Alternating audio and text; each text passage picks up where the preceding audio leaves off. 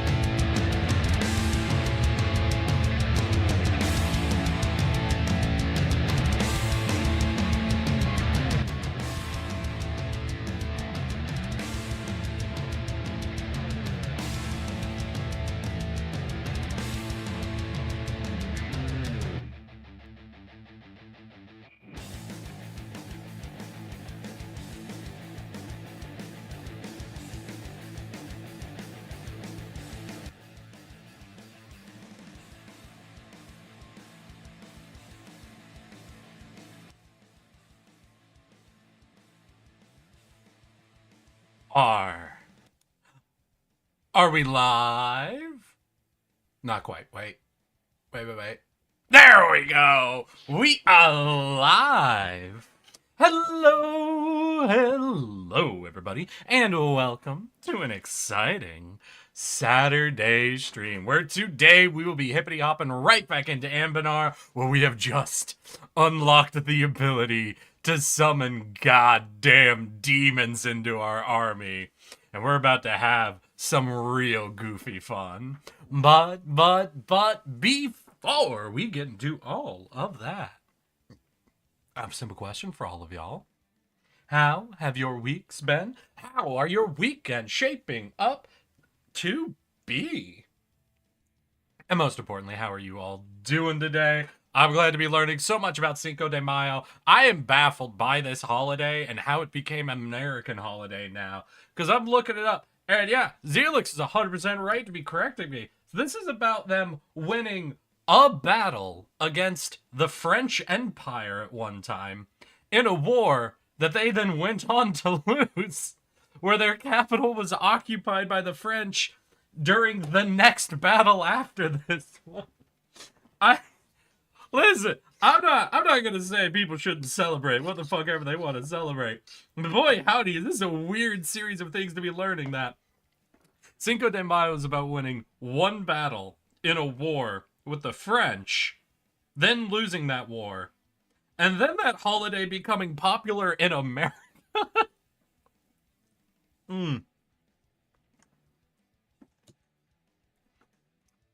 I was browsing Twitter earlier, man. Junie's artists are really struggling not to loot her recently.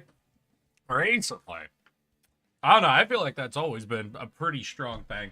What we can't say is right now it is winter. People are a little seasonally done up right now, and they likely need a little bit of event, a little bit of excitement in their lives. And it was recently Valentine's Day. I think we're combining a lot of different things. And no! Hallfrost! Eric, I'm incredibly sick and about to fall asleep, but I wanted to say hi. Alright, Hallfrost. Like I said the other day to somebody else who was also sick, please take care of yourself first. I appreciate you coming in and saying hi. But please make sure you're doing okay. Oh, but Hallfrost, I do want you to check out the Discord. I posted a pic of some chicken Alfredo I made, and boy howdy do I like it. Whenever I make anything with a cheese sauce, am constantly fighting my internal desire to first make a whole ass roux and then melt cheese into it, because I've had multiple people in my life tell me that I cook way too richly. I'm not even 100% sure what that means, but, you know, I apparently cook too richly. So when I'm cooking for myself, and I gotta make like a roux base with like fresh onions, garlic, I gotta add in some chopped up plum tomatoes into it. Once the roux's up and going, I throw in a hand-crumbled block of goddamn feta with just a little bit of mozzarella in there to sort of cut the feta a tiny bit. Oh, good. Alright, I got like 2 bites left. We won't ASMR this shit. I'm trying to lean back. Y'all just gotta deal with me mouthful talking at you for a minute. With the Diet Coke, shit looks hella fire. Fuck you. God damn. I'm sorry. I got a soda addiction. Oh, God. No, I remember a couple of different times in my life where I tried to cut Diet Coke. And I don't know 100% what I've done to myself. And I was being serious, dude. Oh, really? Fair enough. Hey, maybe we got more addicts out there. Ain't diet just as bad? It depends on just as bad for what, Chaotic. So, for example, it still has caffeine in it, and it still is acidic. So there's a collection of things it's still bad for. It's still bad for your teeth, because it's acidic. And it still can be bad for your digestive system, especially if you're drinking a lot of it, because you're introducing a lot of excess acid into your system. It still has caffeine in it, so it still has a lot of those issues. And it has aspartame is the main artificial sweetener used in Diet Cokes. Now, it's not 100% known at this point all of the potential problems with artificial sweeteners. There's some theories out there that artificial sweeteners cause you to have higher sweetness craving, where your body detects a sweetness and expects higher calorie intake. But it's nothing that's really conclusive, and it's something that could be cut both ways, where if your body believes it's getting higher calories, it should react by burning more calories, which it doesn't necessarily do. And other people saying because it's not getting them, it starts to crave them more. It's not very clear. Ultimately, it's better for you in the way that because there isn't a bunch of sugar in it, you're not drinking your calories. And that is, listen, if you guys ever want to know the number one, like, fucking thing about controlling your calorie intake without going to direct calorie counting, technically speaking, the best option for anyone is to count your calories. You know exactly what you're eating. But if I start counting my calories, I will kill myself. I'm sorry. Listen, I graduated college. I'm not reintroducing more math into my life. I'm good. I'm fine. I understand basically where the numbers are, and that's good enough for me. But the main thing is, the number one problem a lot of people have with their food intake is, what is it? So a lot of people like to say food tastes too good, and it's not quite about tasting. It can also be good. used as a mixer to make drinks hit harder. Hell yeah. But what is it? It's that a lot of food has been made too palatable. Basically, palatability is a lot more important than literal taste. But palatability is made up partially of taste. Essentially, what a really palatable food, the most palatable food for you is essentially sugar water. Something that you can drink a ton of, because as water, by volume, it's easier to drink a lot of it. You're not having to chew. You're not having any texture things. It's just raw calories. Sugar water is the most palatable thing that you can drink, essentially, or that you can eat, essentially. And there's a lot of foods that are just as calorie dense, like candy is just as calorie dense as sugar water. But because a lot of candy is, for example, hard candy or other things, it just inherently is harder to eat as much of it as you can sugar water. People also cite a study that artificial sweeteners can cause cancer in rats, but I'm not a rat. Yeah, no, if I get cancer, y'all learn the truth. I'm not a tardigrade, I'm a rat. Yeah, and so does a shit ton of sugar to offset the bitterness from the carbonation. The carbonation actually doesn't introduce just bit. So there's two things that carbonation introduces. One of them is carbic acid. Fuck. So it produces some bitter stuff, but it also produces, oh fuck, carbonated drinks acid? Carbonated infusing water with carbon dioxide, which creates carbonic. Yeah, so you get carbonic acid, and the truth is acid to us, the way our taste buds pretty much always interpret acid, is sour-ish. So the carbonation process introduces sourness and bitterness. It introduces both, and to try and kill both of them a little bit, there's sugar added. But that's why beverages that are like sodas, anything that's carbonated, isn't purely sweet. There's always a little bit of an undercut of a couple other things. Part of that is the carbonic acid introducing sourness, and part of that, I don't know what actually introduces the bitterness. I don't actually know, because bitter would be coming, generally speaking, from lower pHs. So if we're dealing with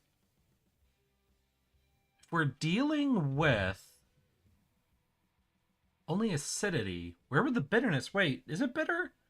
I don't like carbonated water, so I haven't drunk it in the longest time. Yo, do I have any carbonated water fans? Would you describe it as bitter? Sour, that's me for real. That is you sour. Hell yeah. Plants be like 100%. People also cite a study. Yeah, that's a rats thing. Shit ton of sugar. Yeah. Basically, I drink Diet Coke because I've always drunk Diet Coke. I was essentially drank it as a kid. I'm addicted to it.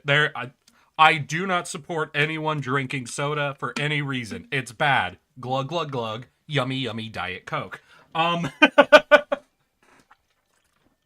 when it comes to drinking things, this is my one fucking vice. I don't drink juices. I don't drink energy drinks. When I was trying to get off soda, I was drinking more of the Gamer Sup stuff, but I was also trying to help a friend offload crates of Gamer Sups. So it wasn't so much of me pursuing it as I had crates of the shit I had to get through. But it's not a staple drink of mine. I don't drink coffee or anything like that. This is my one drinking vice, which is the argument I use to make myself feel better about being addicted to Diet Coke. This is bad. No one should drink it. God, does it taste good, though. Oh. I'd always just say angry. Don't know about bitter, but it's vile. The Gamer Sups has pursued you. Yeah. God.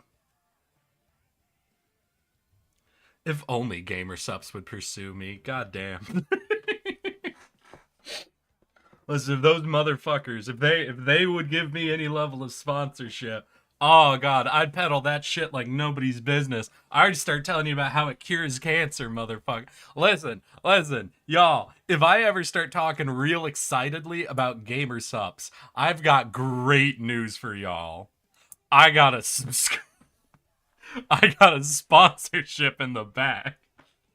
If I start telling you about how it could cure cancer and will remove the venom from snake bite wounds in your leg, I'm warning you right now. That Gamer Subs has offered me a really good deal. And I will not apologize. Oh, shit. Make sure to re-up your Gamer Subs with Eric. Yes, that one, Gamer Subs code RETARDIGRADE.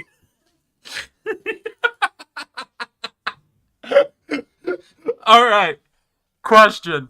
How would y'all react if I got a Gamer Subs flavor and I named it RETARDIGRADE? God, it would be impossible to make that argument, right? Because the people at that company are meme savvy. So, because I feel like if I was dealing with a normal company, right? If I was dealing with a normal company, I think it would be possible to like be like, yeah, it's an energy drink. So I'm going to make them like doubled up tardigrades, you know? I'm going to turn them all back into their full tardigrade selves. So I think we're just going to go like tardigrade, you know? And every time I say it to them, I put a big gap in between the parts just to make sure no one in marketing ever hears it out loud, right? I think it would be possible. It would be possible to do with a real company. Like, a real, like, one of those staple companies. I think Gamer Sups might be meme savvy enough to catch that and be like, listen, we do a lot of jokes here. We can't have you putting retardigrade on our cups. Tardigrade cups win. Hey, I physically mailed out a bunch of stickers that were Gamer Sup sized to a bunch of you. Half of them got lost in the mail. Some of you got them. And I don't know. I don't think I've seen any of you slap those bitches on a Gamer Sups cup. I sent a picture of my Gamer Sups cup with a tardigrade pic on it. Listen, it's a Gamer Sups tardigrade cup, just some assembly required. Listen, it's there. It exists. You don't... I don't even own a cup. All right, that's fair. That's a fair one. Well, in that case, you should buy a Juniper Actius cup. Come on, it's a grind. We gotta get pedaling. New year, new me. Time to make some money. Oh, shit. That would be funny. Oh, my God. The cup looks like a 3D Eric just to recreate the straw in the head. Oh, damn. Damn, the bitch straw cup would go hard. Based? Wait, make that your flavor. My flavor is bitch straw? Oh, I don't know it either. Oh, not my fault. Or the sticker, but still. Chaotic, you're having too much fun. Chaotic, you're having way too much fun. Do you know what that means? Do you know what I do to motherfuckers who have fun in my chat? I reward them. Here, have a free Gigantify. Why did y'all want me to make this emote? It's fucking garbage. It's literally a snip from a stream. It's so awful. It is a snip from a stream that I edited in fucking MS Paint. Not even on a real goddamn image editor. I have so many better emotes, even ones that are also cursed. Look at it. This is what I did actual editing work on. And y'all don't gigantify it as much as the... I'm starting to think all of you actually like Judy more than you like me. What's this bullshit? God fucking damn it. I cannot believe you all. I cannot believe you out here like this. Oh, now we're just spamming. Okay, fucking fine. Fine, yeah. Oh, we're having fun, huh? We're having fun. Messing with Eric. That's the only way we ever have fun. You know, I was working on adding a new redeem related to the fucking Anbennar game for y'all. That was after the other day when Lotus did the Danger redeem. I was thinking of adding a new redeem called Summon a Diet. I know not all of you are very familiar with the game, but I've done it a few times. Every country has estates. For example, we have a monstrous tribes and warlocks that we have to appease.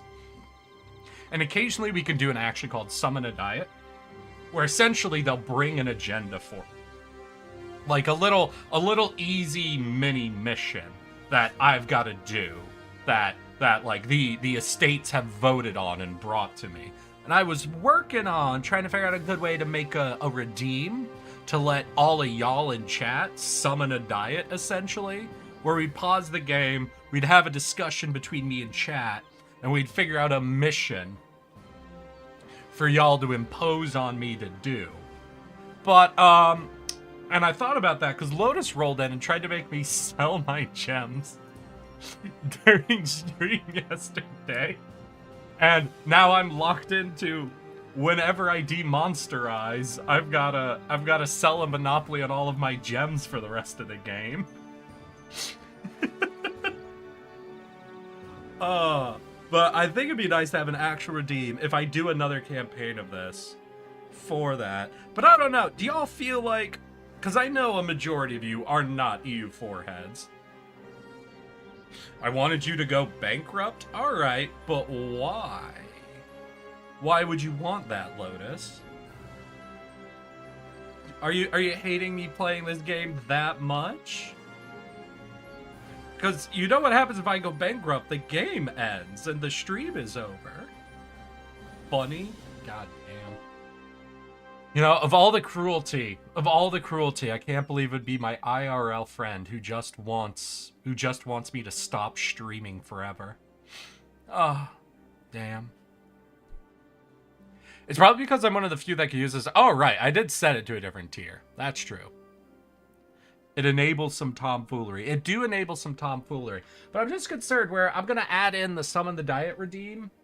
And then, like, the people who can afford it are going to be the people who don't really know much about the game. And so if we do a discussion about what the mission will be, it'll feel a lot like everyone else is deciding with that one person paying for it, you know?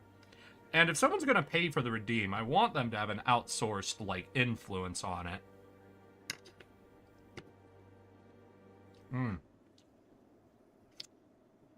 But then you'll hang out with me even more. Hey, I keep telling you to move to Seattle and become my little couch gremlin. But no! The music industry isn't in there.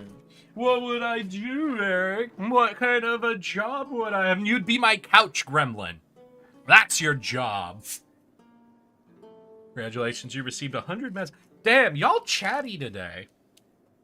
Not at all a criticism. I'm just used to my fucking restream pinging me for congratulations on 100 messages. Much later in the stream than usual. I guess I got y'all talking, huh? Oh, shit. To be fair, yesterday we did get that big-ass raid, and we picked up a bunch of people who wanted to talk EU4.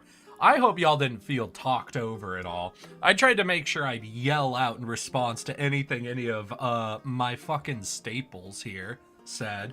But if any of y'all felt missed or I totally missed a message, now at the quiet time is your perfect opportunity to let me know so I can respond to it if I absolutely missed a bit. We do a little yap. Listen, people like to come at the fucking streamer sometimes for doing a little yap, but everyone wants to yap. Listen, if I got a plate of yap for the table, you'd have a little yap, wouldn't you? How much do Couch Gremlins pay? Pay? Their portion of rent. Nah, that was great. Lots of lore dump that stream. Hell yeah. And I internalized almost none of it. You know what? Actually, let's do a thing. So there's a thing you can do in this game. Yeah! Alright. So we're going to do just a history timeline just for everybody to see, because I haven't done this. So this is us, right? This is where we started as Rakkaz. Right in the middle here, we have the fucking swamp trolls over here. We had all these United Nations over here. Jadari started here, and this is Nolokaz, and this is Keterat, or Keteratat. Keterata. Yeah, Keterata here. So let's go ahead and let some time pass. We could kind of watch how I was expanding the whole time. It was pretty internal, I think, the first few years, right? Because I did a bunch of, like, show security war over here. We did some expansion, right, and I rushed here to pick up the gems. Then I just focused on internal development to try to get face sitting. Then we pulled off the war against Nolokaz right when Jadari and this dude declared their wars. So I struck back there. Just tried not to go bankrupt. Right there, they unified. We took back the land from the Jad. And it's been a little on the slower side, I guess, since we took land back from the Jad. There was a little bit of expansion over here and a little bit here. But I guess for the most part, ever since the war with the Jad, because I can't go up into Keterata without facing a lot of problems, this dude is allied with Keterata. So I can't go here. Wait, I was thinking, right, of moving my trade node, because we're in a starting node, which is shit. So I'd really rather move, like, into this node, where I can direct the trade I control in this land, because I control a good chunk of this trade, 38%. So if I could funnel that into here, this would be a great place, but I wouldn't want to pick it up unless I got either, what, the trade node itself, or one of these major markets. So that's owned by Jagab Faru. Their alliance is 35, 23, so that's what, like 60,000 troops? Ooh. That's a bit rough. And anyway, to get to them, I'd have to fight through here first. What are you? You're... Okay, wait. You're 30,000 troops. And that's without Klukt on our side. Wait, Klukt, you're fighting in a war? Did you not call me in? Was it an aggression war? Hold on, I gotta check on my ally for a sec. If you're in an aggression war, that's fine. It's just if someone attacked you, I'd hope you'd call me in, because you're an important fucking cudgel for me. It looks like... Oh, yeah! Elisna's getting devoured. Look at this. They're in 1, 2, 3, 4. Everyone around them has declared war. Yeah, they're being ripped to shreds. What was the area you wanted to keep an eye on if it turned red? Red. I remember here, because remember, we conquered this land, and then my ally released one, and was turning all of it. Was there something else, Ultima?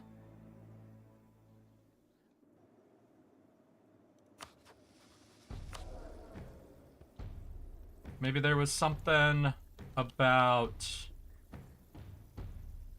So here's our local autonomy, maybe something to do with missions. Let's take a quick look. So what do we got? So over here we need to... Oh, over here. I remember. We are wanting... Our peace deal ends with Jadari in 4 years. So we want to go attack them. Oh, and we just finished the mission for getting demon fucking hyenas, right? Yeah, so we got mythical cavalry, but they cost more. They have like 25% more. No, they had 50% more cavalry shock, at least at our current level. 10% more morale damage dealt and 10% less received. But they are 25% more costly to reinforce. Wait, not to maintain, but to reinforce? So wait, how cheap are they to buy?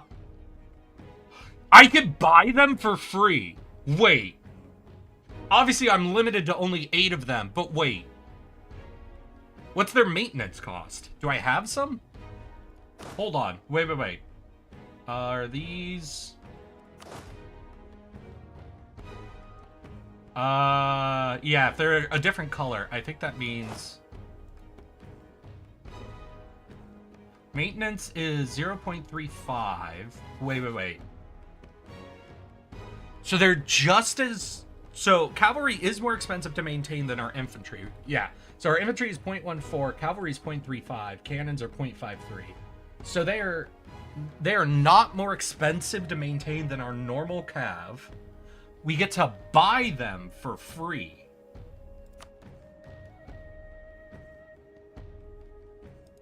Let's at least go up to 4 cav. What's our cav? God, what's the... I can't remember. I can never remember the term for this. Here. Our cavalry to infantry ratio is 50%. So if we have these legendary cavalry, we want higher than that. We want as many cavalry to be deployed on the front lines as possible. So... What? So aristocratic ideas... gives us 10% cav to infantry ratio, so that'd go up to 60. Quality is plus 10% cav combat ability. Is there anything else that would get us even more cavalry to infantry ratio? Oh god, aristocratic also gets us 15% cav combat ability, 10% ratio. So that's a double hit for cav, which is good. Only 10%, so that's less, but still it's a thing in there. Is there anything? That seems to be the only way in ideas to focus on cav.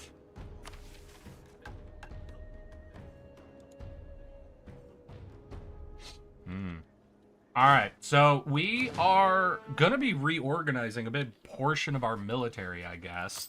So try to rely a lot more on cav. Our economy is doing okay, so we might also get 1 cannon in here just to help us with sieges, essentially. So we're going to be building up a bunch of legendary cav. We're going to be getting a cannon. That'll get us a pretty strong single stack. Could we then go to war with this homie? So we build up that, and we bring in our vassal. Our vassal only brings in like 3,000. If we wait till Plukt finishes this fucking slaughter war that's happening to Elizna, we could bring their troops in. I think they bring at least 8,000.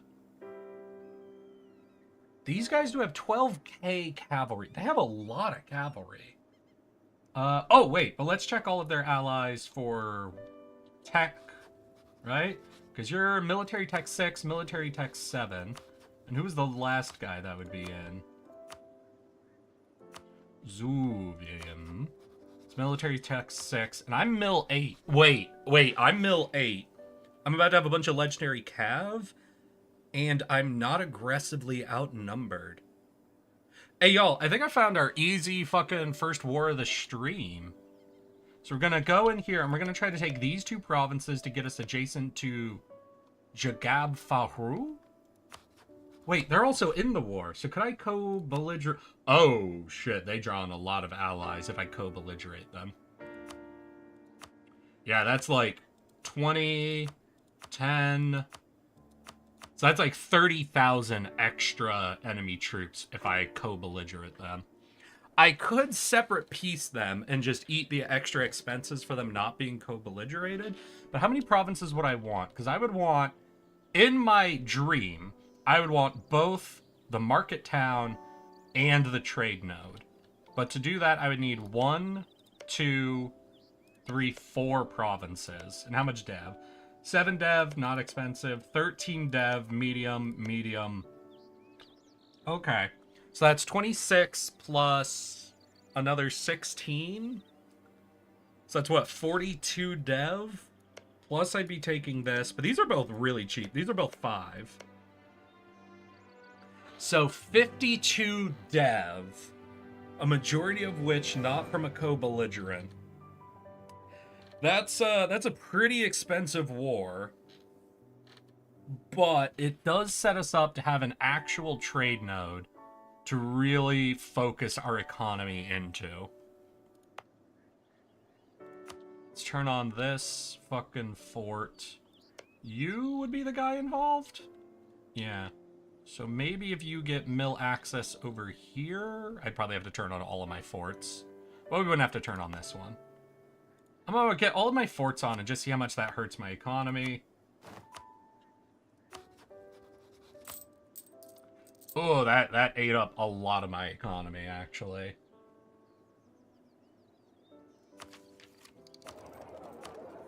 We also have a little bit of unrest going, and our governing capacity is, ugh, gross. How close are we to being able to upgrade our government? We need 300 total to dev, and we're at 205. So we're not super close to being able to upgrade our government rank. Do we have courthouses unlocked? We do not. It's not until admin 8. We are on admin 6, right? Our admin's the thing we're the most far behind on. And let's see. When do we gain more? Yeah, and admin 8 would give us the 100 flat governing capacity we'd want anyway. So to really digest that land, we need to wait till we're admin tech 8 to really unlock everything we need to fully take it. But if we take the land, we would also have to core it, which costs us even more admin. Am I focusing admin? We are focusing admin. We're only missing one, but seems to be kind of how our eco's going right now. So here we got quite a few boys trying to rebel on us. We'll do some repression marches. Try to slow down these rebellions a bit. With all of those troops I built, I'm actually probably going to eat up all of my positive economic situation. We have one loan. Yes, we only have one loan, which is costing us 0.3. State maintenance seems kind of high. Do I have... We have enforced religions. We have a missionary operating as well. And that missionary's costing us 0.29. So once that missionary's done and we can turn off a little bit of state maintenance, we can turn off the missionary, that'll probably collectively save us another 0.5. I think that'll barely be enough to support the army I'm building up to. So we're not really making any profits going this way, but we should just barely be able to maintain an army of that size. And if we can maintain an army of that size without going into debt, I think that'll be really good. That'd be strong enough for us to hit over here and make an attempt to break into that zone to try to give us an actual strong economic seat to be trading from. Let's let some time pass, let the armies rise, and see what we can do to build up that power even more. Ah! I'm so hyped. I'm so hyped for us to be just building a bunch of fucking demon hyenas. Our army's gonna be so fucking weird.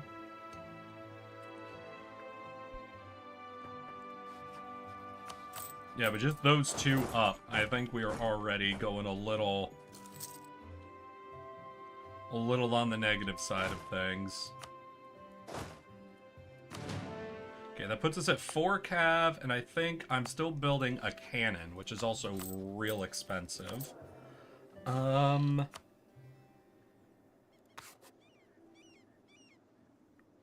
could fire the Diplo dude, but he's half cost. Yeah, he's not. We're keeping our admin advisor because we need admin points, and the all power cost collectively is saving us a ton of monarch points. So we're not going to save there. Yeah, we really just need this missionary to finish up as quick as possible. But that's a really slow job. God damn.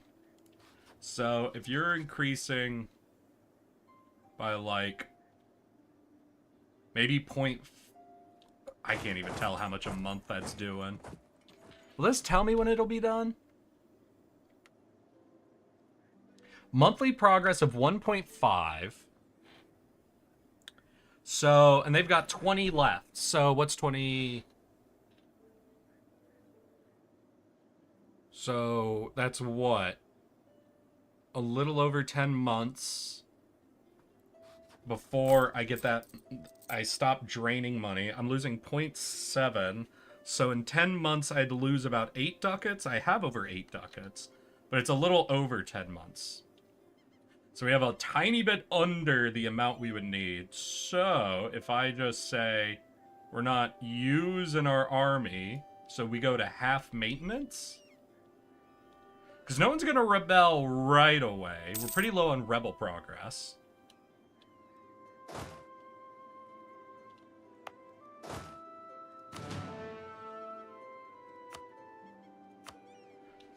So if we just go to half maintenance for a minute, we'll turn it up if the rebels come. That should buy us enough time to get through our current missionary mission.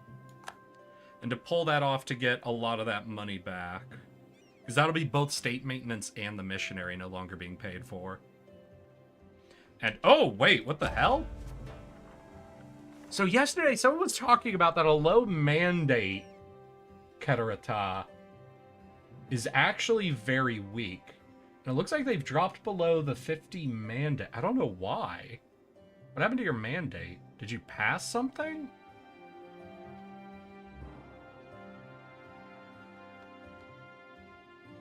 I have no clue how any of this works. Hedonism. Hedonism changes by 0.3 every year due to... The higher it is, the more they like them. Okay, so your hedonism is trending in a bad direction. And is giving you negative mandate.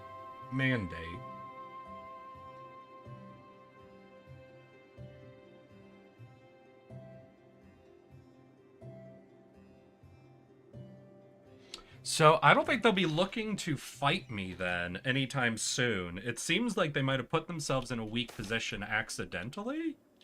Increase in desertions. Whoa, what happened? Our demon caller hyena have proven their value on the battlefield ever since their inception, spreading panic among the ranks of the enemy wherever they go. One minor detail that has caused some amount of consternation among the rank and file of our armies, however, is their tendency to become overly enthusiastic when in the midst of their killing frenzy, and targeting not only the enemy but our own troops as well. For some reason, some of our warriors seem to have issue with that, and desert our ranks before a battle instead of fulfilling their duty. Shit. Oh, damn. We get increase in desertions until the end of the game? Minus 20% manpower recovery speed, plus 10% morale damage received. Fuck. Oh, God, that fucking sucks.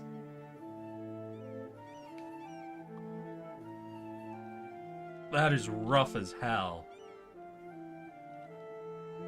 Oh, yeah, no, that's real not good. God damn it, demon dogs! I was so hyped for you, and you're causing problems already? We haven't even been in a war since I picked you up.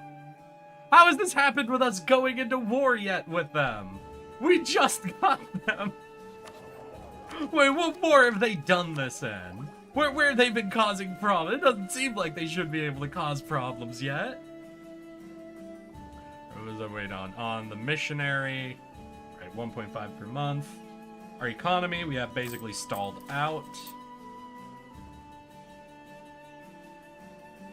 You know, I'm not paying money. I have no money. We'll take the legitimacy.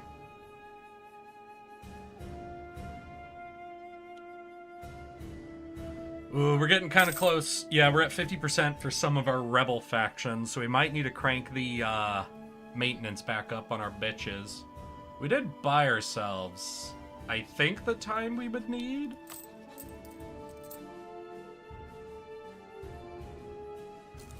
Oh, that went up.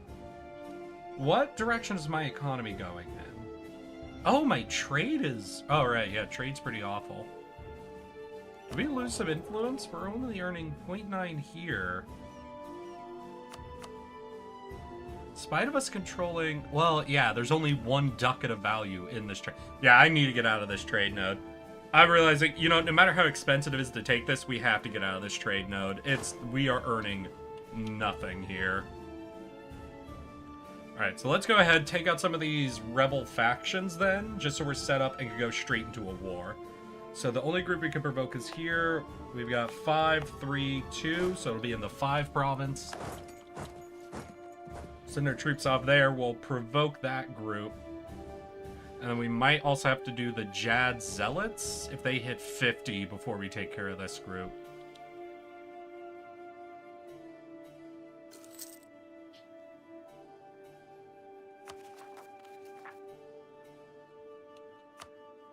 Okay, provoke that. Oh, right, and our demon dogs are going to be more expensive for recovery, so yeah. Whenever we take losses, we go down a lot in our economy. Oh, fuck. Yeah, I think maybe we just have to rush this war. Maybe we just have to accept that we're going to go 1 or 2 more loans into debt in order to establish an actual economic zone for our nation. Kind of sucks to do that. If Tlucht's out of their war now, so maybe I could convince them to help. How many reasons away? 160, because it's distant war. You're still fighting another war as well. You're still fighting a war? Oh, I guess a bunch of people probably already pieced out. Yeah, how many of the death? Yeah, they're down from 4 wars to 2 wars in Alizna. Got it. Alright, and then before I do this war, there's also the Warlock thing, right? Where we can, yeah, we can get the Pact, cost us some manpower reserves, but that's fine for that. Hey, Clizzard, hello and welcome! Guess what? We have demons in our army now. All of our cavalry are gnolls riding demon mounts. So shit's about to get a little wacky. We're about to go kind of into debt, so we're going to take this opportunity to establish a new economic trading zone to try and counteract that debt as we go. Okay. So we're going to war here. We're going to be using Monstrous Conquest. We're going to want 1, 2, 3, 4, 5, 6 provinces. Just a straight fucking line to control all of the major trade along this river and to use this to build ourselves an actual trade zone. We are a little bit outnumbered here. They've got quite a lot of cav. 12k cav, 17k infantry. They have no cannons. We have 1 cannon.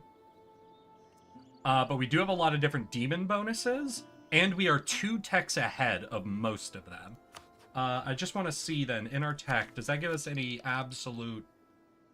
So, we aren't at a morale advantage from tech. So I'm looking for anything for 7 or 8. We have more military tactics. We don't have more flanking range, though. So we should have a few things like shock damage to our advantage. So I think, even though this war doesn't look like we have an advantage, I think we do have a bit of an advantage here. Might be slim, but still, we've gotta dig ourselves out of our current economic position. We're also gonna see, we might be able to turn off some of our forts. For example, this one 100% we can turn off. And depending on how this dude attacks, right? Because depending on where he goes for... Essentially, the worst thing this dude can do is request military access through here. Because if he gets military access through here, all of these forts would need to stay on. But it looks like they're keeping their access just here since they have an access point. So I think that means I can turn off all of my backline forts. Just leave on this frontline fort and preserve a ton of our economy. Yeah, and once we take a province, we can just let our troops loot it. Loota! Okay, here's what we're gonna do. We're gonna pull the cannon. 2, 3, 4, 5, 6 infantry.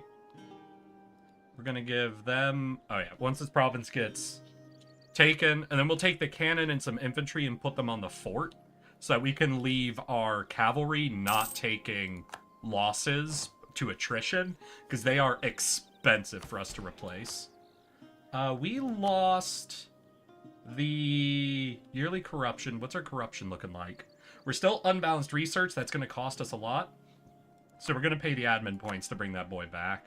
Until we balance out our research, we really need that guy to keep us from paying hella money for corruption. Oh, here they come. All right, let's take a look at the terrain here. Yeah, there's defensive terrain in all 3 of these provinces. How do we do this? Can I convince them to attack me in the defensive terrain? No river crossing, unfortunately.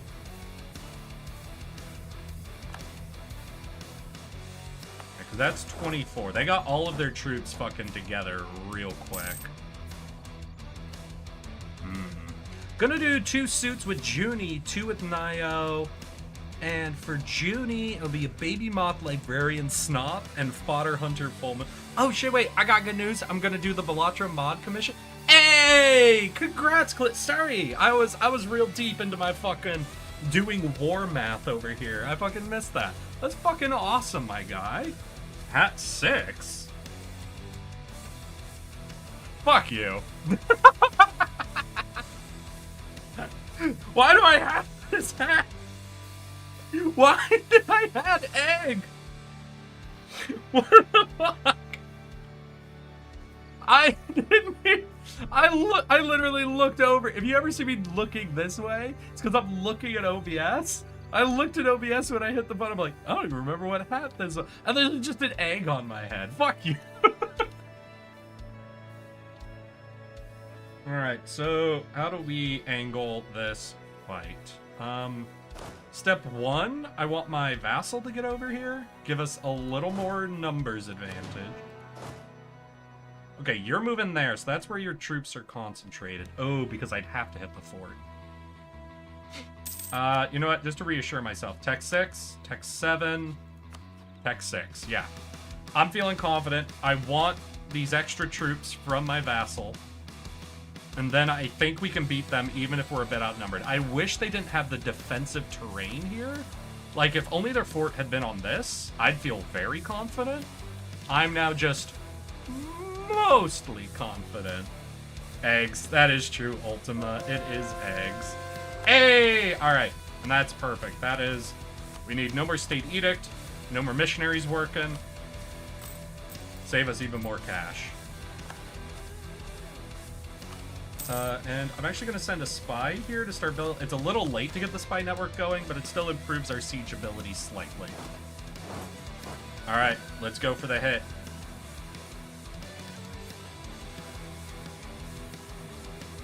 Alright, we're in conflict. We're taking a -1 due to terrain. Our leader has... What sort of a leader difference do we have? So we have 2 fire, 3 shock. They have... Ooh. No, Rakkaz. We have 4 fire, 2 shock. Their leader has 2 fire, 3 shock. So we're down 1 in the shock phase to them, which isn't a massive loss. But still. We have 3.8 morale to their 3.7. Not as big as I would like. So our maximum is 3.68. Their maximum is 3.61. So we have a slight advantage there. We're actually down in discipline. Is there a mid-fight bonus? I could look for a discipline dude. We don't have a discipline dude. We got our demon effect here. We could look at something like spy on war combatants. That sends me into debt for only 2% morale. Is not gonna be worth it here.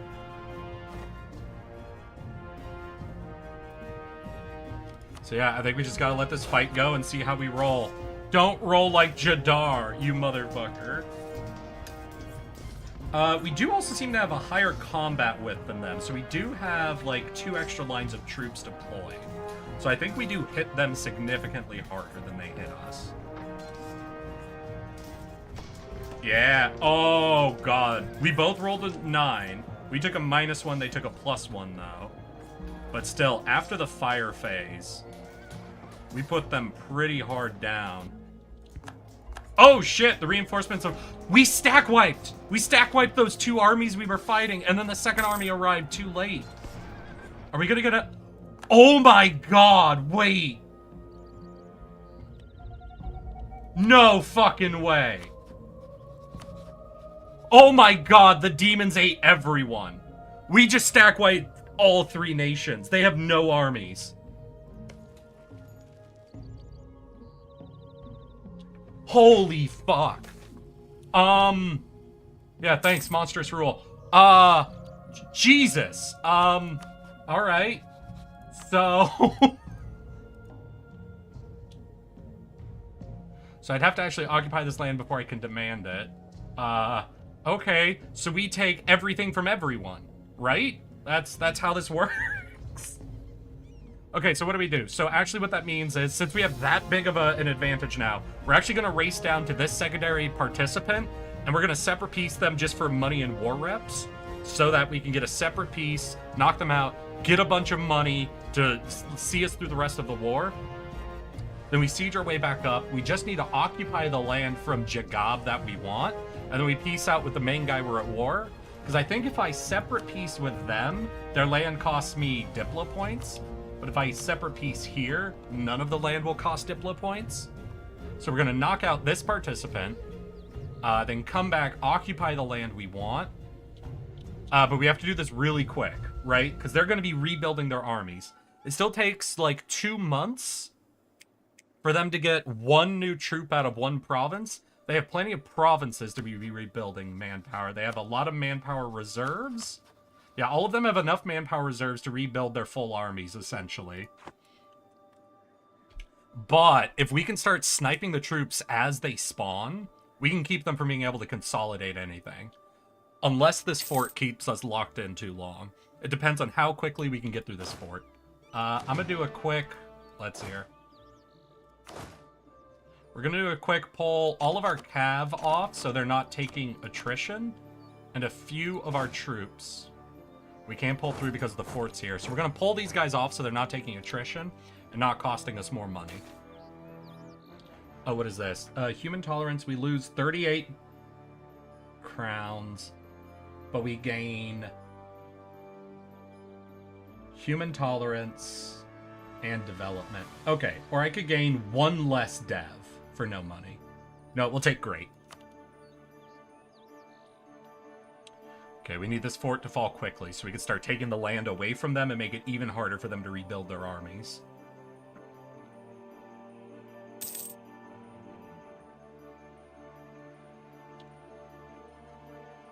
Oh yeah, no, fuck. Alright, I don't know if that was just because of how powerful the demon dogs are, or if that is because of how powerful being 2 techs ahead are, or if that was just what happens when you double those together. Vassal, you're free to go. We need a carpet siege. So everybody's free to split up and hit as many targets as possible. Because we need to take all of this from them before they can rebuild their armies. Yeah, I think we just hit the perfect timing. I think we got them in a timing attack. Where we got our brand new, aggressively powerful cavalry. And we were 2 techs ahead of everybody. That just let us do a full-on takedown. Yeah, this dude's already getting some army back up. Yeah, he already has 9 of his troops back up. This dude already has 10. This dude only has 5. So they are rebuilding really quick. But we now have this fort protecting us from this direction. In fact, what I'm going to do to help my economy... So this province has a fort in it. While we have it occupied, we're paying for it. I'm going to give it over to my vassal for now to make my vassal pay for the fort. Our economy is a little on the ropes, which is why we're doing this war, to get access to a better trade zone. So, let's hear. This is... You go to the fort since you have the cannons. You go here. You go here. You stack up with him. Okay. So we're going to put as few troops on this fort as we can. We're going to probably also summon our vassal to fill in the manpower we need. We're going to try to use the rest of our army to sweep through to see if we can't pick off any of the spawning troops before multiple armies can coalesce into one actual strong force.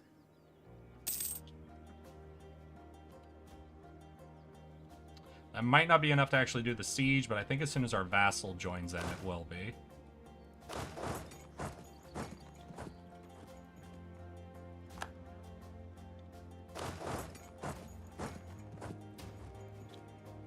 Okay, but we gotta be a little slow because they do have, between this guy and this guy, 16k troops.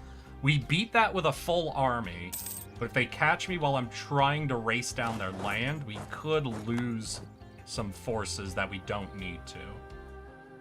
So we're gonna take it slow.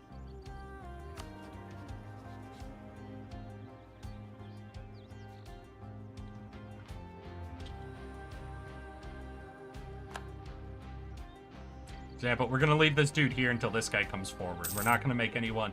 I don't want to push him forward where he won't be adjacent to all of his allies, essentially. Hey, vassal, where are you going, though? You should be going here.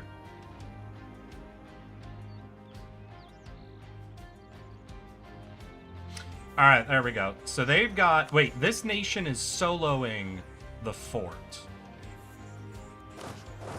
Hold on, then. Wait. So if we actually choose instead to pull back a bit, like if we can take this fort quicker than they can take that fort, we could take this fort to hold our gains in this direction and then run up and hit them before they take this fort. It depends though, because we're at what, -21? Okay, we're going to send our troops this way. We're not actually going to fight them. We're going to see if just moving our troops adjacent might scare them enough to get them to back off.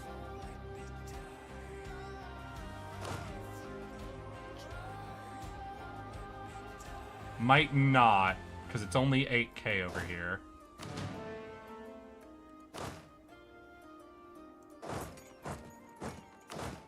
If I leave just one stack of infantry, is that enough? No, how much do I need? I need 6k. Shoot. Okay, we will send our demon dog still over here. We're going to turn off link up on everyone except for my siege guy to try to get the vassal to fill in. We're going to try to stack a bunch of troops to scare him. But again, it might not work. Yeah, you know, if our vassal's almost already over here, maybe we just take advantage of our vassal's general. Stack all these troops, leave these guys here for now. Because we now get the defensive terrain. Since this is our fort now, we get the +1. It's not going to be as good of a fight this time, I think. Oh, shit. Yeah. Yeah. Oh, God, wait. I can't go this way? Fuck. I got greedy. Oh, shit. Okay, we're going to try to retreat right adjacent to our dude. We're going to reconvene our whole army. Fuck. Oh, hi there. Yeah, alright, that's on me. I got greedy.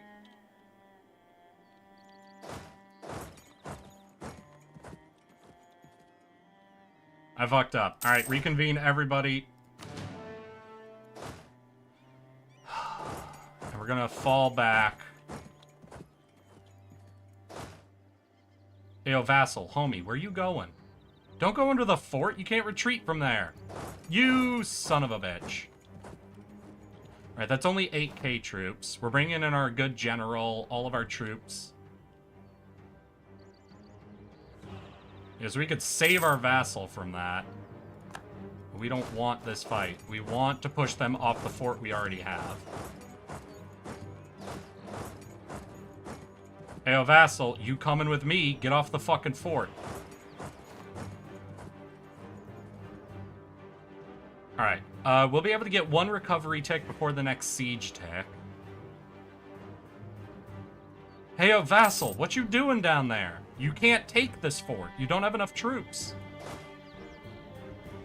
Okay, how many days do we have in between sieges? 36 total day. I think I'm gonna risk the 28% to get 1 more recovery tick. Have you sent him to supportive? Oh shit, that's right. Wait, no, you make a good point. He has just been supportive up to this stage, that I think I just assumed he was. Like, he has been just attaching to my army. I'm gonna risk the 28. I want that extra recovery tick. Come on. Fuck! A fucking course. 28% chance. Alright, we're mostly recovered. I guess we'll head back. We wanted to knock out the southern dude anyway. It just sucks to lose a fort. Because we want the cannon. A few of them. We'll give them our siege dude. Mix him in. Keep our troops here and supported. The good news is you did get the recovery tick. That, I guess, you know what? True. Damn, not even enough there? Yeah, I guess he is not regaining troops quickly enough. God, I triple stack what? You whore. What? Is this defensive terrain? That is oh, right. Got it.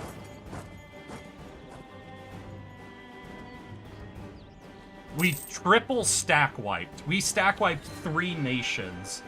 And they've already fully rebuilt to their lands. Even though we took half of this nation in that time. Good news, our economy's doing okay. I don't know if that's because of looting or what. But our economy's doing okay. We did triple stack wipe. I don't think we lose really... Damn. Damn! They fully recovered from this triple stack wipe at this point, haven't they? Fuck me. Ayo, why can't we... Oh my god. Because they took the fort back. I'm actually trapped. That's not even defensive terrain I'm having to retreat to. Oh my god. We got a triple stack wipe. And we're gonna lose.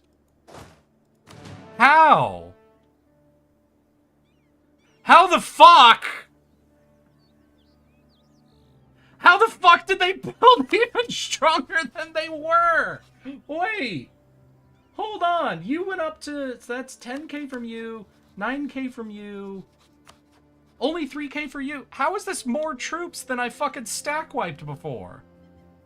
Hold on. I gotta go look at fucking country scores right now. Like, did y'all just take out 10,000 loans?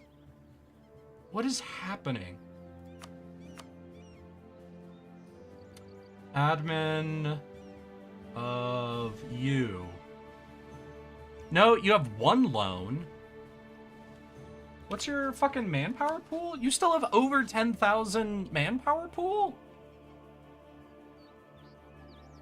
No, they started at about that manpower. Fuck me. Alright. Alright. Yeah, alright. Fine, fine. I see what happened. I went greedy. I got an amazing triple nation stack wipe. And that made me think I could be greedy. I forgot that that meant nothing.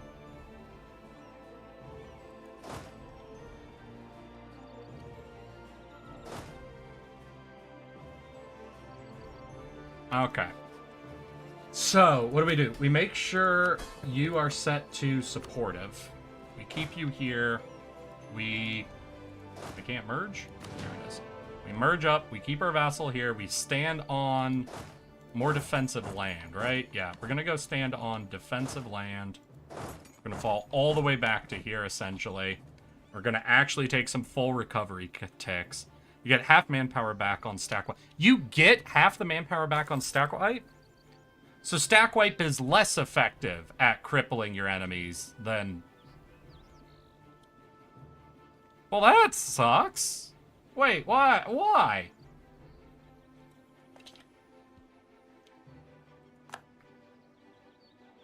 That's a little saddening to me.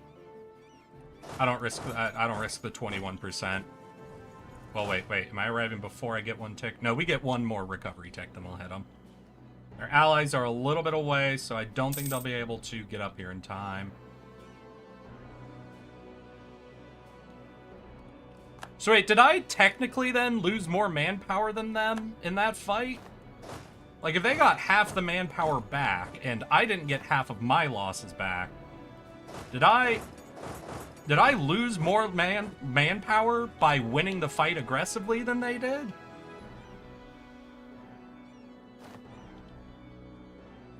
That'd suck.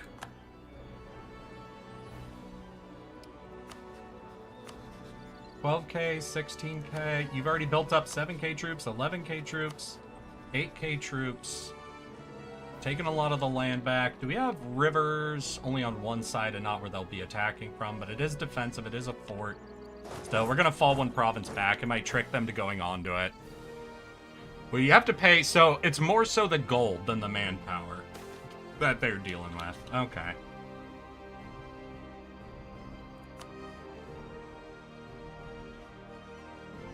Understood. Ugh.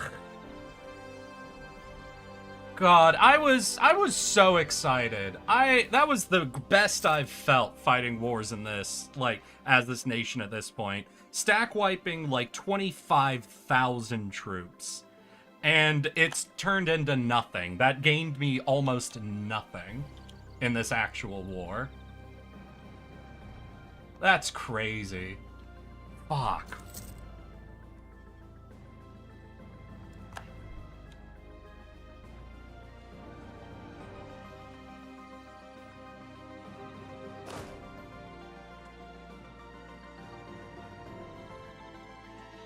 Man, I guess we let them stack back up in the fort. We try to recover to our full fucking manpower again.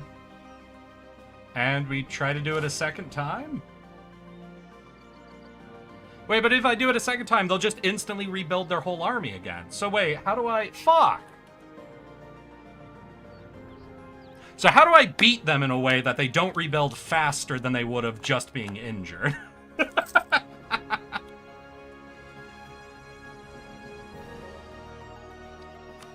Homie, what the fuck? How are you this much, like, able to overbuild?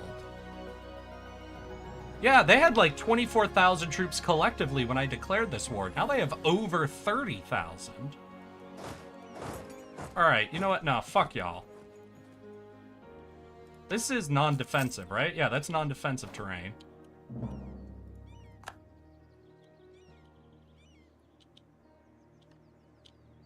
Well, they abandoned the siege. Oh, they arrived at the exact same fucking time. Oh, fuck me. Fuck me. I think I literally would have been better off if they hadn't been stack wiped. I think this war would be going 10 times better if I hadn't stack wiped them.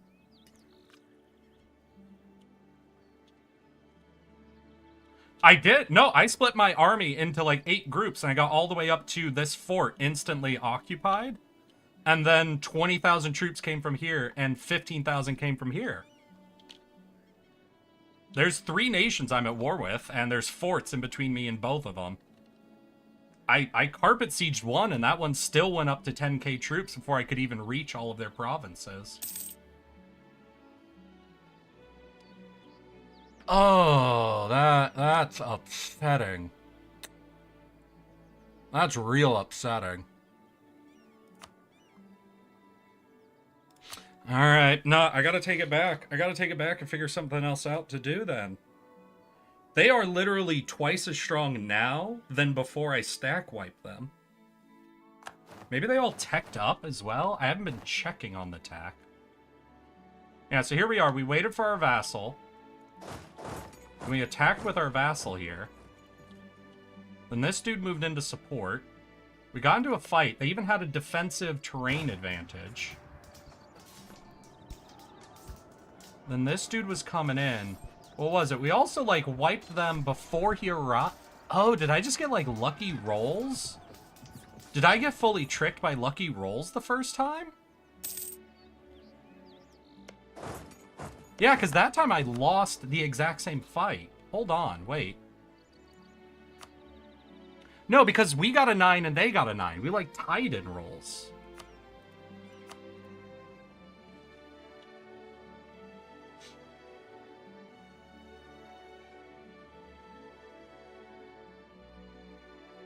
Oh, shit. Wait, did that... Okay, that did that. So, was there anything else I did differently? Did I have the... We've got the demon magic going. I didn't do a spell. I remember that. We didn't pick up a dude because there wasn't, like, a morale or discipline one available. You're still tech 6. You're still tech 7. You're still tech 6. Vassal, we had a better general, didn't we? Did I goof something weird? This is still good. I just thought I had one that had, like, a lot more shock on it. So what happened before? Because we stack wiped this army, and then this army arrived, right? So I want to see this again, and we're going to actually look at the stats of the fight.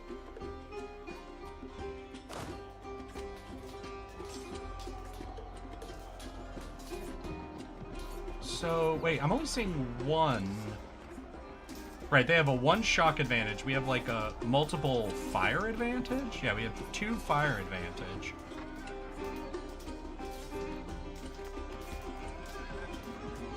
So, maybe I just got a lot of lucky rolls the first time through?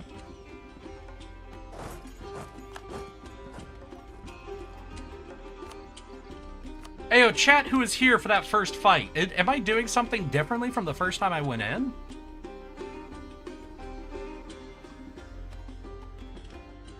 Because I'm actually real curious now, because that felt, I guess, it was true. That was insane. That shouldn't have happened that way.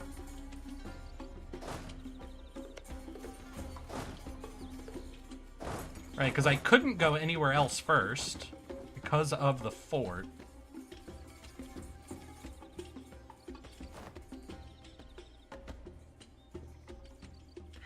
He got here, I didn't want to take attrition, so I think I went straight in.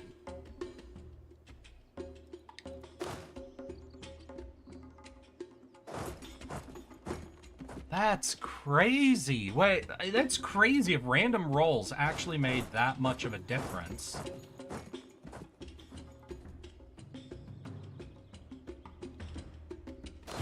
So we got in here. No, I do remember they were like down to like half morale by the time the fire phase.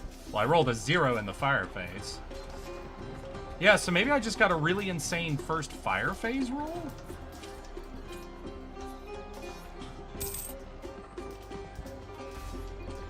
Yeah, because now that went a 6 to 0, 8 to 3. Yeah, so it's 100% that first time where I triple stack wipe. I think 100%. I just got like insane luck with the fire rolls more than anything else. Damn. God, fuck you, fucking peasants. We're at war. Now is not the time to be unhappy. Alright, so this time we didn't do a stack wipe, and we've learned we're only barely stronger than them in, like, a fair fight. Why'd I do that? I don't think I can defend innovativeness. Warlock Estates loses 5 loyalty. Okay, they'll go behind loyalty. We gain a skill 1 mage that's half price, though. Ooh. Ooh. All right, yeah, when we can afford it, which will likely be... Oh, that's right, never. Damn, this time I'm gonna go into debt. Interesting. Actually, people tend to be more unhappy during wars. Well, we're not sending the peasants to war. They can get over it. those motherfuckers out here bitching. We do demon sacrifices, and you're upset we're at war? Come on, get a little over yourselves. All right, is there anything I can... Yeah, I could really piss them off.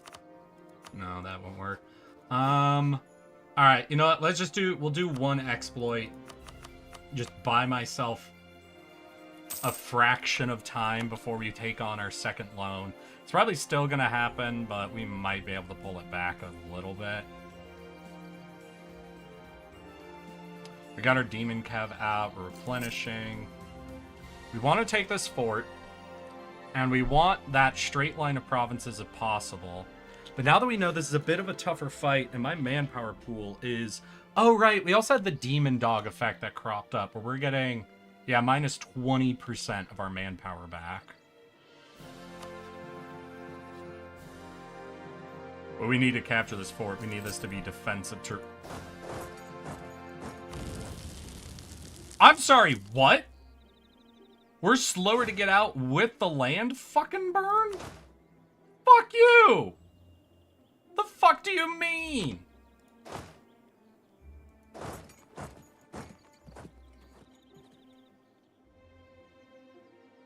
Ain't no way you're that much faster than me. Fucking assholes.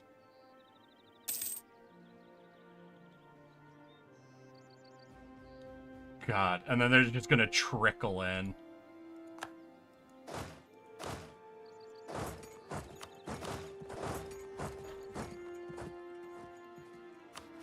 Okay, this war, I maybe should have waited to have a lot more manpower in the pool before going for it.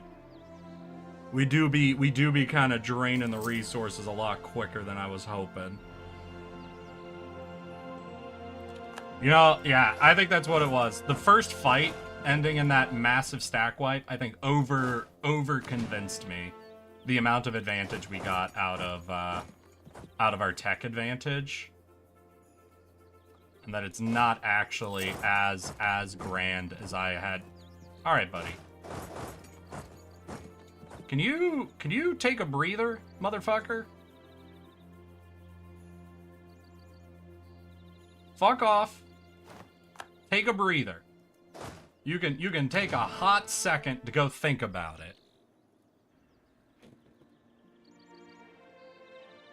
Okay, we cannot carpet siege because of the way these assholes be playing it. So here, is that... Yeah, that's the last bit of defensive terrain right here. Luckily, we have the fort, which gives us the defensive terrain and a solid position. You're moving in there. That'll be what? I think they start at like negative 35%. So we're going to take this, at least take one recovery tick. But we don't want them fucking... Oh, shit. We can get just an overrun. Yeah, we'll take an overrun. Treat them a goddamn lesson. Head back to land we already have. We're not going to take attrition. We'll just take any overruns they're going to hand to us. Get a recovery tick. And then when we can fucking hit here... We don't want to take a fight here if we can take it with the defensive terrain advantage. Ooh, wait. When are you arriving? You are arriving... The 1K is arriving on the 6th. Y'all are out in 2 days? No, you're out on the 4th. I could arrive on the 7th.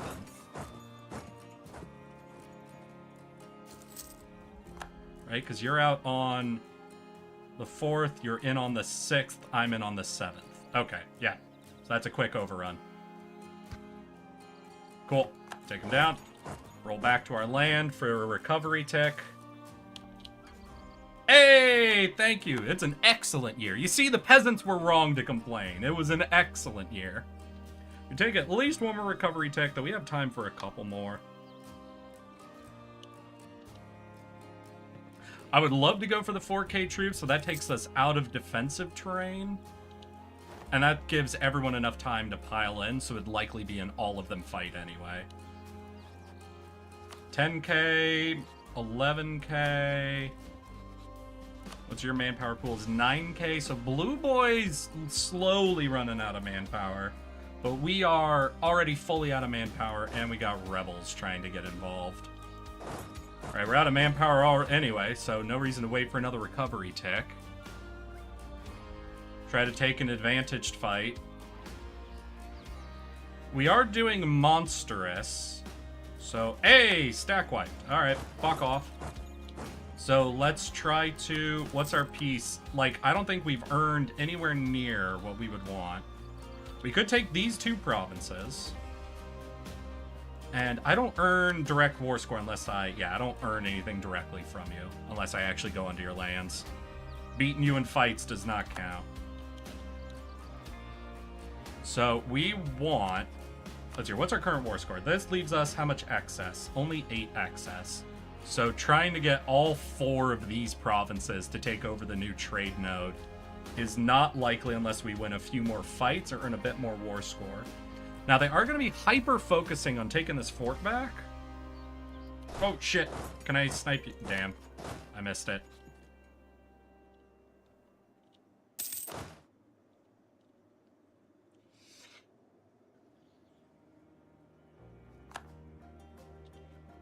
So, I guess we see how much we can take before they get the fort back, and we gotta peace out.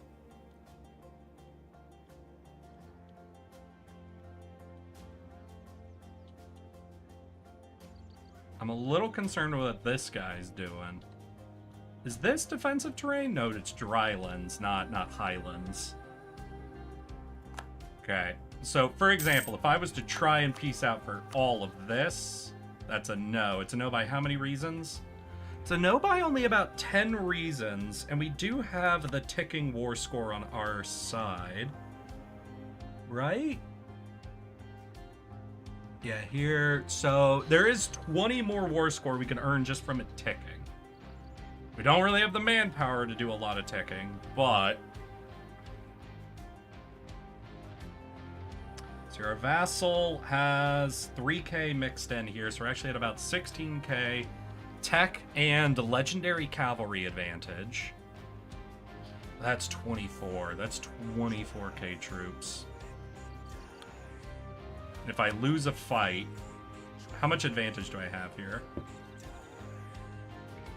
Because I need 10% of a war score from battles. We've only won battles, and that includes... Yeah, so we can lose a fight without losing the ticking war score. We don't want to, though, obviously. How positive is our economy? Is it worth it to pick up mercs? We do have +2 currently in our economy. So we could afford to sustain, like, an extra monstrous band. Is that what I do? Do I pick up an extra monstrous band, beat them in another fight, then just try to race down that line and try to do just a minimum war score? God, wait. How much war score is this province that I'm trying to take alone?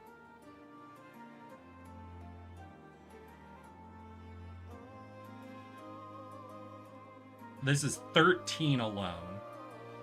How much would... Let's see, what am I looking at? So I would also want Desh... Alright, the one that starts with a D. Let's see. Or is it not even on the... No, they let me hover ones. But they only let me... Okay, I'd have to occupy it before they'd really let me look. Okay, let's take a look. Let's see how much war score trying to get all 4 of those would be. Please don't think you can attack me. Just don't think you can attack me. I just want to see how much it would cost.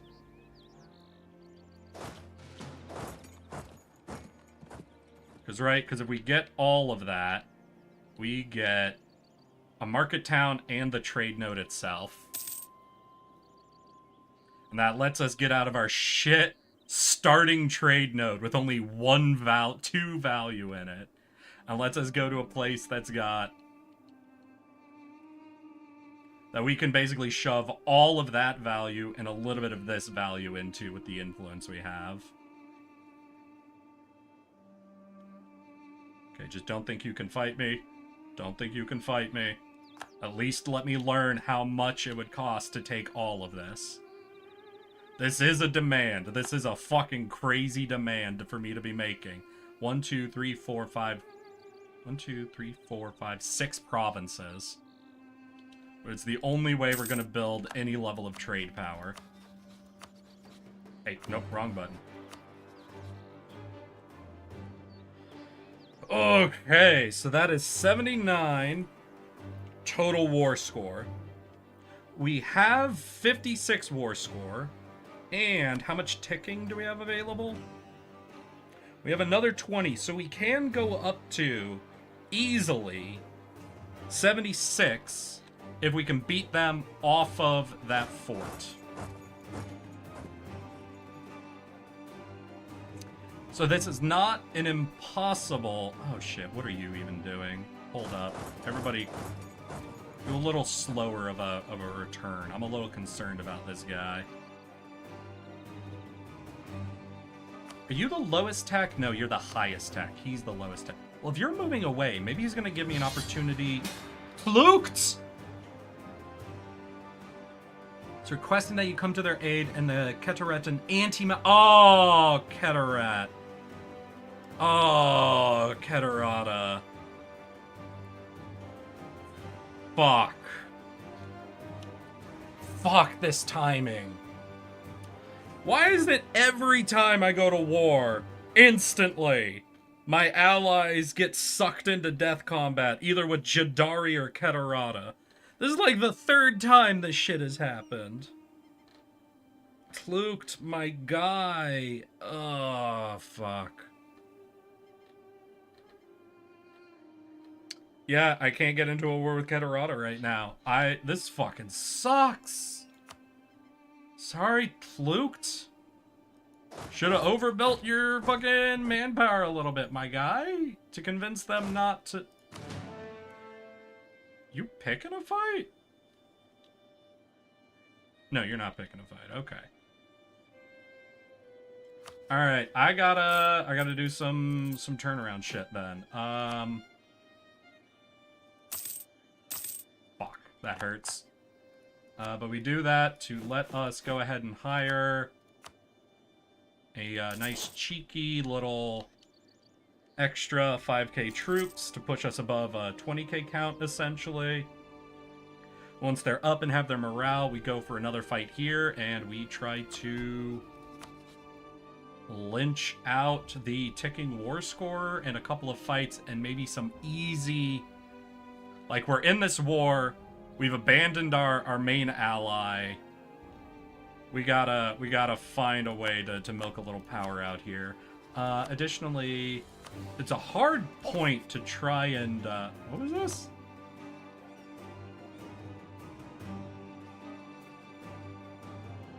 What the hell? Oh well. It's a hard time to try to judge who we can be allies with. Arctur? Oh, right, you're the vassal of one of our allies. Alright, so not you.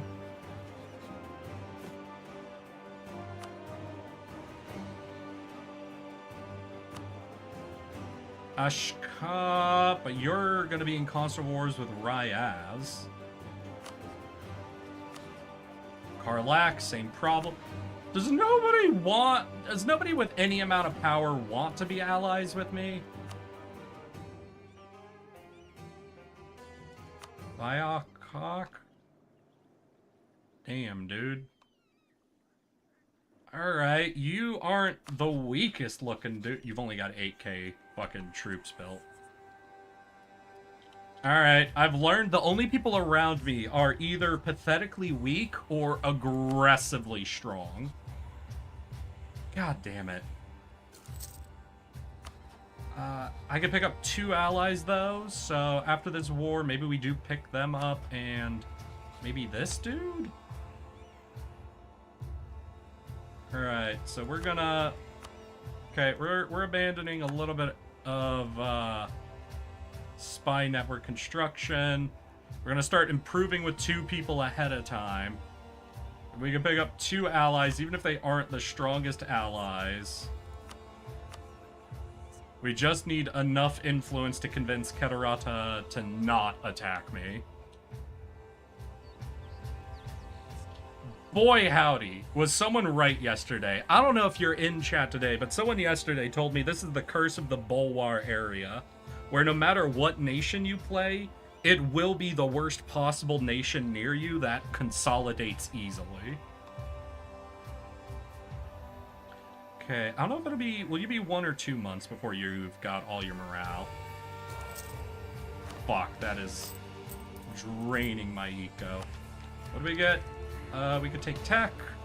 Warlocks. Wait, warlocks aren't happy, so this is actually a good time to take tech. We'll go ahead, so we're kind of caught up on tech, it seems. Oh shit, did the Kagrafa fucking... Oh my god, the Kagrafa rebellion succeeded. Shit, I think that means I really want to pick them up.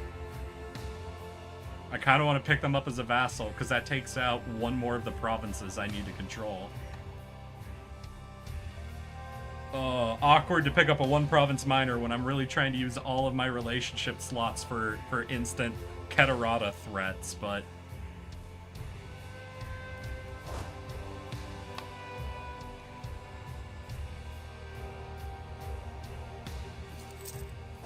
Okay, that should be our full recovery.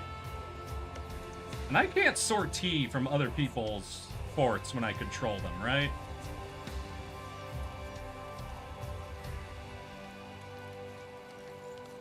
Damn, he made it, like, just in time for the army not to have lost before he reinforced. All of their reinforcements, I think, arrived the day before I would have won the fight for cheat. Alright, so what do we do? You here, you here. We gain just a couple of quick. So we got a really strong fight, which gives us a lot of war score. Demands exceed war score is 29, so if the demands didn't exceed war score, we'd be down to negative 30-ish, and we'd be up about 10 more. We're getting -5 because they hold their capital. We're not sieging all the way down to their capital with the rate they're able to recover. We're just not doing it. Curse of the Sarhal area. I think someone said Bulwar, which I'm like, I thought this place was called Sarhal, but you know, I don't know the lore of the game enough to challenge someone rolling in.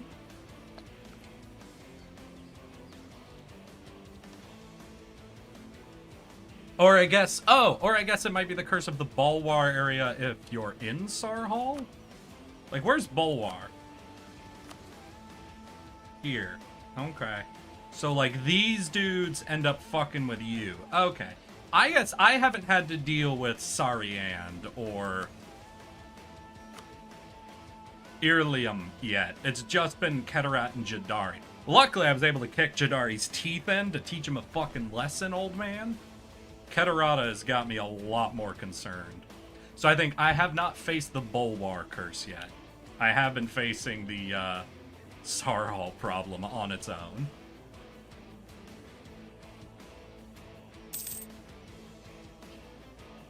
Okay, just a couple of quick grabs.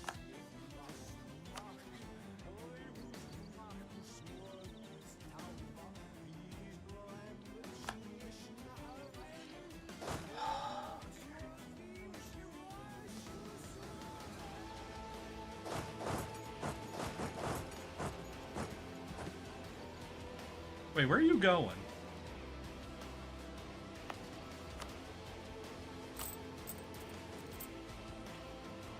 I don't like... Wait, do I not like if this dude goes and starts slowly sieging my land?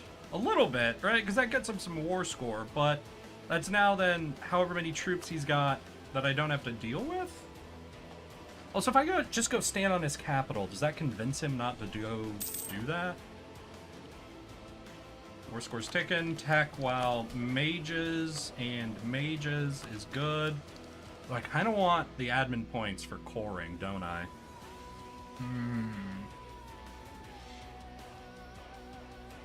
Still, wait, no, because that's eating up my economy as well for unbalanced research. So I think I take it. It also unlocks workshops for me. Now, I can't afford them right now, but that gives me some shit to do. Did that solve? Hey, that solved the unbalanced research. Hell yeah. And with the, dude, I don't even remember, the scholar, right? Yeah, with the extra scholar I have, that means I'm going to be paying nothing for 0 corruption. Hell yeah. Now, do I pull back and fight him? We're doing Monstrous Conquest, so fights do give us more war score, technically, than sieges do.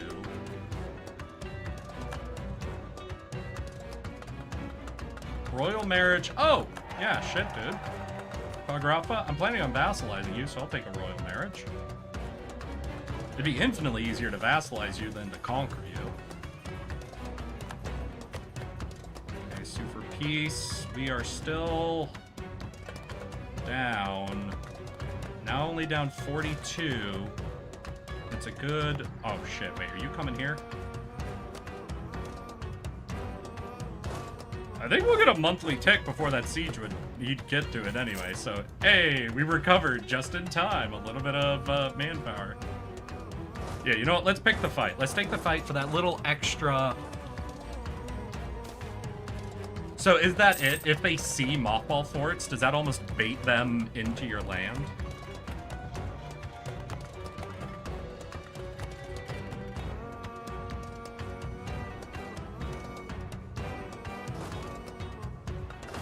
God, I hope his allies don't come up and start de-sieging, because I really... My Jadari truce just ended.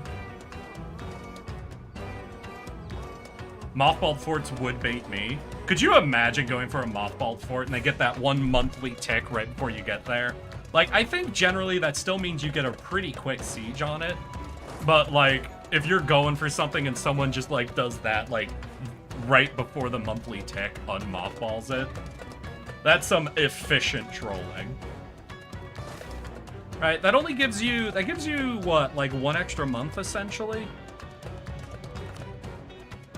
That the siege would last, I think?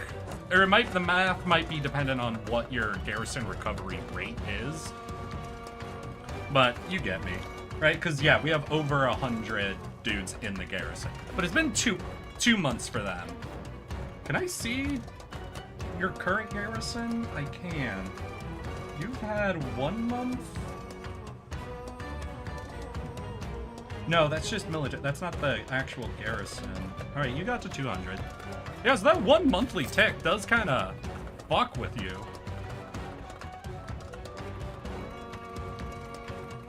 Rumor has it the Madamut preparing to attack Fulham. Okay, that's not me. That's fine. None of them are pushing up. Wait, is their fort de-sieging? Isn't there the... Wait, do capital forts not de-siege?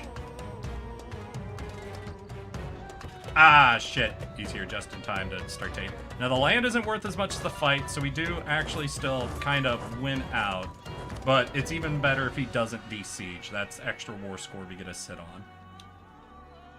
And my troops are so... Oh, he's gonna carpet a little bit. Fuck. How much war score am I trying to eke out right now? Because I am demanding 79. So I need another 10% war score. We have the ticking to our advantage. I think we get 3 flat from every 1 fight until we reach a certain number. And then the provinces don't give us much at all. Okay, I think defensive terrain, hell yeah. Isolated troops.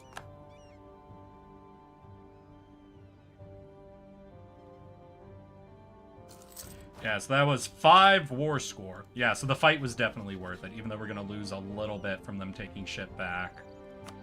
Puts us up to 70, not 79, though. So I want, what, at least 2 more big Victoria... Fuck, where? What are you? Kogzala? So you're my vassals? Fucking separatists? I request a basic rundown. Where are the ops? What's going good and what's going bad? The main thing that's going bad isn't even this war. It is Keterata declared war on our ally, and we had to dishonor the call. We can't fight this war and Keterata and not just get wiped out in any way, shape, or form. So Tlukt is essentially fighting Keterata alone, and it looks like someone else has taken advantage. Oh no, this was just the Alizna war he was in. But the real problem with that is not only... Yeah, it'll just go to my vassal, technically. I'd really rather it didn't, you know, one of those things, but I guess I don't want to throw the war. I'm not going to throw the war to deal with those rebels. So because of that, that means 2 things. One, Keterata is getting more powerful, more confident, and they're on our border. That's not good. We don't want Keterata getting any stronger than they are, because they're already 36,000 standing troops to our 15,000 standing troops. So they are the biggest threat adjacent to us. The war is going okay. The early, victories, though, are not panning out as well, because they had a lot more manpower reserves than I did. So I'm having to spend a lot more to get my victories than they are, which sucks. And in order to get the peace deal I want, which is getting all the way up to the trade node, this straight line, we need 79 war score. We're currently only at 65. The upside, we do have the war goal, which is showing our superiority, essentially win more fights than we've lost, and it is ticking up every month. Let's see, we can gain up to 15 more war score. So, if we don't lose any more of our sieges, and time passes, we have everything we need to win the war. However, time passing ticks down my economy. Time passing lets them build up more troops. Time passing is not the best way for us to win this war, but we do have it to our advantage. Time technically is on our side for the war itself. But the longer the war takes, the more likely Keterata decides to attack us. They're in a war right now, so sacrificing our ally gives us more time. The siege takes forever. There's a lot of things that do work for us keeping a strong edge of an advantage to get what we want, but it is not coming cheaply. All of our advantages are coming pretty expensive, essentially. And then we just had rebels fire, and that sucks. You don't want rebels hitting you during war since you can't spare the troops. Luckily, as far as rebels go, this is the least problematic rebels. These are our vassals' separatists, so even if they fully succeed, we lose land to the vassal we control. Let's see. I don't think this dude wants to separate peace. Yeah, I need both of these guys involved to get the line to the new trade node that I want. This guy would be the only one we'd separate peace, and he's the most insulated from it. So, unfortunately, the only separate target is fully insulated by an entire nation of forts. Okay, they gave up on the siege, maybe? Alright, if they gave up on the siege, we might be able to do a couple of cheeky... Hey, no. If I don't occupy that land, I don't get to demand it. You better fuck off. Okay, and Merc, stop sprinting ahead of me. Who's separate? No, not the guy I want to be separate. Alright, but you're asking, does that mean anything's changed in the war score department? Not really.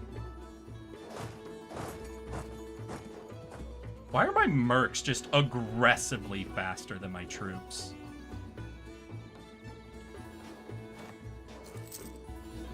No, I want that province specifically, you assholes.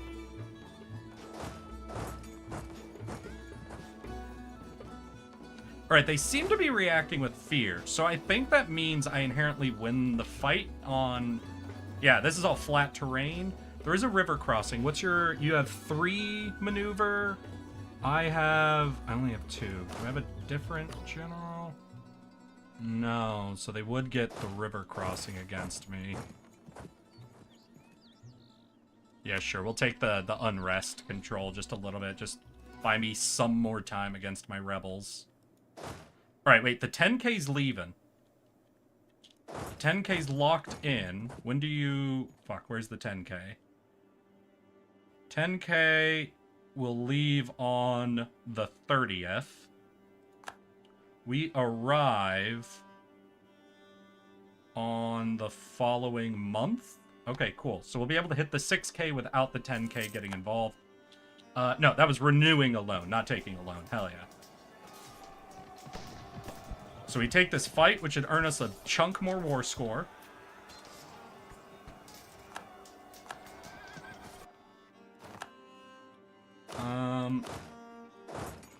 We could do an overrun to get another swift bit of war score, leave our mercs here. We have to siege this down to demand it. Though admittedly they're not even... So negative 15 without that province, but that is the province we want. Fuck. Who are you? Does Mahdi separate? Oh, that's much more of a problem. Oh, the rebels! The rebels are really trying to tell me this war ain't gonna work. They're trying to tell me I ain't him.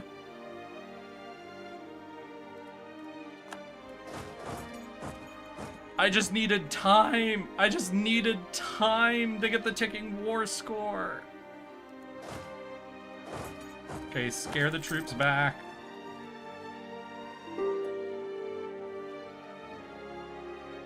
Alright, and what around me... Okay, I think a capital would get me the most war score the quickest, technically. No, you come get me an extra province. Whatever. Whatever on corruption. Doesn't war score from battles also max out at some point? It does. I don't know enough about it to know, though. Like, let's see, where, click here, maybe? We have 40 from battles? Is it 40 or 50? I think we either are at the cap or we're almost at the cap. It might be 40. I'm really casting my mind, and that feels pretty like... And this dude's still fucking high confidence, right? The one motherfucker I want a separate peace is the only person happy with this war.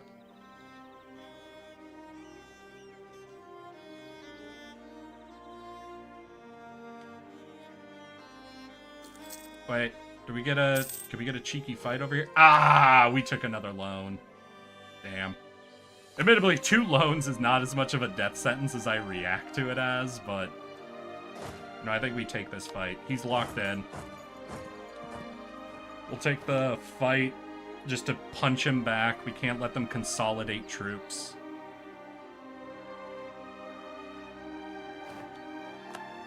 Yeah, and that's a good time for us to check. If we went above 40... Yeah, no, we're capped at 40.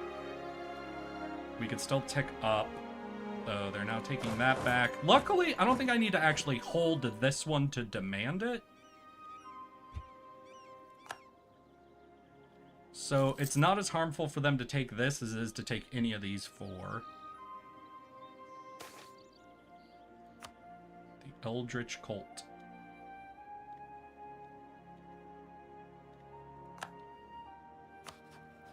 Yeah, like, we barely even lost war score from them taking that back, too.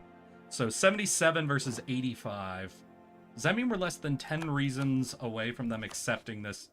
Shit, wrong country. What are we at? Yeah, we're at 6 reasons away. Right, because this is only 5 devs. That's like a super non... This motherfucker. Yeah, we gotta keep moving troops to spook them from, like, one stack re-sieging shit.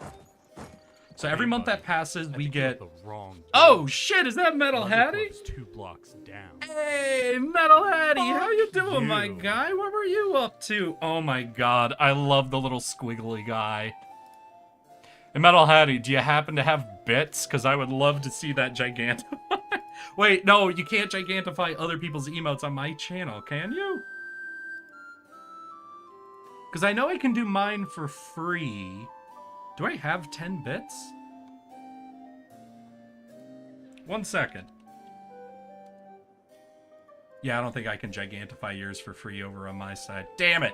That was your fucking stream, my dude. More Postal 2? Hell yeah. Well, welcome, Metal Hattie. Over here, we're playing a bit of Anbennar, which is a fantasy conversion mod for EU4.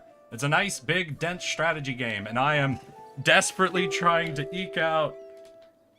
Oh, no, I can't take Liberty Desire right now. I'm barely able to manage things. We are trying to eke out how much war score? 2 reasons. Oh, I think taking one of these provinces or letting 2 months pass will get us just barely this peace deal. Oh my god, wait. Was that it? Oh, shit! Shit! No! My diplomats are so far away! No! Alright. Just gotta scare this dude from besieging. Okay, we just need 15 days. 15 days and we can get the fuck out of this war with everything we wanted. Take the one guy out. I mean, he's too quick. Yeah, no, he was able to move from this province to this province to this province before I could get him. Yeah, we like our warlocks, so that's good. Diplomats here. Oh my god. Any gold? Hey, and 25 gold. We take that. Oh. Alright, where are those mercs? Hey, mercs, I love you. You did amazing. Sorry, I can't pay for you. Main army. We have no manpower, but I need you to go, get me some of my fucking land back, alright? Alright, let's chill. Core everything? No! Wait, warlocks, you're not loyal, and you would give me a little bit of fucking all-power cost, right? What is this? Rakkaz owns... Fuck you. Go to war with, Keterat's fucking ally. Both of them want me to go to war with Keterat's fucking ally. You fucking assholes. I hate my estates. I hate them! I hate them! I hate them! Oh, God. Do you miss Rasukis? I don't even know what that means. Bezer the... Hey, Bezer. Hi, I'm Eric. Yes, that one. And I have... 1 second. 210 hours in EU4. The one province. Did you miss... Ah! Ah! Thank you. Thank you. Oh, God, but that means I'm nowhere near, right? If I only just got the peace deal. Well, I got a little bit of cash. I also got a little bit of cash. How did I miss Rasukis? 4, 5, 6. 6. The reasons are at 38. I had a little bit of cash. Right, we wanted to take this fight now that he's locked in. God damn it, thank you. The one province. Yeah, no, that immediately made me realize what you were saying. Oh, fuck me. Yeah, maybe they had re-sieged it once, I had sieged it back, but not re-added it into the war. Ain't no chance you're just moving one province, is there? Probably not. We took out our second loan.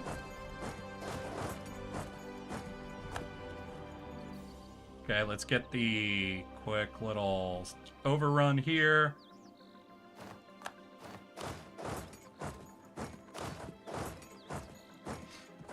It's gonna take them forever to siege that down. We have 1 cannon, so we might be able to siege this down relatively quickly. Yeah, significantly quicker than they can do that. Right. What are we at?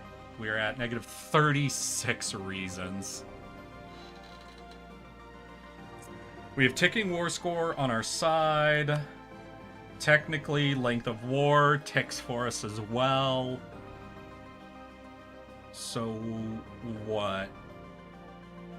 We gain about 2 reasons a month without taking more provinces.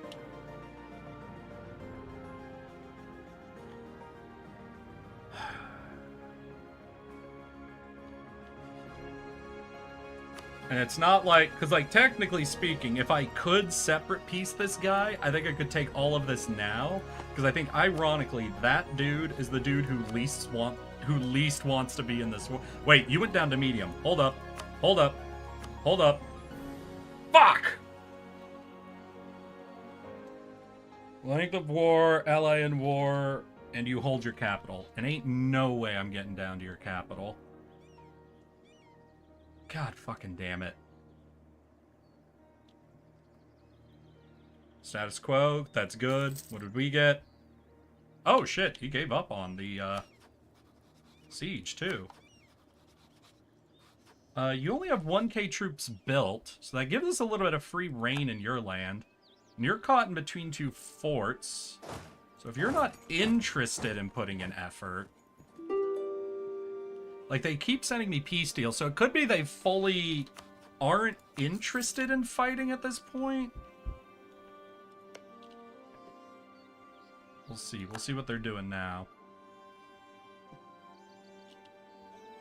But I can't let this take so fucking long, because the rebels are gonna wreck me. Oh, God. You still have 10k worth of manpower reserves? Well, I guess no, you don't suffer attrition when you're sieging back. I keep thinking because they're sieging it, they're taking like normal siege attrition.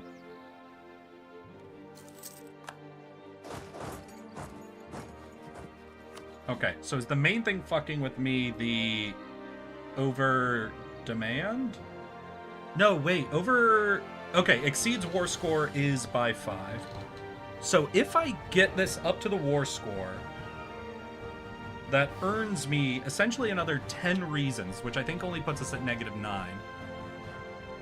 So honestly, I think, like, trickle sieging provinces, they got a wall breach. You don't even have cannons, and you got a wall breach. Asshole. This dude is an asshole. He's just trying to piss me off.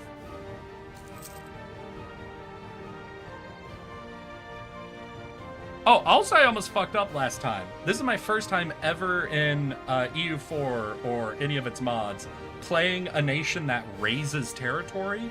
And the last time when I thought I'd pieced out for everything, I was going to core it all without raising it. Like an idiot. But now I've thought about it. So there's a, 5% chance I remember it in time. Okay, still, we're definitely going to get that quickly. Is there loot? There's not loot there. There's loot there. There's some loot there. So we'll have you sit in this province if there's a little bit of loot, and it's adjacent to where we'll be fighting next.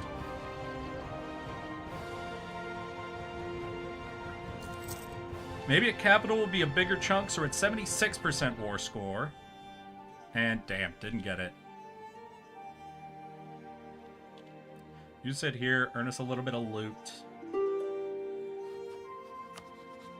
Did they roll a second walls breach? These lucky assholes.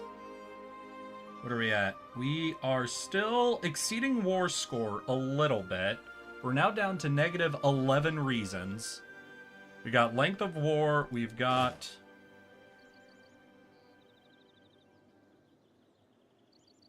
war score ticking.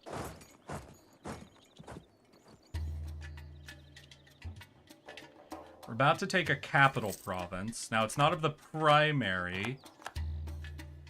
Wait, what?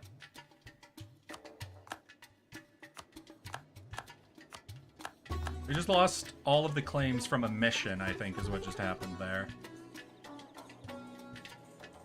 Alright, we took the capital.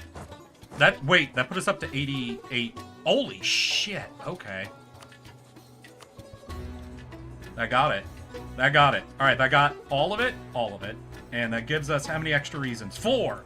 Ah! Shit! I did it again! How many days? Ah! No! Damn it. Okay. How many days are in these sieges? 15 days at a 0%. So we can't lose it.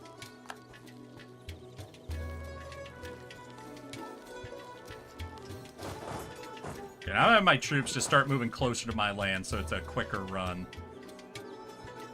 Okay, walls breached again. Buddy, what the fuck? There it is. There it is. Alright.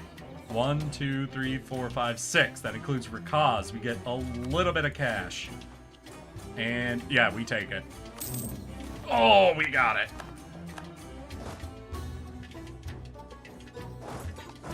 Okay, I am gonna hold on to my mercs this time since we're already one loan in. We'll just hold on to our mercs till we dealt with the rebels. And now...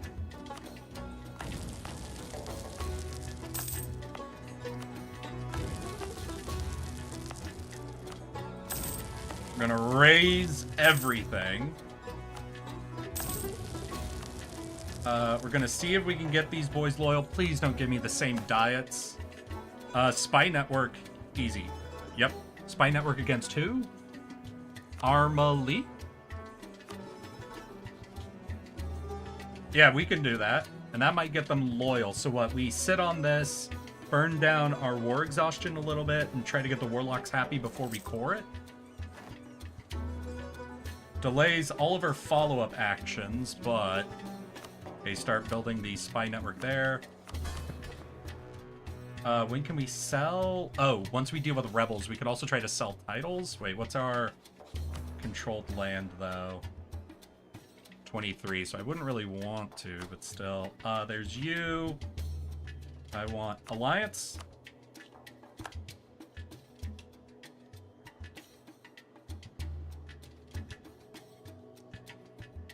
Oh, wait, we're not 190. All right, so I'll need to improve relations?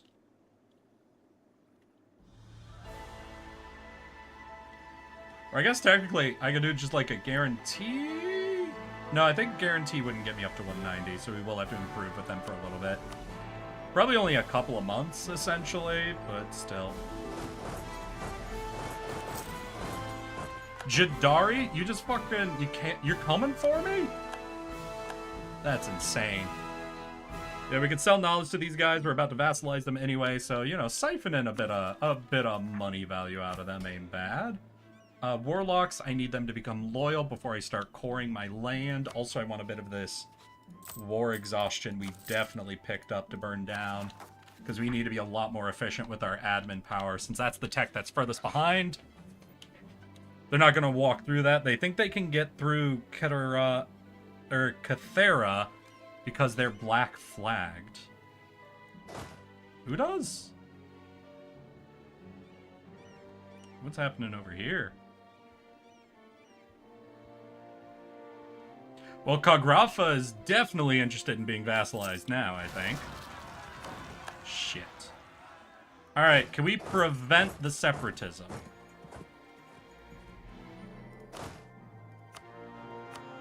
Right, 5k with a general, I think, can take on 7k. I'm gonna be fucking taught a goddamn lesson here, but we'll see. Your troops, but now it's whatever. They already stopped. Ah, yeah, no, I saw that they got paused there when all that happened. Do I... wait, step 1. Are any of my rebels on forts? No, they are not. Step 2, I need to manage my economy, so we're actually gonna mothball all of our forts for now. We might come back and change that up, but for now, in spite of how much I like my That's actually a hilarious fort location, too. That's fucking... Technically, would here be better? Doesn't gain a river, admittedly. But this one doesn't have a river either. I think technically this would be a funnier position for a fort, but that is not bad at all. We get all the way out to the trade node itself. We gain a... Here? Yeah, we gain a trade port there. So once we get all of this cord, the reason we did that war is so that we can make this our new main trading province. Maybe we do this one? Like, is that 62 trade power? That's 0.02. Yeah, so what our plan is to essentially make this or this. What's your trade power? 3.6? 6.2? Yeah, so our goal is to make this our new primary trade province so that we can move out of a starting node, out of the starting node from hell, into a real trading node. In fact, I have 2 merchants, right? Where's merchant number 2? Merchant 2 here? Where is my second merchant? Oh, he's already in here. Are you collecting? Yeah, but he's collecting at half efficiency. So at half efficiency in here, he's collecting 0.3. At full efficiency in here, we're collecting 1.3. So that's significantly more. Ain't no way I beat them to fucking applying separatism. My provinces are so far apart from each other. The ones that are next to each other are nowhere near each other. It's insane. No, I need to hold on to my admin points. I'm behind on tech. I have land I'm gonna need to core. I'd like to get my ideas knocked out. It's always best to get the ideas knocked out since they give you... discounts on the tech, but I'm just behind enough. I think I have to give up on that idea. But hi, son. How you doing? Welcome back, my guy. How's post-Valentine's Day for you? Hey, I was right. Those mercs did win. That's good. We still have this group we have to deal with. But I need the mercs to recover. So we'll have our mercs move over. They'll assist. You're not yet to 190. But I think if I beat rebels in your lands, I think that does earn me happiness from you. Or is that only, like, Liberty Desire? Is that not, like, actual Oh, shit, wait. I can earn Innovativeness. It's not red yet, so we don't need to rush it. But hell yeah. Wait, we preserve Innovativeness here? Look how far behind I'm on most of my techs. And I'm preserving Innovativeness just through our military technology. Alright. You know what? That actually kind of tracks for nulls if you think about it. We've really just been focusing on keeping our military power up. And wait, is Keterata losing to Tlucht?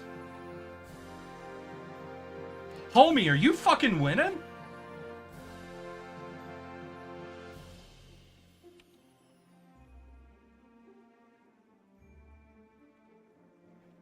I'm so sorry I didn't join you in your war, my guy.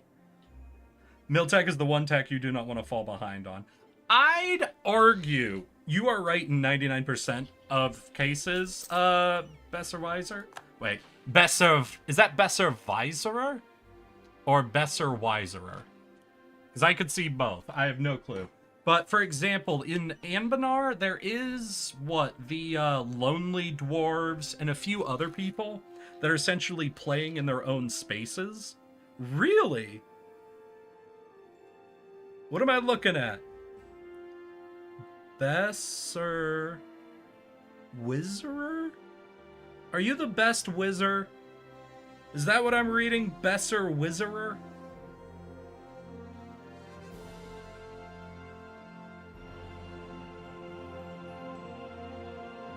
That was better. God damn it. I have the goddamn best wizard telling me how things are. Hey, oh, homie, you're gonna want me to enter your lands. Can I just request that then until you like me? Can I get... Oh, shit. Alright, then we'll just de-siege that so nothing stupid happens right away. Because you gotta get through the fort, right? You gotta get through the fort. That's fort defense. Is this the chance of it falling? Ooh, God. I really hope these dudes don't succeed then.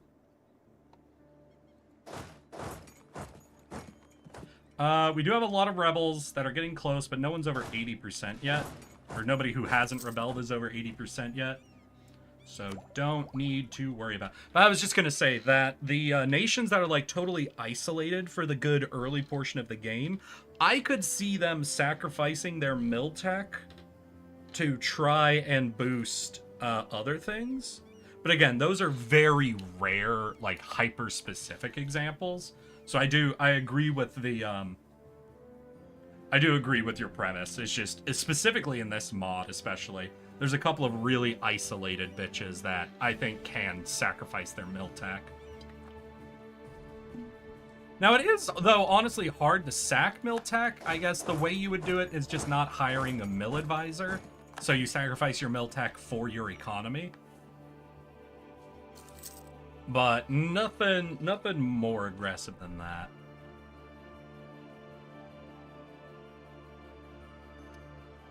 Homie, you gotta like me quicker if you don't want these these rebels to take over your land. If you would just let me vassalize you, I'll save you from them. I don't want this land going to anyone but me. Oh wait, I also needed to look at picking up an ally. I'm gonna want Tlucht. Tlucht is understandably peeved at me right now. They are understandably peeved. I left them to die. I left them to distract Keterata so I could win my economy war. If they don't want to ally me, I understand. I gotta work to earn that shit back. But they are a great ally potential. Hell, in the war with Jadari, I specifically gave them all this to keep me separated from bitches like Sariand. So they are a strategically perfect ally for me. Alright, so we've taken out a lot of the Separatist power. And I'm gonna now get rid of... Oh, I need them in my actual lands, I think, to fire them. No, they just have to be not adjacent to an army. Okay. We can go to war with Jadar... Are you only allying people next to me? Allied... Wait, did you abandon these fuckers? Hold on. No, they still... Did you warn me? Is that what's happening? So let's hear, you allied Jadari, and no, yeah, you just allied the two people next to me. And to these guys. Oh, you have no real threats around you. You allied this dude to your north. Tlucht keeps you separated from Sariand. So what, this is your largest neighbor besides me?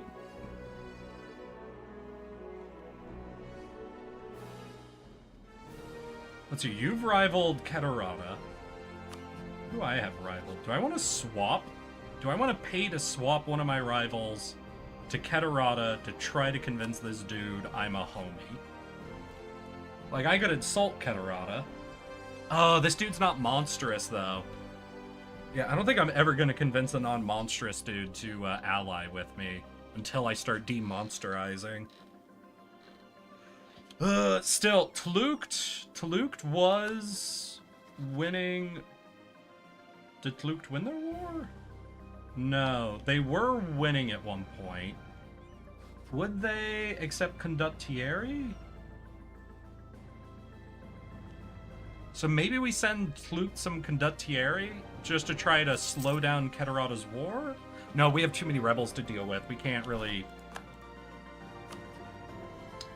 do that. Oh, no! Do I have a truce with them? Wait, why do I have a truce with you? Oh, because you still exist. You exist and you had separatists. I have a truce for 1 year, though. Exactly 1 year. No more truce with Jadari, but they're protected by Katarata. Are you protected by anyone? You're not protected by anyone. So I could take this back, but this still leaves... Wait, who's occupying this? Separatists. These separatists.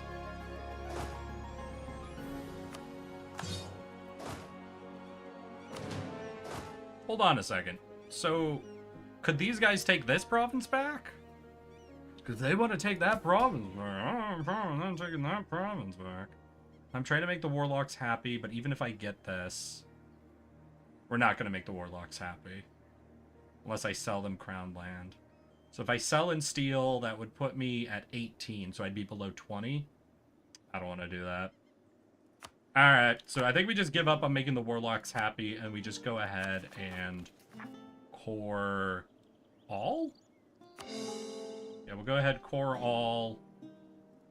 Tech, we're not being pressured, because this ain't red yet, but we'll be able to do that to keep ahead on innovativeness. We need to rebuild our manpower pool. We are deep in the hole, especially with our demon dogs eating our homies from time to time. We're not really paying much for forts now because we mothballed everything. How do I make up this extra 0.7 so I can start paying off my loans and go into full recovery mode? State maintenance is 1.7? Am I perhaps? I don't think. Yeah, we've got none of that running. We've already got rebels building up. Is there... a little bit we can do.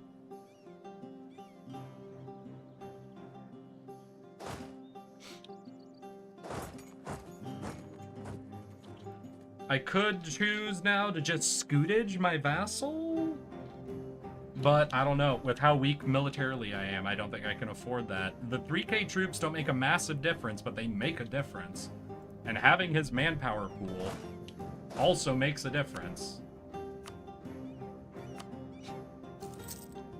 Yeah, we're gonna move these guys more centrally, then we'll have them start doing some rebel suppression. See if we can't slow down or get rid of any of this. I doubt it. Especially at my -1 stability. I don't think I'll be resolving that anytime soon. So let's get here and see what we can do. I always want to click on forced... I think it's because I go from the top down, and the #1 button I use here is gonna be the manage rebels. Honestly, if there was an easy remap, I would gladly retool the autonomous suppression to being at the top and like basically swapping it with the forced march. Absolutely. Easiest swap of my life there. We're gonna want the tech. We're not doing any more coring. Do I swap out the 2% from this mage for a national unrest guy? He's a level 2. What's our mage? Is a level 1. Ugh. And I think he's... Yeah, no, I don't think we can afford that. Going up to level 2 for it. That would give us a global -4. Fuck, that would be nice. Do I bite the bullet and go up to 0 stability? It's gonna push admin behind even further when we have an idea and attack. Yikes.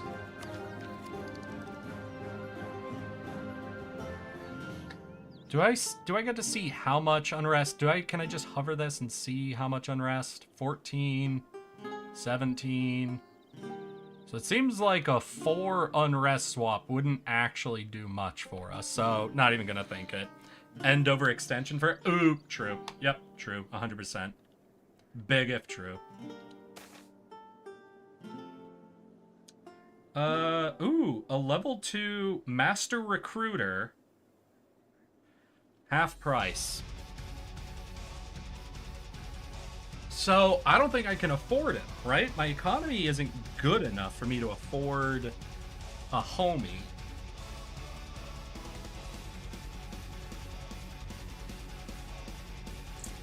Or do I fuck over my crown land? Wait. So I just picked up workshops, right? So do I fuck my crown land for a little bit? Well, wait. I am ahead of tech on mill, so I could do some mill dev.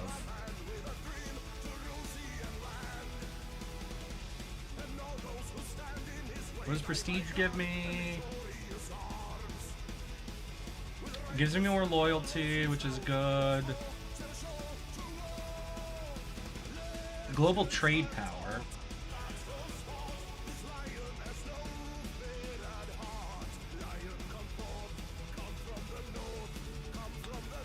Okay, I think I might not hire him, but I'm gonna pocket a 50% cheaper dude. And then I think I'm actually gonna go ahead and do this. So we are going to sell crown land. And then we need to get above 20. But we sell crown land. And we can now look at, yes, that's a 57. Anything crazy in tax? Not insane. Anything crazy in markets? Yes. Back to workshop. Do I take a 0.9? Okay, I think that's all we buy for now. We sit on the rest of this while we're building up and burning down. And then we need to do dev. Cheapest dev. And of course, the very cheapest dev I can't do mill dev in. So we'll come down here. Let's go ahead and encourage development. We have the mage employed. Are the mages happy? They're not, but we're not going to be able to make them happy. Okay, quick double click. What does that do for our crown land? Oh, honestly, getting to 20 is going to be kind of expensive, ain't it?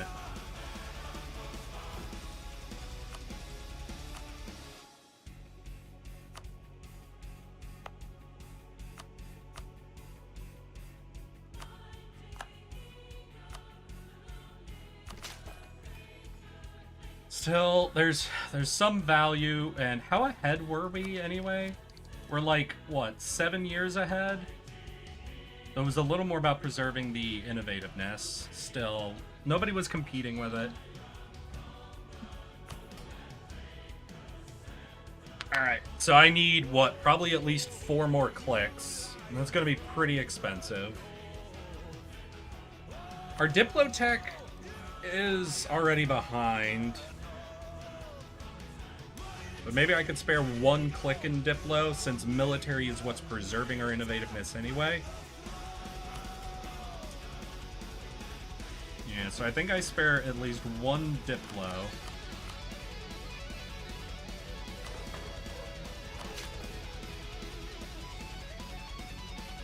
Okay, and did that quite dig us out? Nah, we need at least 1 more click.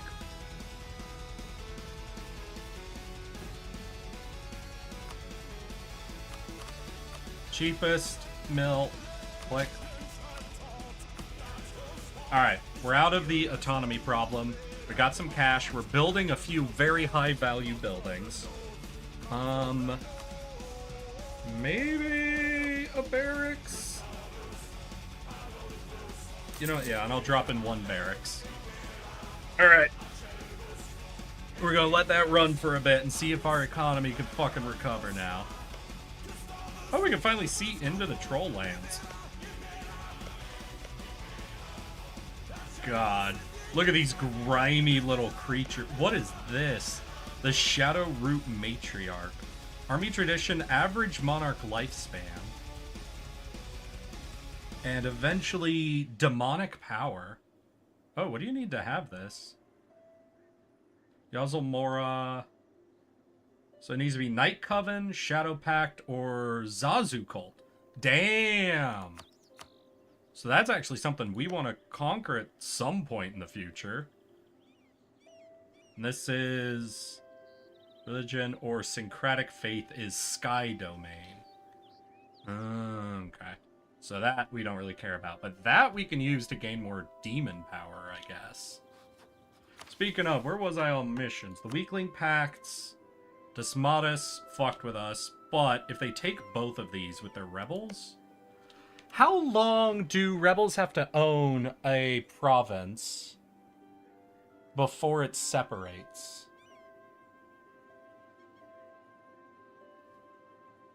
More demon power is always good. Yeah, that's true. Which is part of the reason I've also been thinking of trying to force down more ideas, because this gets us one demonic power trending, which is fucking insane, honestly. Like, the best thing for me right now would be if this dude succeeds in this separatism. Alright, who's looking at it? Let's see here. It's you, and you're in all of these. So let's see. What do we got? 3, 5, 4, 4, 5, 6.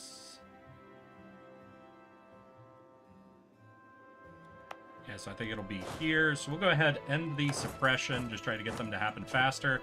But I'm not going to directly prompt them. I don't want to be dealing with more troops. We are in the manpower hole. So it is for the best if we do not summon additional fucking troops to fight. How much of our economy is going to recovery? 1.5, and our negative's almost exactly 1.5. Alliance from... Hey! I was thinking about allying this dude, right? Yeah, Viacok. Alright, we'll accept. What does that put me on relations? I have one more relationship. Right, because we never vassalized this dude. So who can I pick up who's not going to be a problem for me? Someone not adjacent to a very... Like, I'm even willing to give up one of my directions of expansion. Not you, but like... I'm willing to give up one direction of expansion for a strong ally. You're not a strong ally. Are you secretly strong? No, you're 4K. You're not a strong ally. Sorry, buddy. You know, if I had a whole extra relationship slot, I'd consider it. Viacok was fun to play before I formed Mix. What is Viacok's vibe? Are they... No, I'm thinking, because over here, because we're playing the demon-worshipping gnolls, then I think somewhere over here was a group of gnolls who had more of a religious bent. Like, more of a god sort of thing.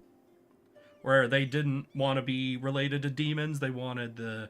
They're a Barbary state. Oh, hell yeah. Pirates? Have you played the Pirate Harpies yet? I watched... Who was it?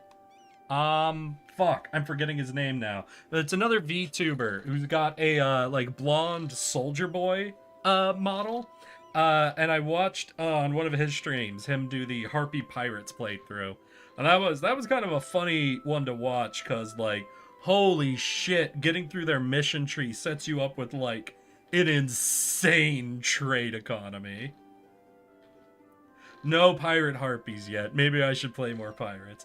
I'd recommend checking them out. You're in a bit of a weird spot because of your location and all the people you're stuck in between, but they're very funny because you're all the way across the bay from the command. So there's some funny shit you can do with, like, monstrous diplomacy over there to really fuck with some people to try. And where even are they? They start here, I believe. Yeah, so it's these boys right here. I don't Irken Eparda doesn't sound right to me, but this is their capital. I know 100% this is where they are. And they basically have a whole mission tree about seizing control of all trade and everything, and trying to reverse the flow of all the resources coming from here and going up into this land to serve these people, and instead trying to redirect trade south into their control. It's an interesting little fucking, like, mission tree, and how much it plays around with, like, a balance of powers between a monarchy and a pirate republic trying to work together. And just kind of, it has that, like, older feel of trying to build a nation from a lot of monstrous factions that a lot of the monstrous mission trees I don't think actually capture quite as well. Yeah, it might have been renamed after someone took it. So I don't remember exactly what they're called, but 100% it's right there.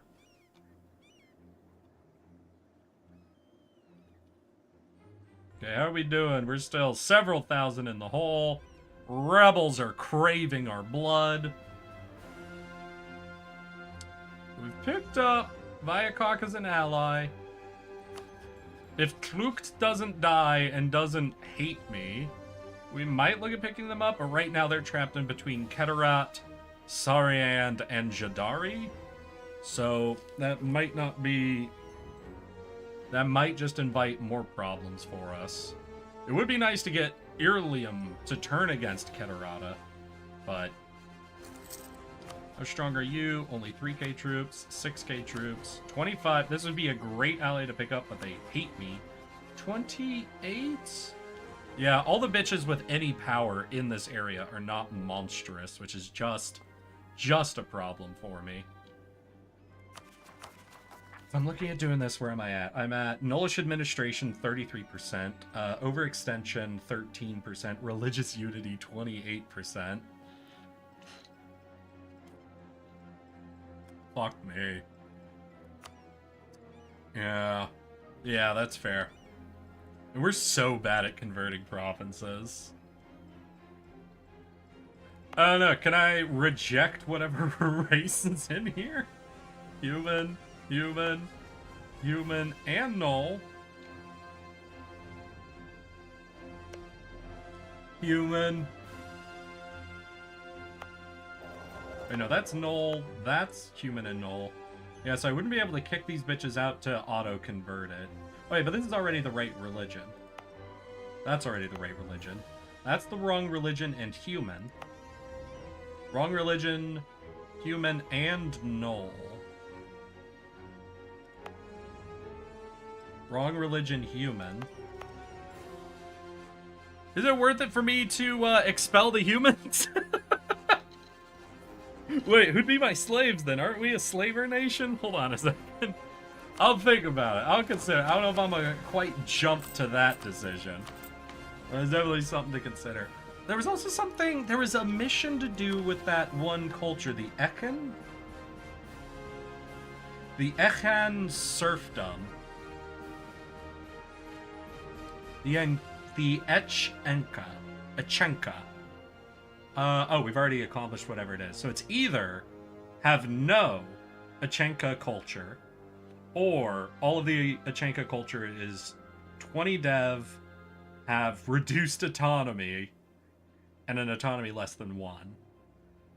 Okay. But to get this, I would need to seize the sacrifices, which means I would need to seize this land, which means I would have to go to war with Keterata. Fuck you, Keterata. Jadari and this dude. The only two allies you wanted.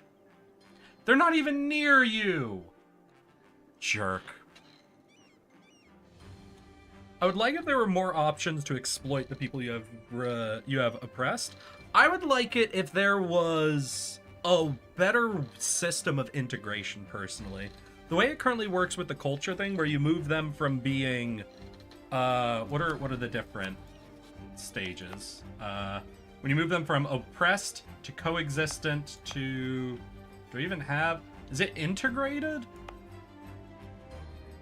Essentially, the system I would want... Like, I'm seeing integrated, but that's my primary.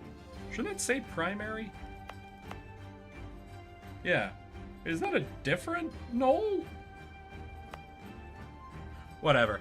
I wish, instead of the system being just like that, I wish that whenever you got a race integrated, an option popped up similar to demonsterization that would actually, like, instead of calling it integrated, what I would want is, like, where you have oppressed, almost like oppressed, neutral, coexistent, and then once you had a race coexistent, you had a national decision option that came up that would send you through a series of events like demonsterization does, where it'd be racial integration. And then through that process, it'd be cool if you could start, like, building a mixed administration, essentially, where through the events, you would choose which positives from both of the races you have and the negatives from both of the races you have to build, like, you can still keep it. Like, you can still say, oh, on all the decisions, we choose to remain fully nullish. And then the same for military, where you could have different types of mixed administrations and mixed militaries, and then you would come out with essentially a new integrated like group like in your country, instead of just right now where it just sort of changes the stats and you end up with really high state maintenance and monthly autonomy, which it does not feel good. It does not feel as good as I think it should to get a bunch of integrated races in like a city where you're having to deal with just a lot of monthly autonomy and trying to combat it.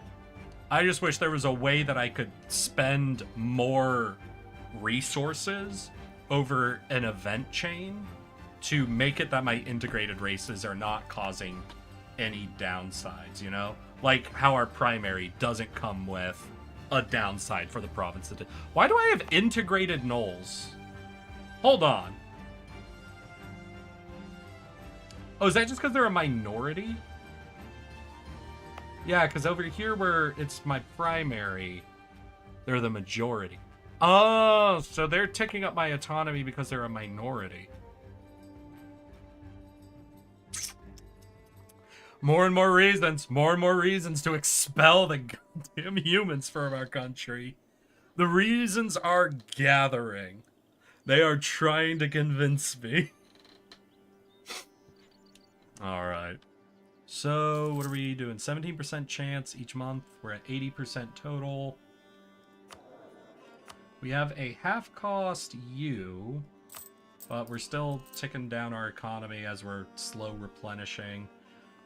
We also have root out corruption is weirdly high. Didn't I pick up a scholar? Oh, it's from overextension. Okay. So our economy should get instantly better once all the coring is done and we've, like, dug ourselves out of our manpower hole. Are you still at war? Yeah, you're still at war with Tlucht. And Tlucht is now on the back foot, it looks like. To be fair, they've only lost one province, but they had all of this occupied earlier.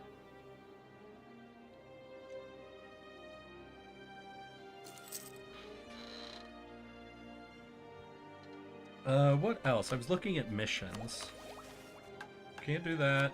We're looking over here, but to really get this, we either need to fight Jadari, who's also protected by Keterata, or just get this province to complete its separate... Like, how long has this been occupied? How do I check?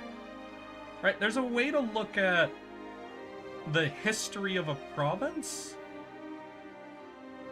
Isn't there?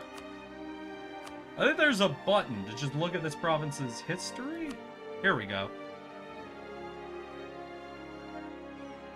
Was occupied by rebels 2 years ago?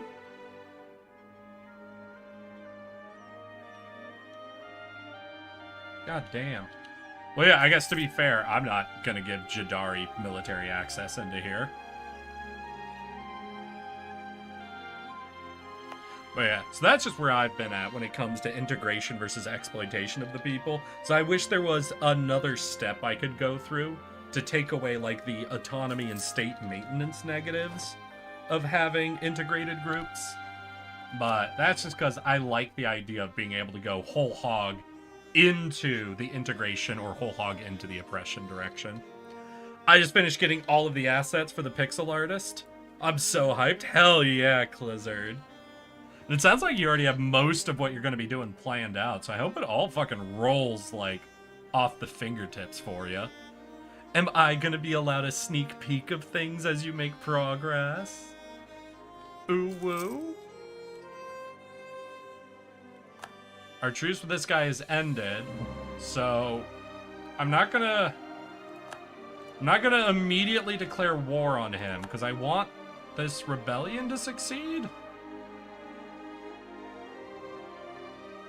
But I guess I don't know how long it takes. Maybe I'll just look it up.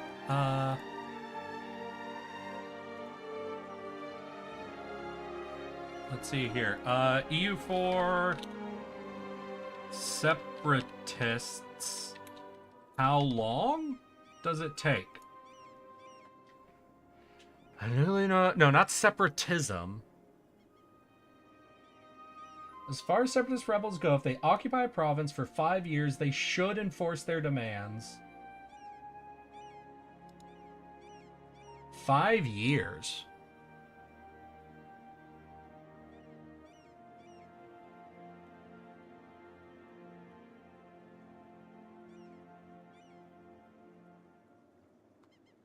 As far as I know, separate rebel go. If they occupy a province for 5 years, they should enforce the demands. Not sure if that's a turn into area. Oh, god dang it. So it sounds like there's a certain level of not actually sure that goes on with that. But it sounds like they should take it 5 years after it's been occupied. And we know they took it 1497. So it'd be 1452 before that automatically should pop back over to these people. But if I wait too long, he's gonna...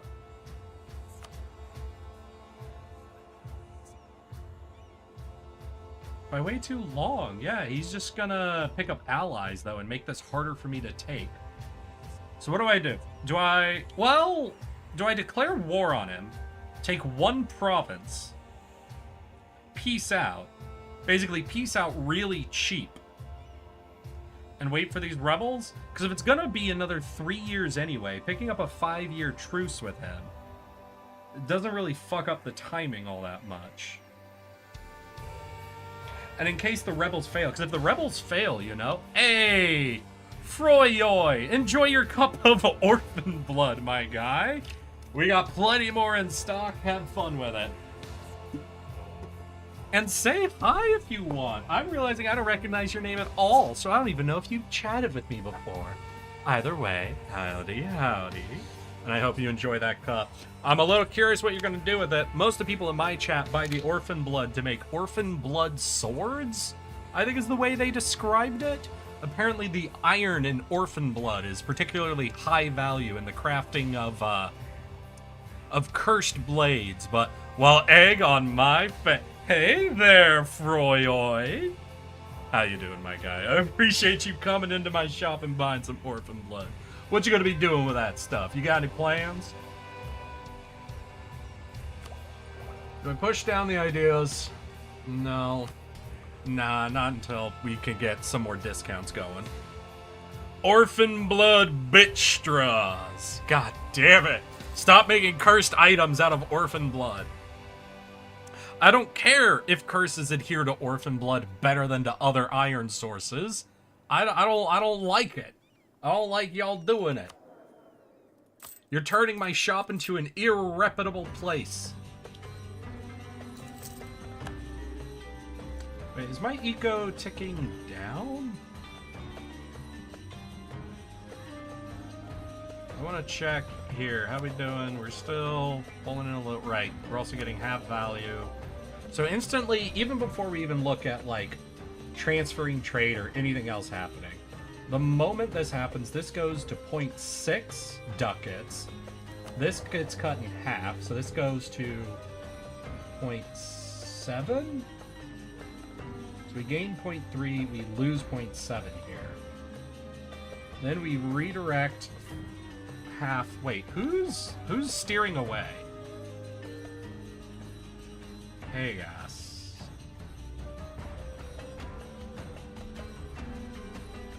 You, and you've got what percent?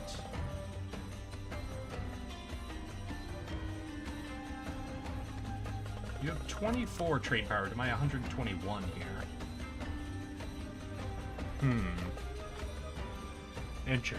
Oh no! Oh god! Oh, the sneezes. Oh, I'll control myself, don't worry. I'm terribly sorry.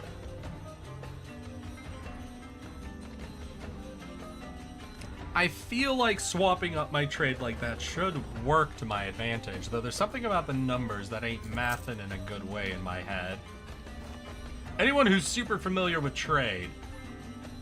Am I right that swapping... Because that also swapping this to my primary instantly gives me a lot more control here. But that would give me less control here as well.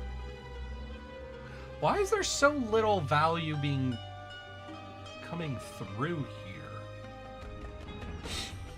Well, we have all of this, I think, that's coming out is going in this direction to this node. So really, I would need, to make this node good, I need at least 3 traders. 1 directing here, 1 directing here, and 1 collecting. 4 would be even better, so I could direct from here as well.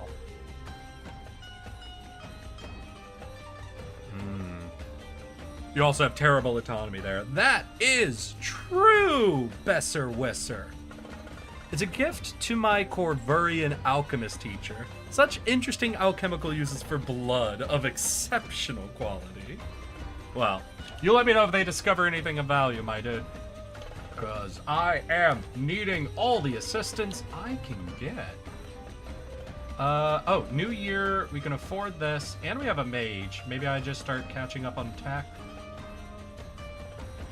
Yeah, I think we're gonna do it. We're gonna grab this. This gives us another idea to look at. And given how our tech's working out, we're not gonna start spending on mill tech until we take our next, or spending on mill ideas until we take our next mill tech, but I think mill ideas is our next idea group. Instinctually, I want to go for aristocratic ideas because we have the monstrous cavalry.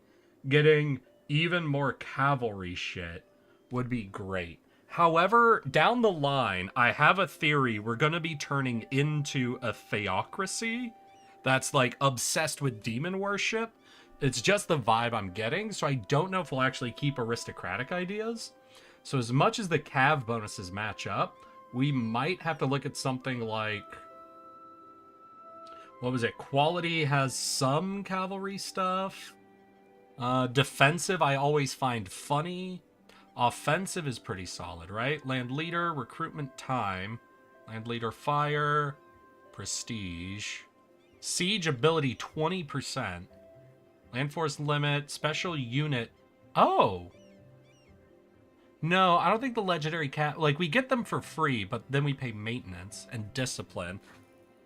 Offensive, you have innovative. I also, because I have innovative, defensive is also good. You get another trifecta of ideas between, what is it? Innovative, defensive, and trade. Gets you shit from both, from all 3. Like, gets you 3 new, what are they called? I'm forgetting the name of them. Policies.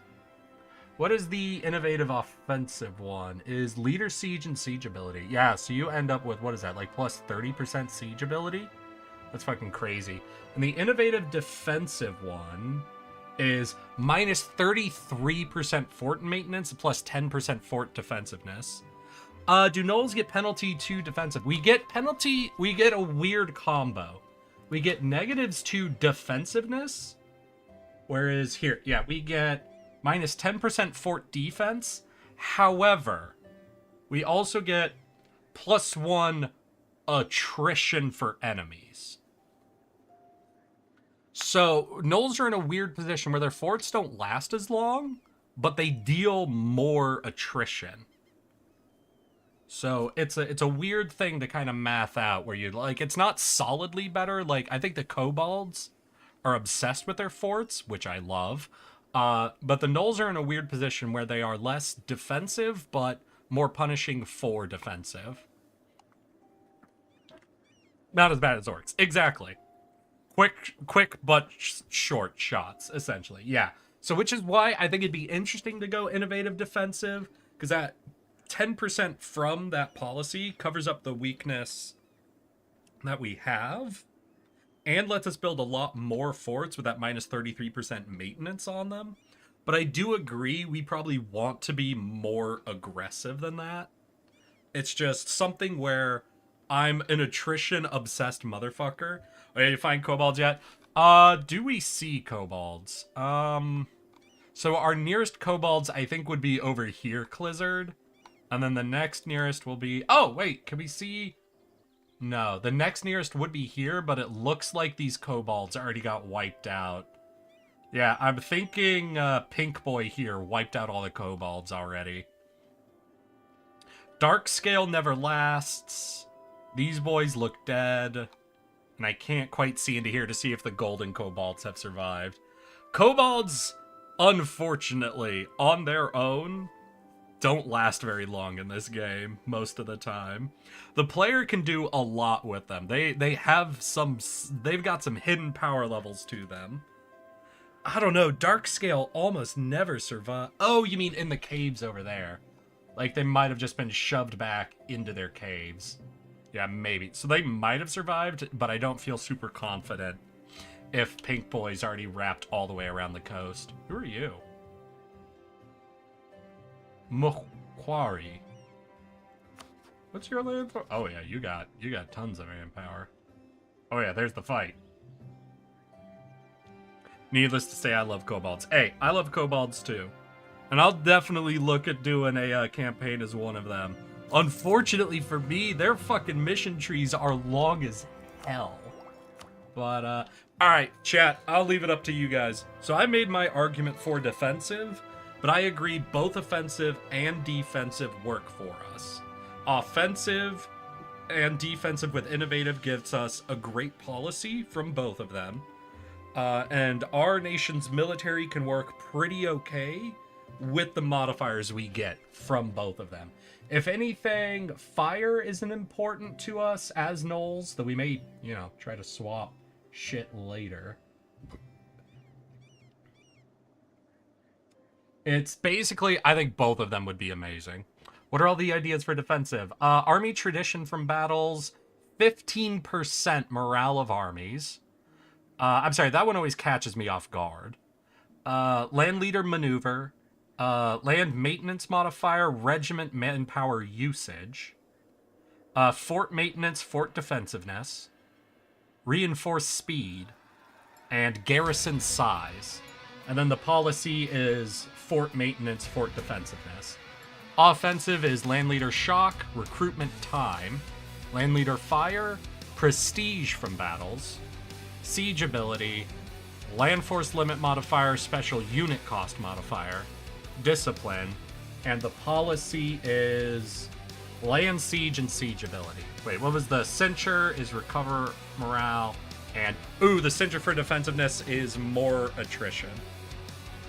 And more max attrition. So functionally it's just +1 attrition, but it's just guaranteeing it with the max.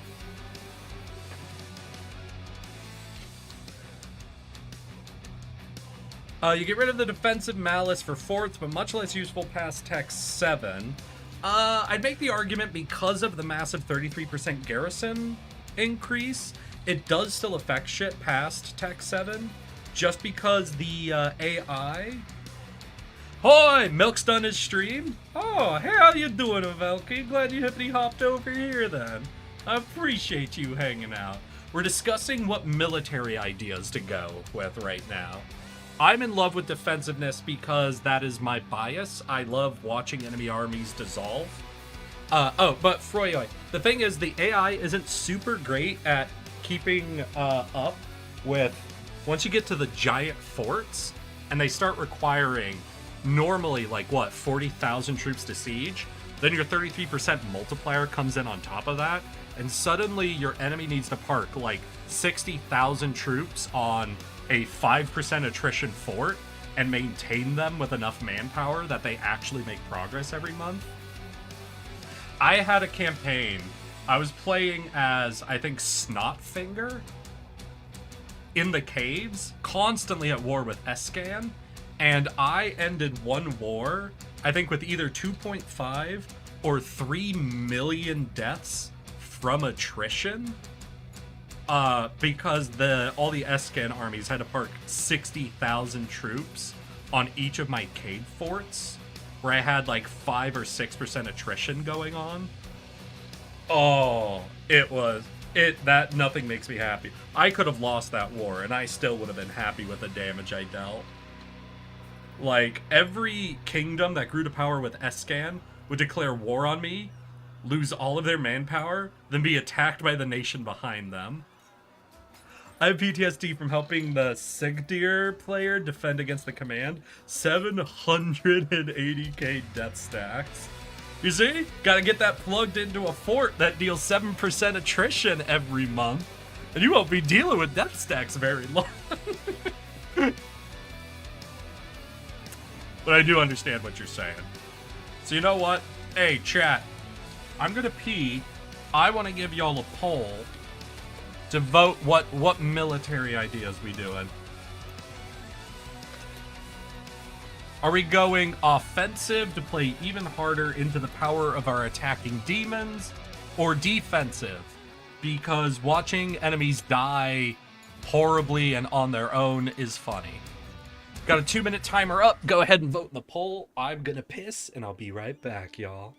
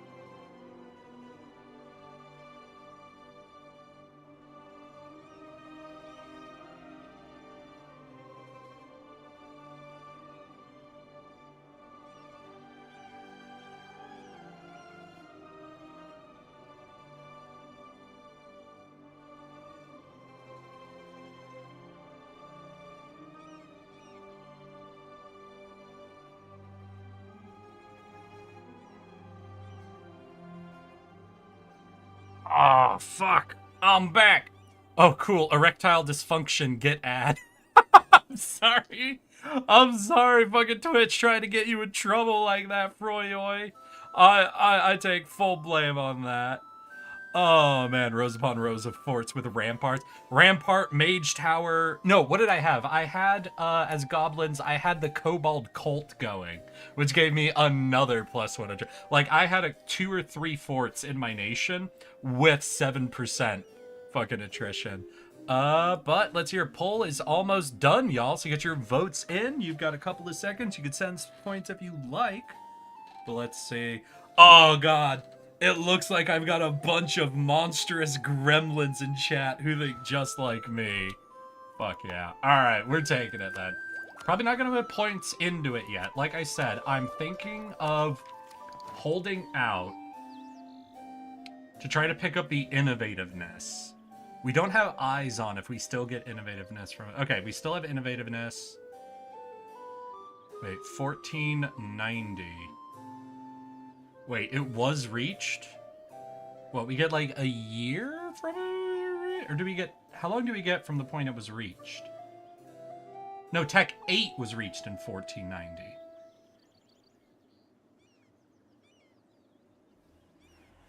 Because this is Tech 9. So has Tech 9 still not been reached?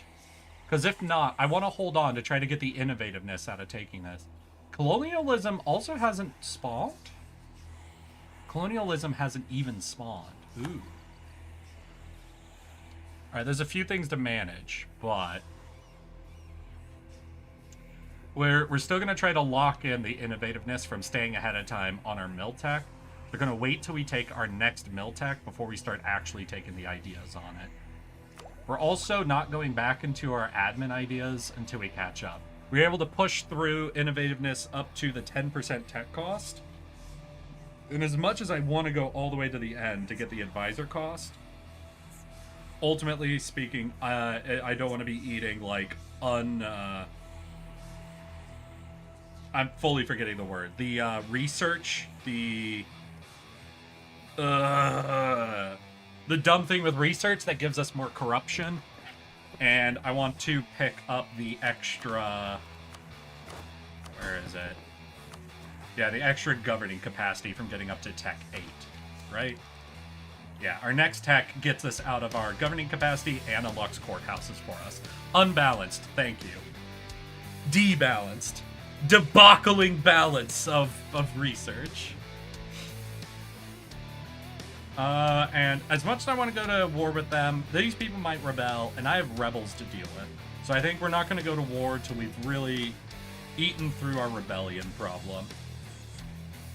Hey, monstrous rule. Such a good fucking bonus. If you can. Right. No, sorry, y'all. We can't kick the humans out of our nation. Sorry. Listen, I know we want to, but they give us fucking monarch points. By abusing them, we actively get monarch points. Sorry, y'all. Listen, I agree. It'd be nice. It'd be nice to get rid of them for religious and cultural reasons, but they just give us monarch points occasionally.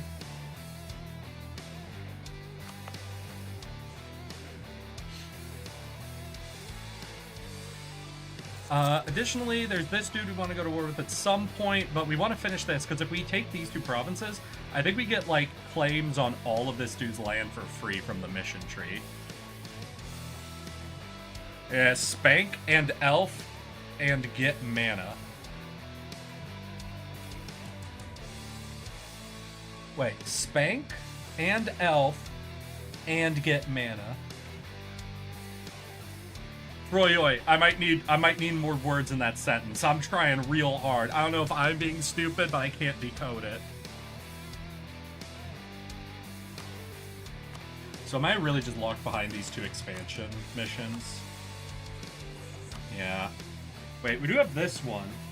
Well, I think I was avoiding this one because at the bottom it says obtain new missions ? And that scares me. Makes me feel like I want to resolve everything else first. What do we need? We need base protection 10 and some other buildings. Do I have any buildings here? Well, we have none of them. Oh, right, because I'm broke. I forgot. I almost forgot entirely that I'm broke. So we'll leave that mission off. And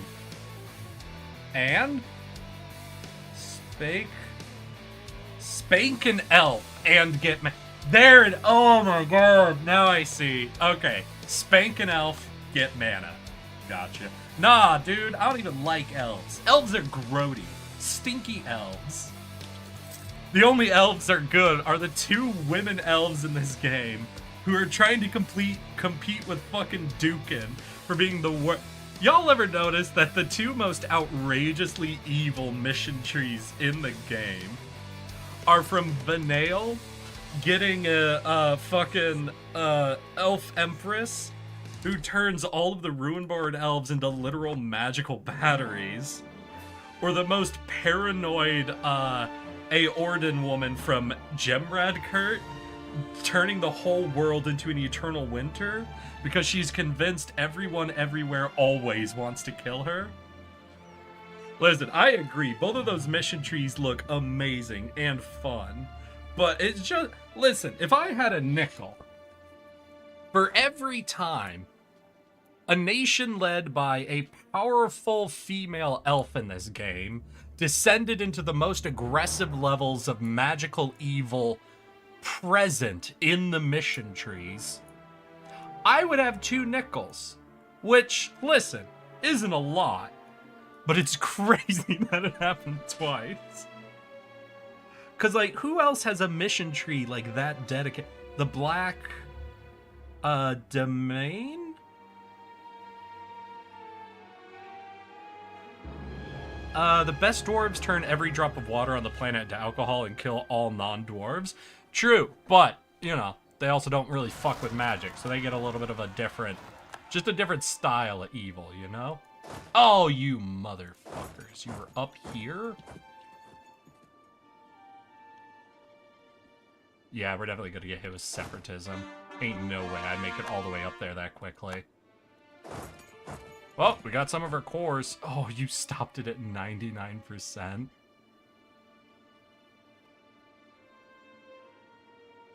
And these dudes are definitely gonna proc by the time we get up here. Oh, these rebels are gonna all at least succeed in one proc. Every single group of rebels is gonna... Okay, you know what? I'm not stopping that province from going down. Let's at least save one province from getting a negative... You're gonna take 10 years to move from this province to this province, aren't you?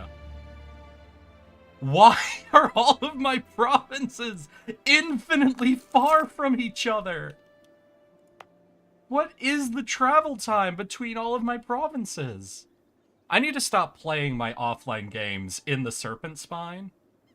I have gotten too used to being able to move between provinces in under 10 months. That's on me. That's my bad for thinking I should be able to walk between my provinces in a couple of days. I accept that. I accept that that's my bad. Insane. Unmothball your forts. I guess that this one does affect. It's just, look, the forts ain't even gonna affect up here, though.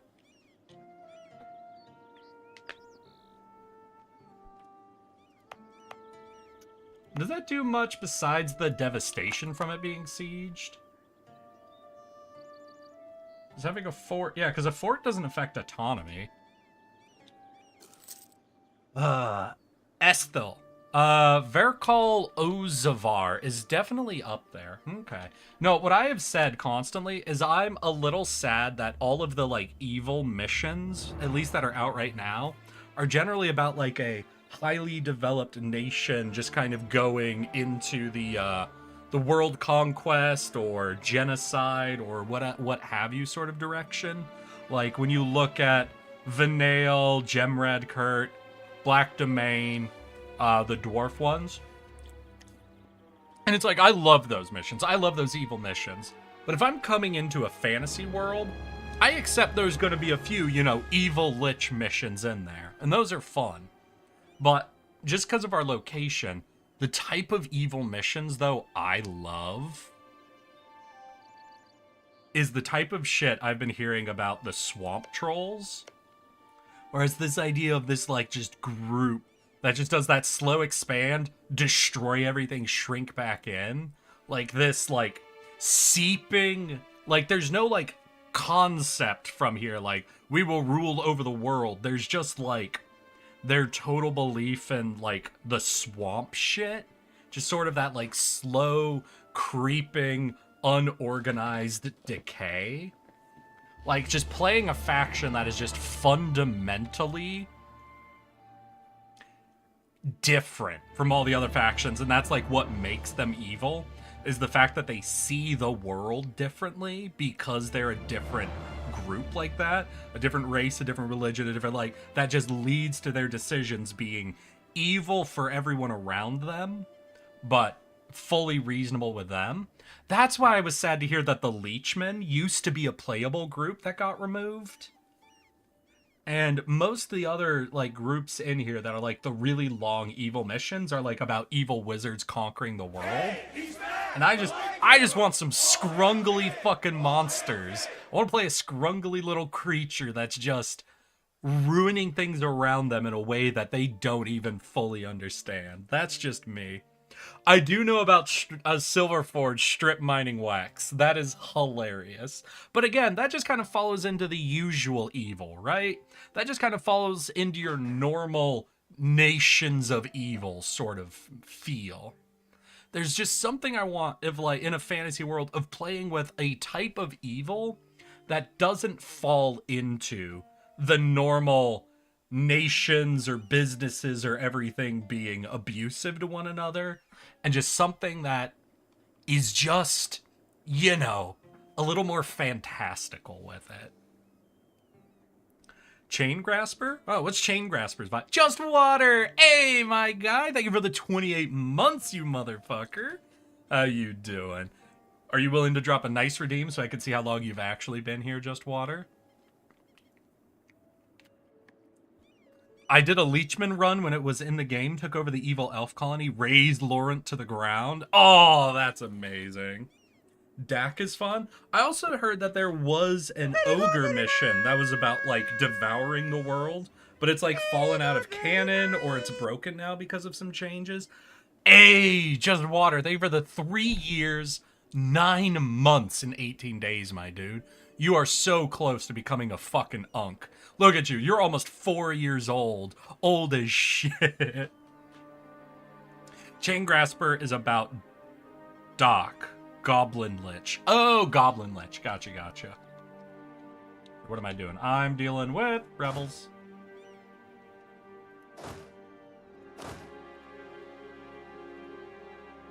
Gonna hit there, gonna hit there. You know, maybe I should have been doing it like in this style instead of manually moving, because this does slow down everyone else who's rebelling at the same time as managing the rebels.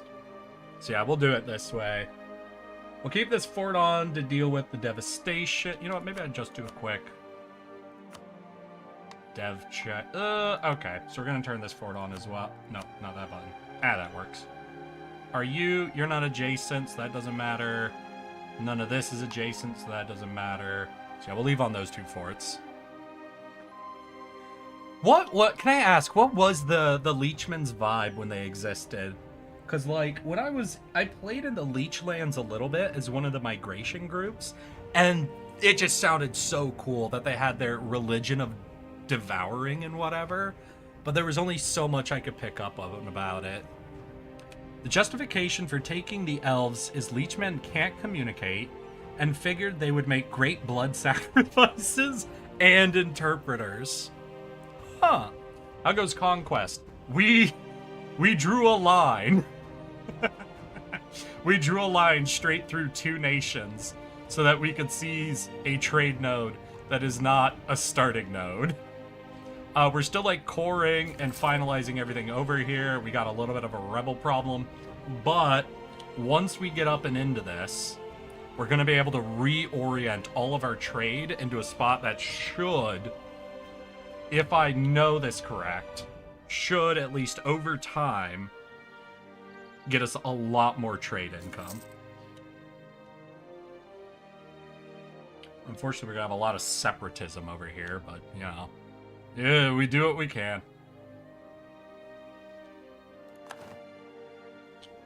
I'm waiting for food to arrive. I just got home from work. Hey, what you getting, Just Water? What you ordering? Alright, we're up, and nobody's challenging us on that tech, right? Yeah. Let's take... Well, wait, 1 second.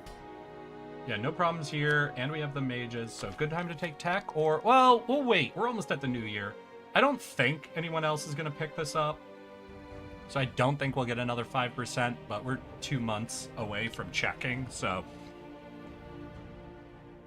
We'll wait, check, then grab. This gives us, what? Promoted culture... Shipyard morale, trade range. It's not a great tech, honestly. Do I sit on my Diplo points for any reason? I don't think so. Oh, damn, we're losing... Oh, wait, are we losing the free claims in here? Shit. Yeah, we lost the free claim from the mission. To be fair, I wasn't going to declare war on them while they were allied to Keterata, but still, that's sad. Sad to lose it. This place will get cored quick. They had national ideas, but no content, and MT, so it was just very sandbox. They weren't really supposed to be organized enough to be playable. True, but I mean, if you look at the migration tribes that were out there, I don't know. I feel like you could make the argument. I feel like you could very easily make the argument that there would be a group within them that's dedication to the devouring mother could have centralized them enough to become an organized tribe. So you would still have a tribe like you do with a lot of the New World groups. I just feel like there's an argument for something there. Like, ooh, you know what'd be fun? On account of living in a leech-filled swamp, so I have to sacrifice blood to the Leech Father. What would be fun is if you give them, like, a unique starting government reform, where they're like a settled tribe, so they can't migrate, and you added another feature where they can't move their capital province, and you make their capital just where the Leech Father is. You know? So where it's this idea that the Leech Father's influence has centralized some of the Leechmen, and they're trying to expand, like, their feeding grounds, which you do, like, the current tribal... What is it? I'm trying to remember what it's called now. The grazing lands, right? That mechanic? But then you make it so they get negative whatever percent of the shit you spend, the tribal... where you get to actually settle it in. So you make it so they're like, until you go through a mission tree, essentially, they're locked into one province where it's the Leech Father. They can pick up more grazing land, where they're like grazing people for the Leech Father, but you have to go through like a system of religious reforms and centralization and kidnappings to eventually build it up to being a normal tribe. I just feel like, even though they're technically not organized enough, I just feel like there's such a fun game of organizing something that should be below a tribe into a tribe. Like, it's almost like I'm now realizing how hard of a mission I would be setting for this nation, but I'm almost imagining like a nation that is the difference between it and a tribe is the difference between like the New World tribes and the colonizers, where essentially they have to go through the process twice, once to catch up with the tribes, and then another time to catch up with the colonizers. That'd probably be a hellscape to try to survive and work your way through. But I think there's some... Maybe I'm insane, but just the idea of like a committed like nation and mission tree to something like that just sort of tickles me a bit. Just sort of like, this is a hard fucking fight, but I'm going to make a nation that is... I'm going to make a nation that is fundamentally unique from everything else on the planet. Is something that is so cool to me. Right, new year, new me. Didn't get the minus 10%. Do I take it? Wait, I'm not losing innovate. I just realized I'm not losing innovativeness. None of these modifiers are amazing for me. And my cap is 999. So yeah, because we have all the institutions. So do I just sit on these points anyway until we get another minus 5% neighbor bonus? Staying ahead on Diplo keeps my vassal loyal. But my vassal's not even pretending to be disloyal. Headcanon, we took Ruinbor and Kenorian elves for blood sacrifice to try to breed a mouth that can talk. Is this another Paradox Games game? This is a mod for EU4, Just Water. Oh, is this your first Anbennar stream you're catching me on? Well then, hello, Just Water. Yeah, so I am on my 4th part now, I think, of playing Anbennar on stream.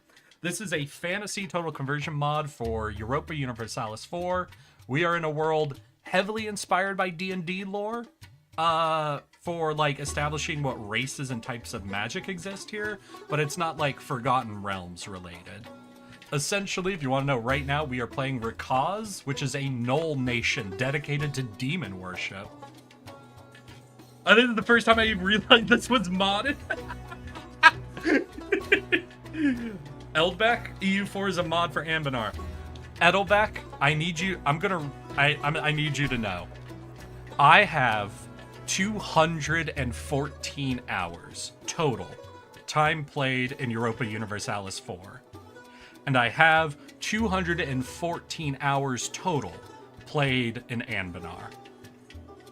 I 100% agree with you. Why the fuck would I play EU4 when I could play Anbennar? No, I loved watching people play EU4 for years. But the cost of like getting all the DLCs and everything always seemed insane to me. But then I saw someone play Anbennar, and eventually that broke me. And I'm like, fine, I'll buy it, just so I can mod it for Anbennar. I learned how to play EU4 as Rail Skulker and Grumbar.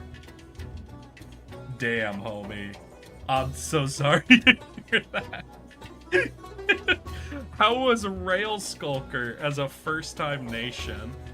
I thought I was taking it easy on myself. I played the Lonely Quartz Dwarves up here as my first time.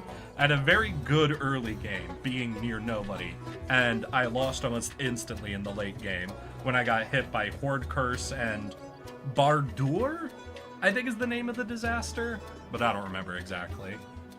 Rail Skulker is fun. I'm not saying it isn't fun. I'm saying that sounds like a lot to manage as a first ever EU4 campaign.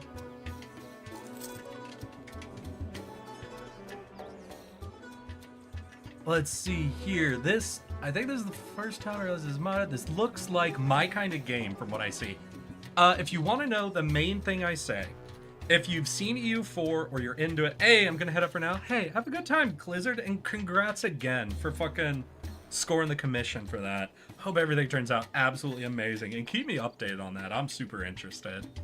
If you want to know the big thing I would say, for EU4, of all the Paradox games, I think it's the most removed from the role play of it. That's not to say you can't do a lot of role play stuff within EU4, but of the games they put out, I think it's one of the most removed from the role play essence of it.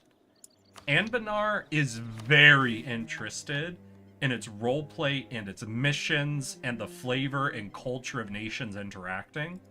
So if you like getting deep into missions and lore and the story of your nation, Anbennar has been by far, from what I've seen, one of the best mods to make EU4 more dedicated to that realm of play. It still is a very dense strategy game, obviously, so you need to enjoy the drier strategy game elements of it, but this mod is the most successful attempt at introducing a lot more of the flavorful story and role-playing elements that you can get into in this style of game.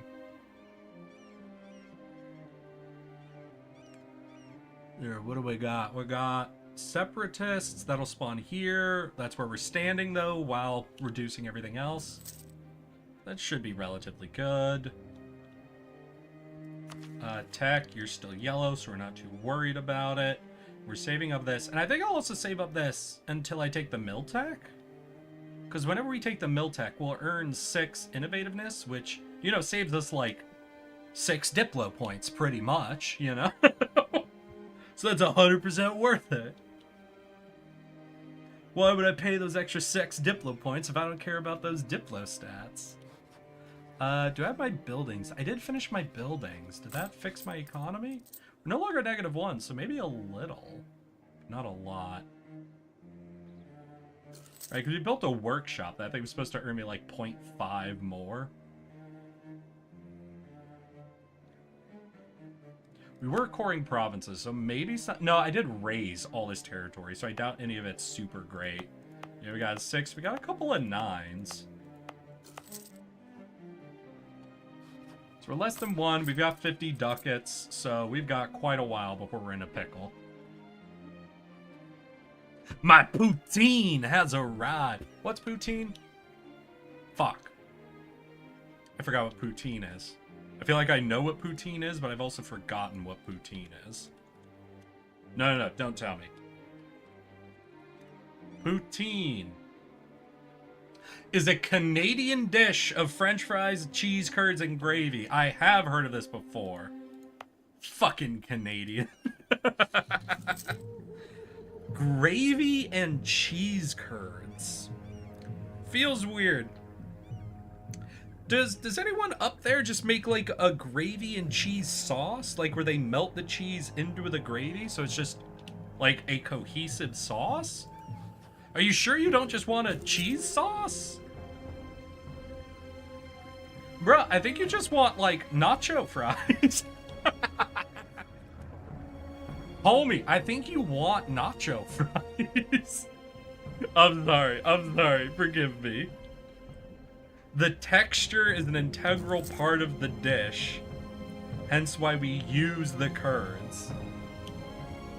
Can I just say, and this is not unique to Canada, but Canada and North America, can I just say, for dishes 100% invented in our nation, can we acknowledge how fucking stupid all of them sound?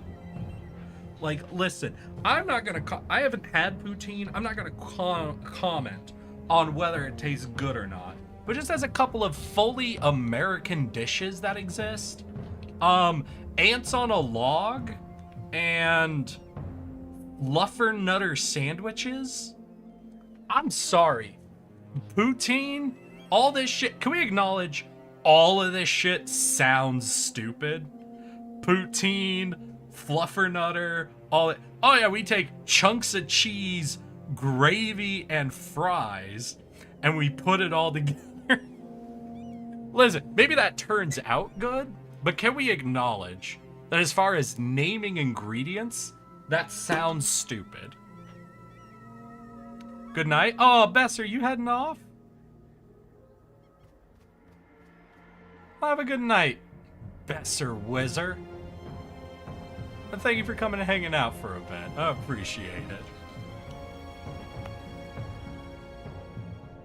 I don't know what happened. Maybe all the good ingredient ideas were run out by the time, like, America and Canada came up.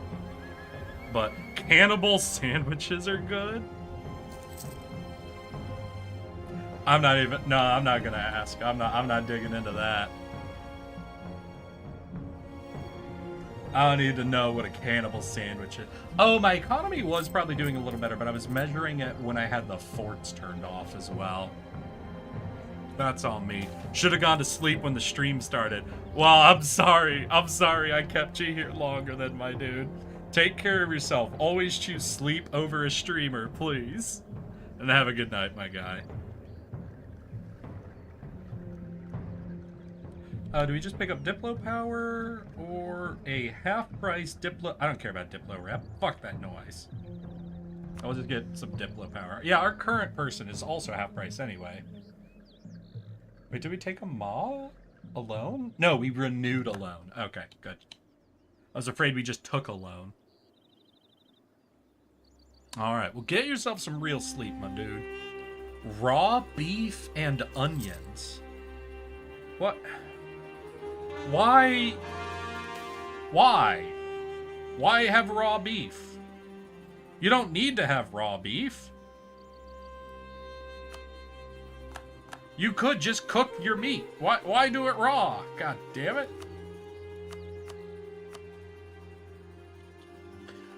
What are the odds of Keterata dissolving any of its alliances? Probably pathetically small, right? They're probably generally not interested in doing that.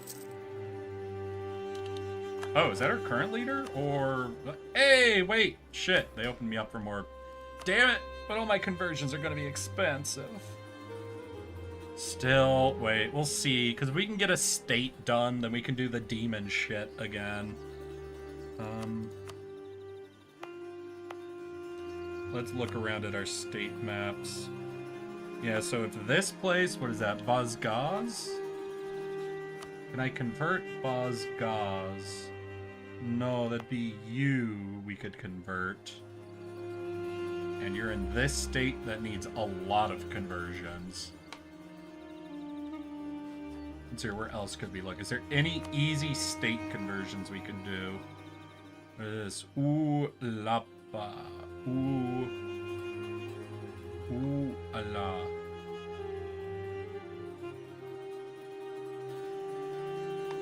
Ooh, Alpor. Where is Ooh, Alpor? Here. Okay. We don't own this whole state, even. Damn. Yeah, we don't own a lot of full states, honestly. Do I pay for a missionary when I'm not going to get a big payout out of it? And our economy ain't doing hot.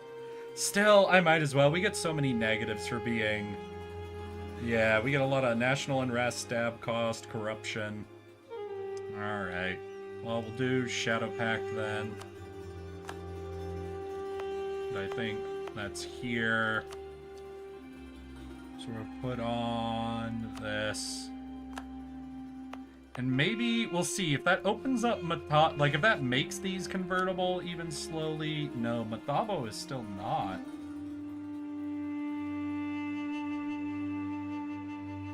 By how much? How much are you resisting me? Non-accepted culture. Okay. What's your culture?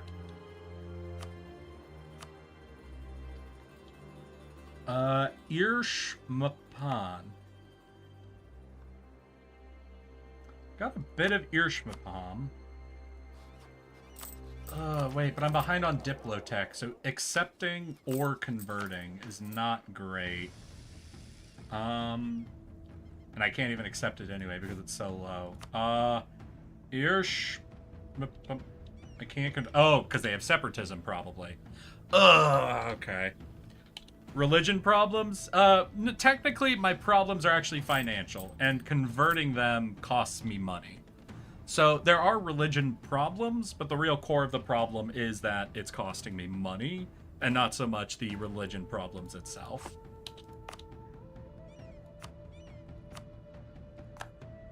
Yep, can't do that there, but we gotta turn off 1 state edict. 2 state edicts. Did I turn defensiveness on anywhere? No? Alright, well, state edict. We just turned off 2 state edicts, so that should save us a chunk of change. All that's pretty okay. Dealing with rebels and hoping these rebels succeed over here. And that was what, 1504, I think, is when they should succeed. Occupied in 1497, January, February, March. The 3rd month of 97, so 5 years later would be the 3rd month. Okay, so we should see then on the 3rd month if this place just secedes. And if it does, we instantly go to war? We still have rebels. Okay, if it secedes and they have no allies, we instantly go to war. It doesn't matter. We need these 2 provinces to continue our missions and to get claims on this boy for our future wars. Because we're fully blocked from going to war with Jadari or Aramol by Kedarata. So we are hemmed in on both sides by him. Hey, it's Luke. How you doing? You okay, buddy? This war did not go well. So it should be this month. So 3, 2... No? Do I know what day of the month, maybe? The 24th. Alright, so we'll wait for the 24th. Or even the monthly tick after that, and see if that place goes over to this nation. Man, now I want to play... So you're in, like, what would be Central Africa? Yeah, we are in the Sarhal region. It's going to be region, subcontinents, areas. Now, so these are subcontinents. So I'm in South Salahad, which is all part of the continent of Sarhal, which is just south of Bulwar. I don't know if this is the best starting region. It depends how easy of an early game you want to do. 1 sec, actually. If you want to take a look, listen, I'm fully supporting people who want to check out this game. So no, I want null stream. There it is. So if you want, I can take a minute out of my fucking play session to show you the whole map.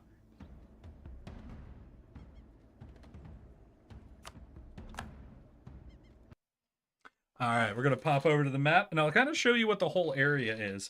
Not everything... Again, this is a fan-made mod, so not everything actually has full missions or full, like, mechanic support or what the fuck ever's going on. I'd recommend something in Canor to start. I don't know about directly in Canor. I don't know. I don't like the problem with Canor is how much of it is just fucking elves and humans. Like, they had to put all the boring races in their starting area. I don't know about that. 1 sec.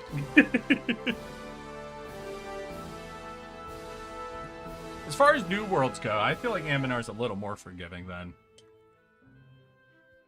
EU4 might be, but we'll kind of show you the whole map and just discuss the few areas that are pretty okay. Escan, though, might be one of the worst places to try your luck in initially. That place is unforgiving as hell. Escan is essentially everyone at war, as they're all trying to conquer the entire region before anyone else figures out they're there. Hey, who's this guy? I hate him. Look at this. Look at this fucking nerd. This fucking elf loser. We click in. So, welcome to Anbennar. 4 areas that generally have most of the things completed. This is Canor. This, right? Because I can't go to, like, subcontinents. This is this area right here is the area with the most, like, completed content in it. And that also includes old missions that are no longer, like, really up to date, and you might be seeing some problems with them. But this is where you're going to find most of the content. You have a bunch of kingdoms over here that are essentially in their own version of an empire together, managing their relations. Over here, you have a little more of a Thunderdome going on. Some of them are included here. Some of them have their own systems. Laurent owns a bunch of vassals. You know, it's a little bit more of like looking Britain and France region, I guess.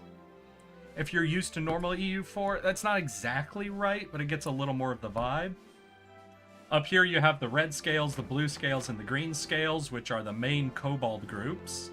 So for those who are fans of kobolds, over here you also have the dark scale. They do not have a mission tree. And down here? No. Here? Yeah, over here you have this guy and... where's the other one? There were 2 kobold groups over here, right? Oh, up here. Yeah, so you got then 2 more kobold groups over here. Sorry, I just know somebody was asking specifically about kobolds. Just to the right of Canor, you have Escan. As you can see, it's a bunch of really small adventuring parties trying to form nations. This is the truest Thunderdome in the game. If you start here, you will be at war with everyone around you constantly. Up in the north, you got smaller places, including Obertroll, the one troll nation with a mission tree. In here, you have a mountain range, which used to be occupied by dwarves. So as you can see, through the mountains are caverns, dug tunnels, giant keeps of a bunch of different dwarves, goblins, and orc tribes, all kind of throughout this mountain range, trying to build up essentially a dwarven hold kingdom. Over here, you have centaurs fighting ogres, essentially. And then you have the Lake Federation, a bunch of cheating bastards, in my opinion, who, when you declare war on them, will tell you, oh, they're only allied to 1 or 2 other people. And then the whole Federation gets called in. So if you haven't played the game before, you're accidentally at war with everyone here, when you meant to be at war with 2 people over here. Sorry. Here you have the Command, the main hobgoblin group that's looking to conquer the world. And then over here you have the New World / the Old World, with a mysterious explosion right in the middle of it. And a few different nations all over the place trying to do their own shit. I'm not going to spend all my time showing them off. We're here to play the Gnolls, but if you're interested in the mod, that's a good idea of how big the map is. Forbidden Plains is not a recommended start. Fair enough. Alright, let's get back in with Rakkaz. What I recommend, honestly, is figuring out the type of campaign you want to do, or the type of race you might be interested in playing with, and just kind of looking around and finding a good one to fuck with, essentially. Dude, I've not played the base game of EU4 either. I have spent years watching people play it, so I'm very familiar with the mechanics. And I watched a few people playing Anbennar. That's how I knew I just wanted to play monstrous races with evil missions. Lizard folk. What? Goes down? Why? Fuck. Just because I wanted to show people, like, the whole map, but it goes down? What a bunch of bullshit.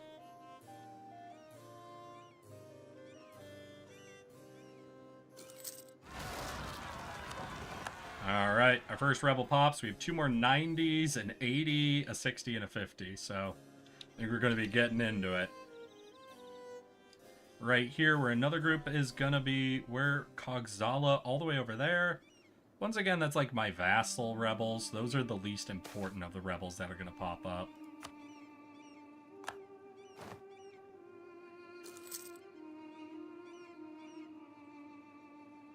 You know, actually, once we land there, I think I'm gonna proc one of these.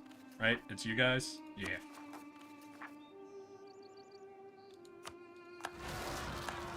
Just knock another one down.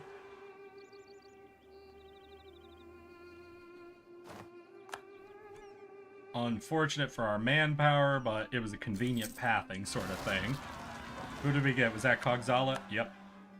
So y'all start heading over there. I think they'll definitely pick up the separatism, unfortunately, but only so much you can do about that. I'm quite familiar with grand strategy games. Okay. I mean, like, maybe I'd play a human faction just to understand mechanics. If you've ever played EU4, I recommend something like Vern. So if you want a nation that is very forgiving early game, but if you don't know what you're doing, you will get to a point in the late game and just have to quit. I recommend the Quartz Dwarves. The Quartz Dwarves are a dwarf group that are in a lonely mountain far in the north. They have an early game disaster that's going on where you just have to make decisions. And then once you get through it, you're essentially free expanding for like the early game without really neighboring anyone who's a threat. The first time you neighbor a threat, it's the centaurs. But since you're in the mountains, they have a really hard time fighting you in the mountains. So you can very effectively play defensively. And then in the late game, you'll get back-to-back 3 disasters that immediately render the game unplayable. And you'll have to give up. But you have a very fun early game, in my opinion. Ice Dwarves in Crack? Yeah, the Quartz Boys, I think? I found their early and mid game to be very easy and enjoyable for me who hadn't played the game before. I instantly lost once I got through the Horde Curse and was met with the Barudaz? The Barudor disaster? Whatever it was, because after that, all the neighbors, including the Lake Federation, simultaneously declared war on me. And I had to abandon that campaign. But I think the early game, I was able to learn quite a lot in a relatively safe environment. It's just something where if you're going into it as a newbie, you're going to lose. But it'll be pretty far down the line. At least it should be pretty far down the line, where you'll suddenly be in a no-win scenario if you have no clue what you're doing. Now maybe that's a bad way to think of it, but that was my experience with it at least. Can't believe I'm getting news from Anbennar. You'll get a ruined campaign as the dwarves. Yeah, exactly. All the dwarves are basically pre-programmed with a series of rough disasters in the like mid to late game to start hitting to keep them under control. And I like that. But, you know, you gotta be willing to accept that if you didn't know what the disaster was ahead of time, you might be shoved into a no-win scenario. So you've got to be willing to surrender the whole campaign if you're gonna go play in the Dwarven regions, if it's your first time encountering those disasters. I was playing as the Cave Trolls recently. I was starting up a campaign. It was my first time playing a nation with no mission tree. I wanted to try it out. I was enjoying them. I beat Jadari. I took over a bunch of places in the inside the caves, and I'm like, this is fucking cool. And then something called the Onyx Invasion happened, and I've given up on that campaign now. That campaign was over the second the Onyx Invasion happened. Unfortunate for me. I had an amazing war victory against Jadari. It was unreasonable how well I did militarily against them. And then immediately after that, the Onyx Invasion happened. It was like, oh, my campaign's just over. Okay. Which was, it's sad. It's sad when that happens. Honestly, considering going back in and just, like, command lining myself a victory so I'm allowed to keep playing. But that's just sort of the situation we're in. Alright, we're about to be at the end of innovativeness, so in the new year, I think we're going to take this tech and then this tech. Warlocks are not loyal, so they're not giving any negatives to tech. We have an all-power cost deal here. We already have the idea from innovativeness, so I don't think there's any other cheapness we can do. Because, yeah, colonialism hasn't even spawned. And I think there's a negative 100% chance we'll be able to do anything about. So we need a port and a cause Rakkaz. And we need the quest for Aelintir. Wait, are they saying I need a port here?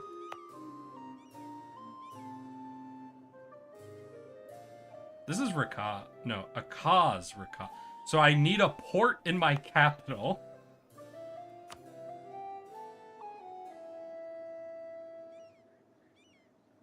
I see. Understood. Fair. That's fair. Yeah, so there's no effect. The Obsidian Legion is ugh. I did a ton of reloads trying to figure out at all if I could beat them. I can't wait for the friendliest trolls. I did not play them friendly, was the funny part. I almost immediately started expelling the goblins, because I'm like, I'm gonna build a cave system just for the trolls. Then I started reading their ideas as I was earning them, and I'm like, oh, these guys are meant to be friendly trolls.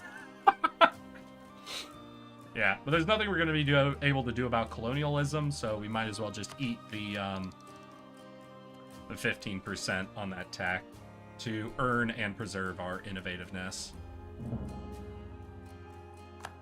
Alright, wait for the new year. New year, new me.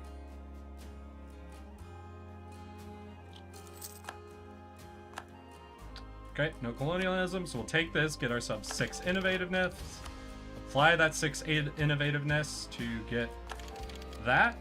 And we're now... Hey, wait, we're 2 years ahead on Diplotech. Fuck yeah. And we are 15 years exactly ahead on Mill Tech, which means all of our mill points would now be going towards ideas. It'd be for the best if we could get the Warlocks loyal. But they only trend to 49. Damn. They only trend to 49? Shit. Warlocks, what you want? Need the following. Makukar. Oh, you're gonna say go to war with Keterat. Yeah, okay. No. And you want... Alright. That's more likely than me going to war with Keterata. What do you bring? 30,000... Only 30,000 troops. So that is possible for me to win. They're currently at war with the Trolls. Trolls have 43,000 manpower. They have 28,000 manpower. 53,000 troops, 36,000 troops. Okay, so if we take advantage... So if we see the Trolls start to push back out, that's our sign that Rakkaz might be open to getting invaded. Admittedly, I don't even want, like, any of their land. Like, this is a whole new trade... Like, I guess we could take this. Oh, yeah, so, what? These 3 are in a trade node we care about, and include gold? Yeah, and include gold. So what? We'll build a spy network, make sure we have claims on all 3. No, we can just monstrous conquest. Spy network doesn't... We don't need claims.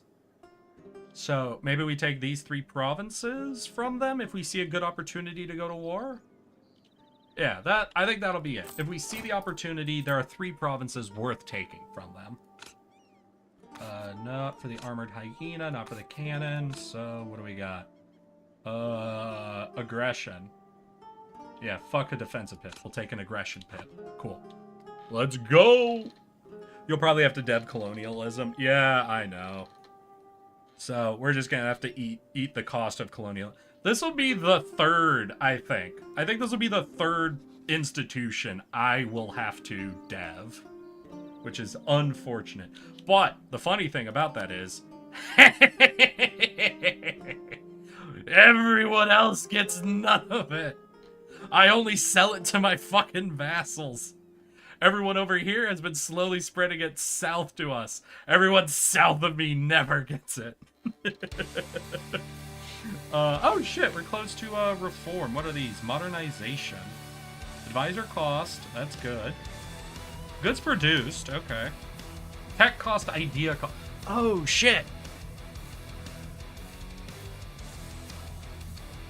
Okay, if we save that, like if we take no ideas until we get this, what's our monthly? We get 0.6 per month. We're short by 17 points. So that's 1.2 every 2 months. So at least 20 months. So in around 20 months, we'll be able to pick this up and get minus 5% idea for tech and ideas. Unfortunately, we already paid for this shit. But if we hold out on taking any of this until then, that'll save us quite a few points. Didn't it give you claims? It gave me 1 claim. The thing is, for example, a conquest war, I don't know how many, did it give you claims on all of it?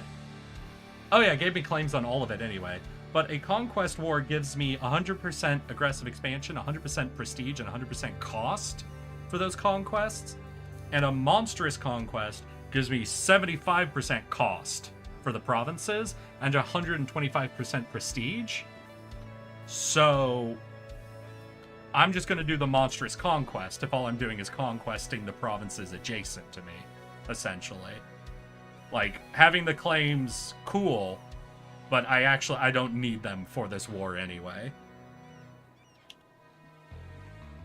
Goblins are friends, and more importantly, fantastic workers. No, I learned with the Onyx invasion, that's where I fucked up. I was getting rid of the goblins, and I integrated the dwarves and spread the dwarves to all of my holds so that they could be upgrading the holds for me.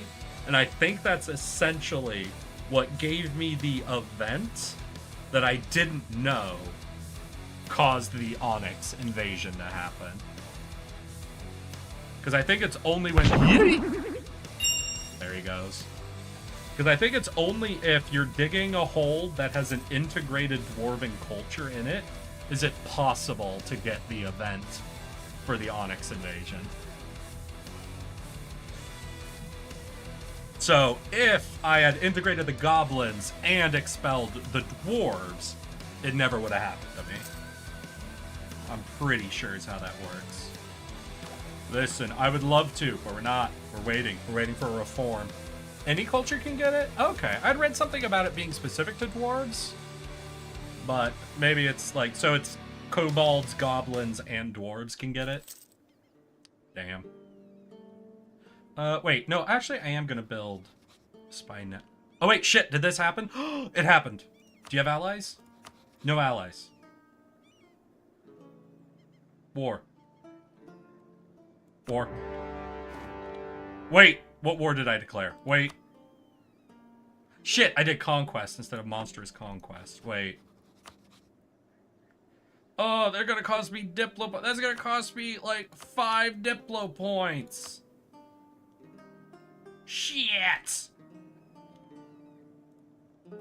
I fucked up. We're going back. The AI can also get it. You take over the hold without knowing. Yeah. Don't dig through the... No! Okay. It's easy to avoid, thankfully. Yeah, once it's happened to you, and you spend an hour Googling what the fuck just happened, and you learned that this rare event, if you take this choice, is what causes it, a chunk of time later, so you've lost all your autosaves before that choice. Okay. Listen, maybe I'm a Mamby over here, but I feel like you might as well say, warning, this decision may trigger the Onyx invasion disaster later on. I feel like that's a fair thing to say. If you're gonna have a disaster that powerful, I don't think you need to be coy with the decision. Because some people want to play as them, so they'll choose that anyway. Some people want to challenge themselves with it, so they'll make that decision anyway. But if that's the cost of that bonus, I feel like that should be communicated, personally. Oh shit, right, we're doing this. How long do I have? In 20 months, I can pick up the reform, but I only have 178 days. Yeah, so no point. So we'll do this. That preserves our innovativeness. But maybe we hold off on taking this tech, then, until we get that reform. I understand some people do like the idea of being able to get caught off guard by a disaster, but that only happens once. And if you're really enjoying your campaign, and then you get hit by that disaster, you're not going to be filled generally with the urge to replay the same campaign up to that point again to make an informed decision about it. You're just going to be frustrated.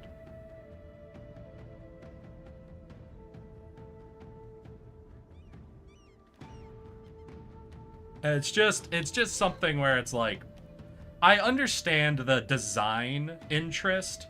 Like, I understand as somebody who works in QA and game design, there's something interesting when designing a system like that to say, oh, and if they make this selfish choice, they might get snuck up on a punishment later on. And I understand that vibe. It's just, I wish there was more control over. For example, like, but you're talking about the Serpent Spine disasters, but the other disasters have options for you to engage with them and to what degree they harm you, and none of them are an insta-kill. Horde Curse, even if you do it poorly, technically speaking, can only bankrupt you. Now, going bankrupt might cause the people around you to declare war on you. You could lose those wars at that time, yada, yada, yada. But it doesn't lead to the only resolution is death or absolute victory over a disaster that is stronger than you.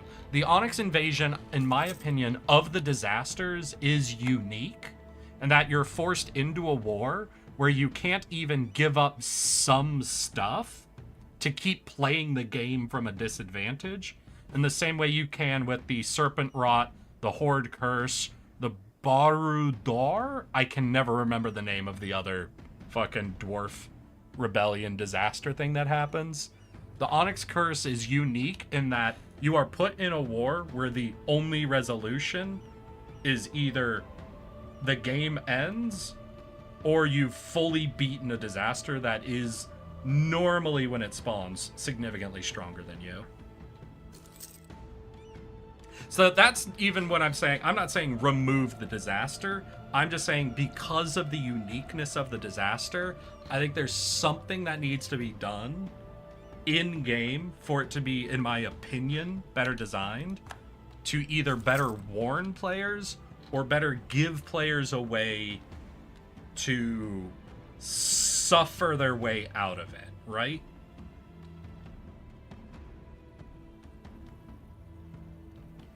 At least in my condition, there is a modifier on the war that's like minus 200% agreement to a deal, unless it is the Onyx War resolution. So I think the only way you can get a separate piece is if you've won enough war score to get the Onyx War resolution where you fully destroy them, or if you surrender over 100% war score. The text does hint that it's not a good idea. Yeah, remember though, it tells you that and it lists a negative. It makes you pay a significant amount of money to do it. There's already punishment included in the decision itself.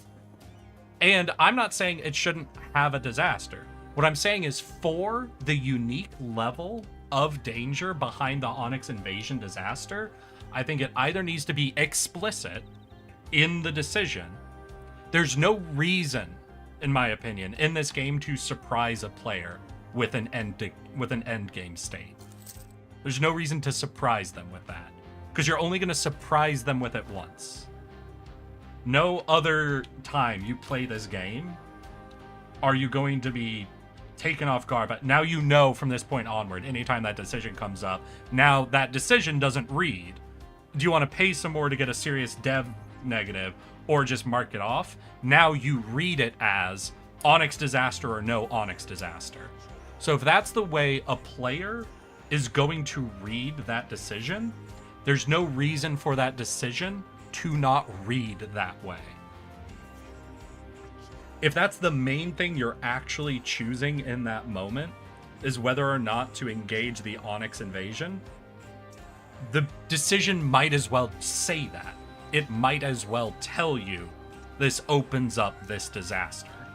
I don't see a solid gameplay reason not for it to say that. Because the only people who are going to experience a surprise are people who aren't, like, are going to be first-time players. It's not going to surprise an experienced player who can deal with the disaster. So it's not going to be a fun surprise, panic trying to build up your military, trying to react properly and get it. It's not a fun surprise for an experienced player. It's not a surprise for an experienced player. It's only a surprise for an inexperienced player, which I don't think is a solid system. Shit, we lost our 2% from the mage. Still, I don't mind picking up a inflation. Do we have a trade person? We have a trade person, and I think they're a half cost one. So we could try to go for the inflation trade combo, but they are level 2 still, so I don't know if we can do much there. Glad to get an inflation person. Like, I'd rather have the mage, obviously, but for where we are, inflation reduction is not bad. Do I steal land?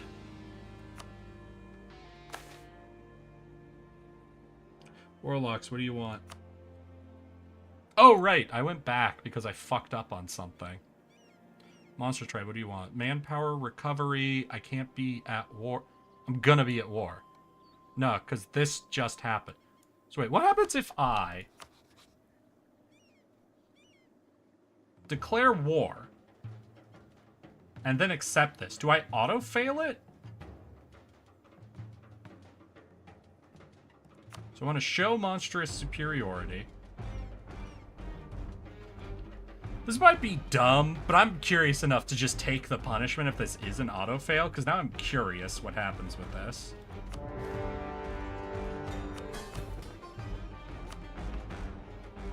Yeah, it's an auto-fail. Got it. Cool. Cool to learn. Hey Vassal, you think you could take them on? I got some more rebels I still gotta deal with. Alright, maybe I trigger a few of these bitches. Oh right, I can't trigger them once I'm at war. Shoot. It'll be fine. There, we can mothball this fort.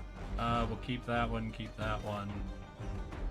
Yeah, we'll keep most of them. I think we can also mothball this one, though.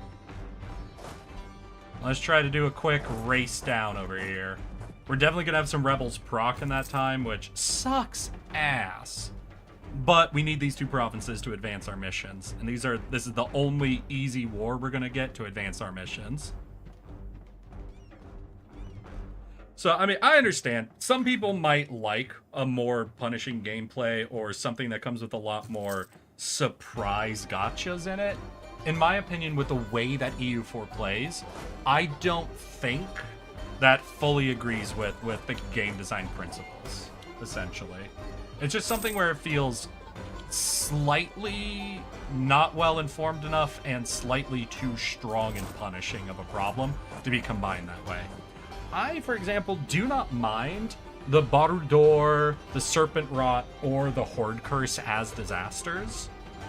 Even the first time I encountered, like, it was hell getting through them, but I could suffer my way through them, you know? You can't suffer your way through the Onyx invasion, which just makes it unique enough that I'd rather it was treated differently by the game. But I think I'm just repeating myself at this point. I don't know. I feel I'm trying to defend my opinion ultimately, I think. There it is. How you doing, buddy? Oh shit. Horse down here. Alright, we'll just lock you in then. We'll deal with that later. You're not escaping those provinces anyway, so we'll lock you in.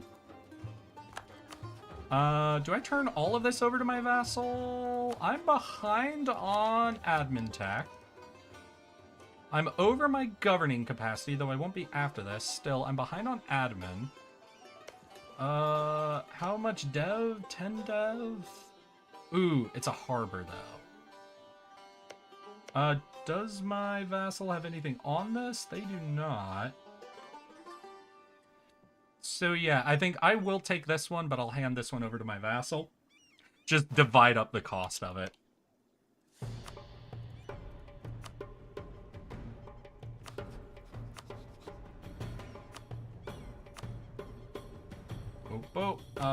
Then what? Money war reps, I think. I could establish a tributary. An island tributary. Nah, I don't care enough. I don't care enough to manage that.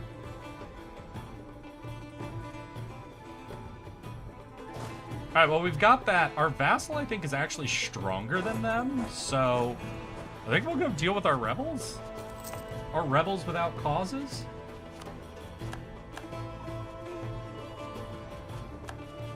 Do I have multiple rebel groups up? I do have multiple rebel groups up. Damn. We have ideas, but I'm waiting on my ideas until we get the reform, right? And we are going to get that in 10 months? Wait, do I earn any extra reform from anything? Yes. Ooh, so if I win this war, I think I get the reform. Are you willing to just say I win?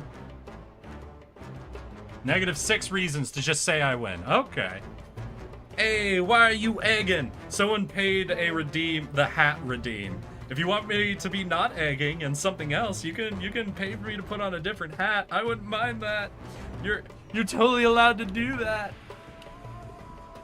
The 6 reasons, so at minimum, what, 6 months of war length? Well, no, 1 tick took him down 2. Oh, do I have war goal? Because if I have war goal and length of war ticking for me, then it'll be, what, 2 months? That'll get us 20 reform progress, which should knock us over. Let us get the minus tech and idea cost. No, that time didn't take him down 2, I think. Maybe it's just, yeah, I think we probably just hit some breakpoints on that, like, happenstancedly. They're on a fort, so we got some time for them, so it's a good thing we're coming to this boy. We're also out of the manpower hole! Hell yeah! It's a perfect time for war.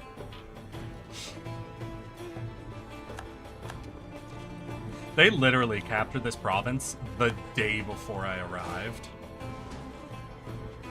Unreasonable timing on these rebels. The weird thing is you kind of want to trigger the Obsidian Invasion. It lets you dig a level past the maximum level of the hold, so the warning would have included that tidbit. Yeah, that's just where I am. That's just where I am on the Obsidian Invasion specifically. And I really do want to restate. I don't think the invasion needs to be made easier, and I don't think it needs to be removed. I just think it needs to be better communicated because of how it is unique from every other disaster in the Serpent Spine. Now, technically, one way I'd be okay with them making it easier. Sorry, one sec. I'm smelling... If I don't come back, I burnt to death. I think I smell smoke. I might be going crazy now. 1 minute, y'all.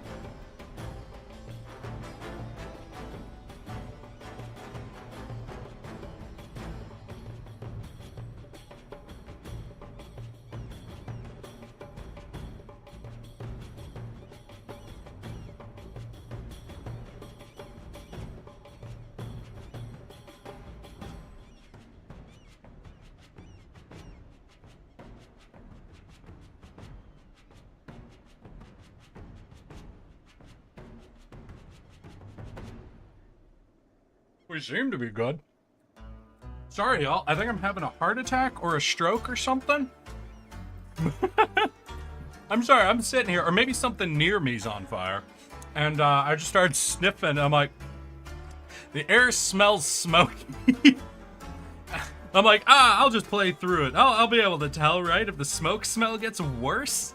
I'm like, hey, Eric, maybe committing yourself to the stream and the game for a few extra minutes of ignoring potential smoke ain't the right decision. But how y'all doing? You guys appreciate that I did give a moment of thought of just dealing with it?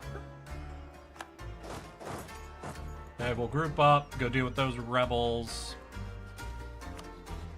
You willing to surrender yet? No, and they're negative 26 now? No shit, dude, what? Why are you happier with the war now? Just because I'm not physically over there? Oh, no, I think they started port shit. Your roommate said, no, nothing's on fire.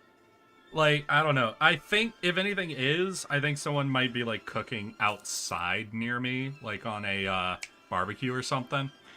And it was just, I just got enough of a smoke whiff in my nose to be like, because like I said, I was about to be like, it doesn't really smell like anything's burning.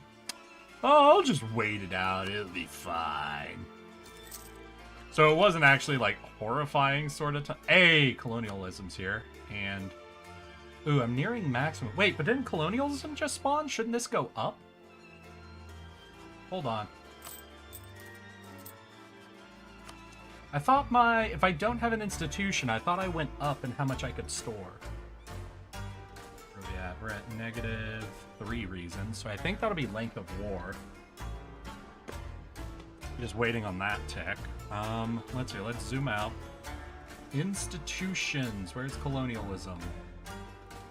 Up here, we might have to dev it if we want it. How desperately do we want it? Well, we don't need it for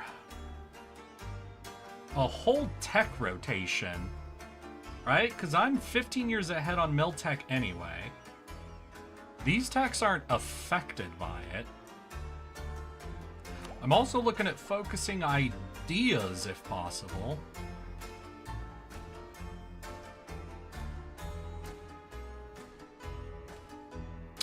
So what? We wait till we get the 5% tech and idea cost modifier from reforms. I think we take these techs. Then we delay taking any more tech until we get colonialism. So that means we could spend Diplo and military... No. So we'll spend all of the excess Diplo points after this tech to try to dev colonialism. And we'll use the admin and mill points for advancing the ideas. Alright, that seems reasonable. But all of this is us waiting for a reform. I really thought my limit would go up. Anybody know how that mechanic works? Because I thought the amount of monarch points I could store changed when institutions spawn. Now, it might be something where I gotta wait for the monthly tick. But if I wait for the monthly tick... Okay, wait. I can save 20 more. How much do I earn? Okay, we can wait through one monthly tick to see if the institution thing happens. So let's let one monthly tick pass and just see if that raises my stored limit.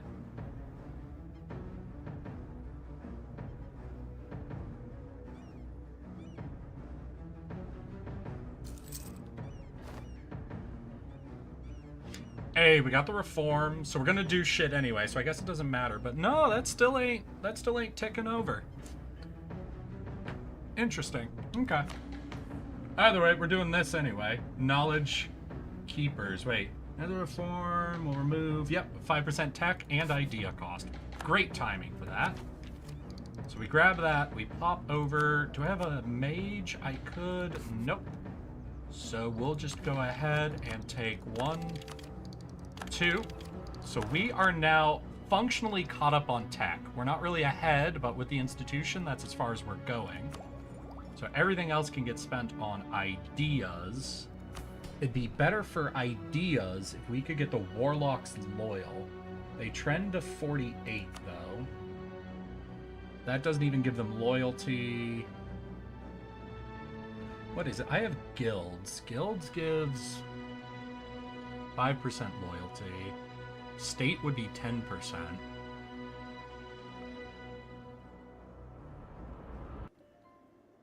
Yeah, I'm not going to be able to reasonably do that. We could sell land technically, but I'm already just barely under 20. Would I go below 20? Are either of you exempt from anything? Like seize land?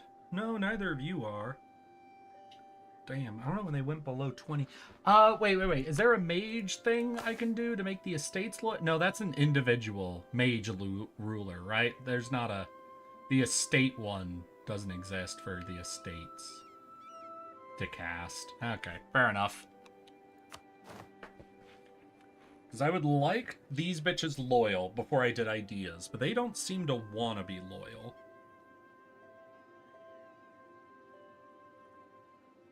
There have been times where they were trending above 60. Huh. They just ain't now. They just ain't now. I wish there was a way for me to, like, give some of the monstrous tribe land specifically to the warlocks. Because, like, right now, my monstrous tribes control so much of my land. And I'd really rather it go to the warlocks. But, whatever. We'll figure something out. I don't need to pick up the ideas right now. Especially because I got some stating to do.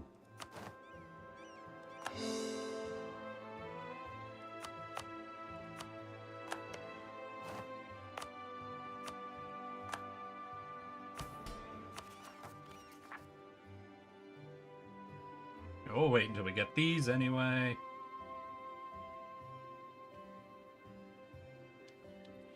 10.5 years to make this crossing. Oh, we're learning about Corvuria. Yay! The scope of Anbennar is incredible. Even before you factor in, it's all just a labor of love by some modders. Yeah, it is amazing. The more I play of it, I do start to see, like, the gaps in what has been made and what's planned on being made sort of stuff, you know? Like, as I work my way through my interest, which is the monstrous evil races with mission trees, and I keep avoiding playing in Canor, I particularly get to see, like, the cracks and the gaps in the content that's been made, because I am a dreadful fucking...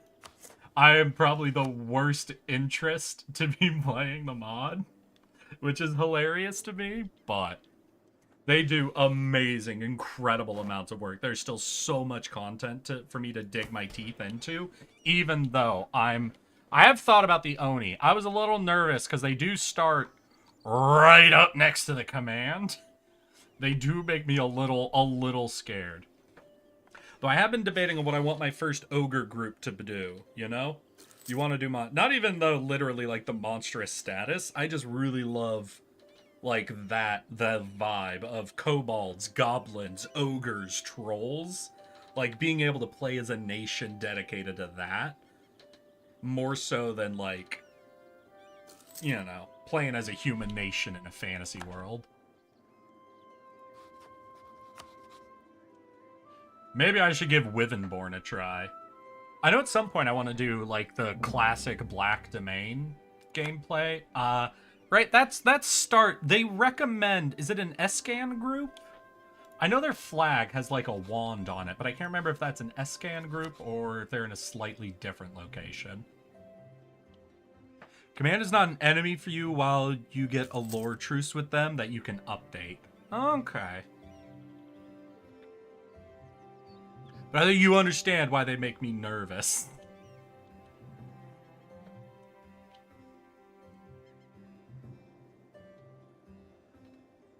No, like I said, the two boys that I thought would have the best vibe for my interest would be the Swamp Trolls or the Leechmen. But apparently, we're not allowed to play as some scrungly monster dudes yet. Apparently! Why, hello there, Miss Morningstar. And welcome, welcome. I'm gonna guess child of Satan himself. I am Eric, yes, that one. I'm a pudgy little tardigrade who likes to play video games. And, yeah, so I'm a tardigrade, also known as a water bear, if you're not familiar. They're pudgy little microscopic creatures that love to eat moss and are immune to radiation, heat, cold, almost everything, including the vacuum of space. Our one weakness, however, is acid.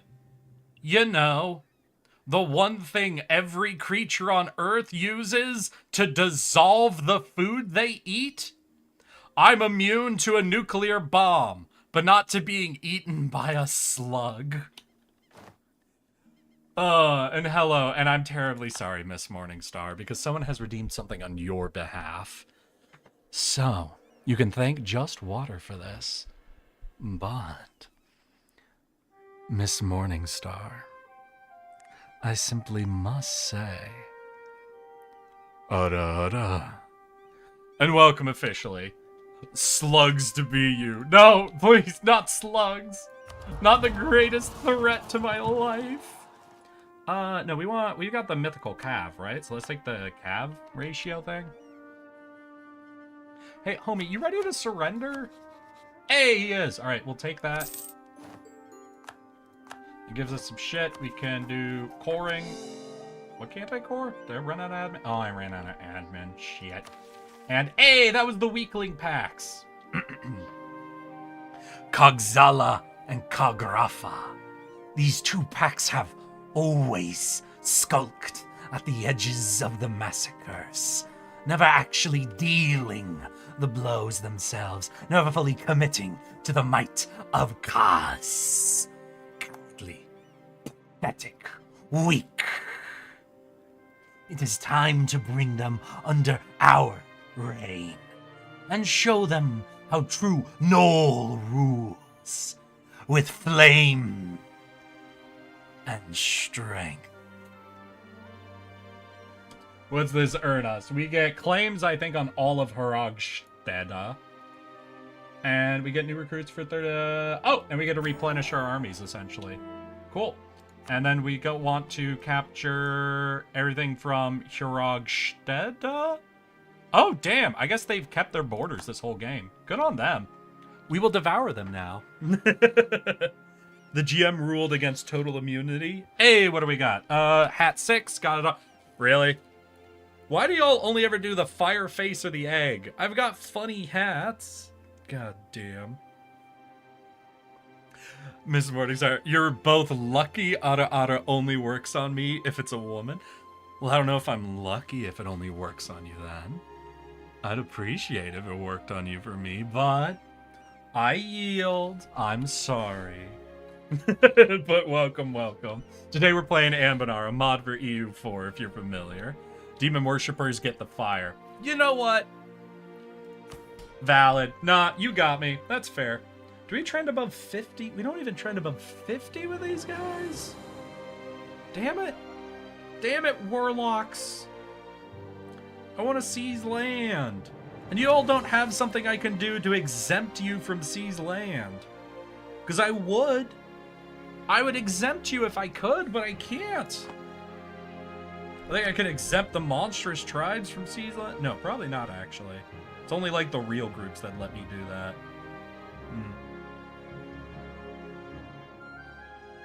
Oh, wait, what is this? So we lose army tradition. So we lose 15 tradition, but then we gain less decay. And generals are cheaper.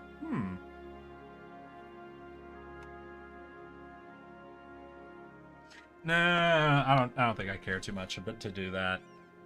I don't know. I don't think it would even fuck me up. That'd probably be an easy, cheap grab, but I don't know. I don't want to fuck too much with how my estates are okay balanced at this point. But just, I need more to the warlocks, honestly. Oh, let chaos take the world. Let chaos take the world. Yeah. Well, Miss Morningstar, if you're at all interested, I actually have... Quiet You. This song is... Listen, I like this song, but quiet you. If you're at all interested, I have a YouTube channel where I store all of my old VODs. It should be linked here on Twitch. If you want to check it out, I have a whole challenge playthrough on Elden Ring where I did a dedicated Frenzy Flame only playthrough of the game. If you want to see me struggle and cry against how immune to fire every boss in Elden Ring is, I highly recommend checking it out. We also take a moment to look at a Vati video. Fuck that sentence. So, if you are super into the Frenzy Flame, I recommend checking out another one of my I'm sorry, I have to push it. I have to push my content. It's horrible, it's unfair, I know, but hey. Listen. I want YouTube to acknowledge me, okay? They still don't acknowledge my existence. I have to force them. I have to force them to acknowledge I'm here. What am I doing? I'm trying to turn off all my forts. Just, you know, cause. We're no longer at war, so I can trigger revolts. We've got, what, only 2 more rebels even trying. Another one we can force. What is this? Alliance from... Hey, Tlucht wants an alliance again. 100%. How'd your war go, Tlucht? Well, not horribly. You didn't lose a ton of land. You lost a little. And you know what? Welcome to the hug box, Tlucht. We're all scared of Keterata. Well, hopefully we can all group up and not get fucking murked. Okay, we'll start having you head on down. Can't core that yet. I got the cheaper ideas. Is there anything else? I wanted the Warlock's Loyal. The only way I'd do that is if I sell titles and fuck myself over. Yeah. Nah, we'll just start taking the military ideas. What's this first one? Oh, has nobody gone defensiveness? Fuck yeah! Give me that innovativeness, motherfuckers! This is the most important idea in here for us to pick up early. As soon as, like, no matter what's going on, if we get the opportunity to just trade mill ideas for 15% morale, we're taking it. We also need enough ideas to trigger the 1 yearly demonic power. These are all of our really good early shit we can start grabbing. Pokes you gently with a broom. Back! Get back! Aww. No, I am tardigrade. I'm immune to pressure. You're fucking bopping with a goddamn broom won't stop me. You would need acid or a fun curly straw that says bitch on it. You have none of the context for this. 1 second. Or you need that straw. Those are my only 2 weaknesses. Being eaten or the bitch straw. Nothing else affects me. What's going on? We can go another tech already? Oh, right. We're holding off. We want colonialism. Do we try to dev push colonialism? I think we try, right? So where is a good spot? We want it in between high dev, like places that already have high dev. My highest dev is gonna be here with 20. Let's actually just look at the list. Dev by amount. Yeah, that's you. Yeah, down here is where a lot of our highest dev is. So what do we have for cheap dev that'll bring us into that southern region? Look. Cheapest dev. All right. So we've got you are pretty cheap.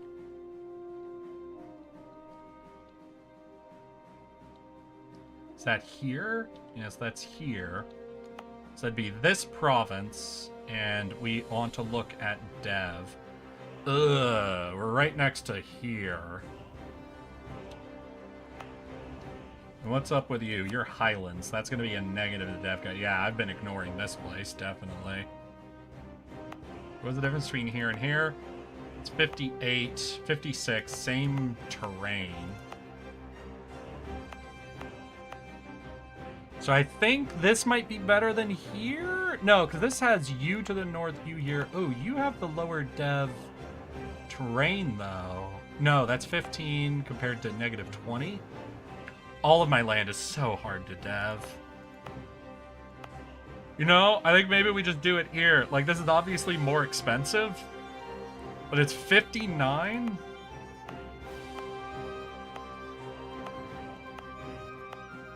Compared to 56.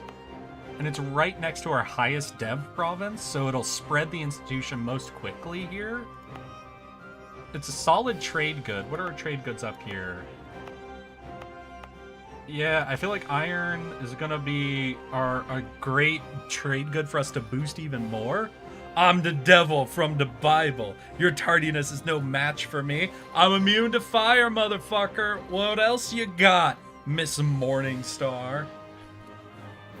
So I think, oh yeah, that's because I got humans here coexisting. So I think we'll do the dev here. We don't have a lot of leeway with our Diplo dev there, though. To be fair, nowhere has a lot of leeway. This here has a little bit.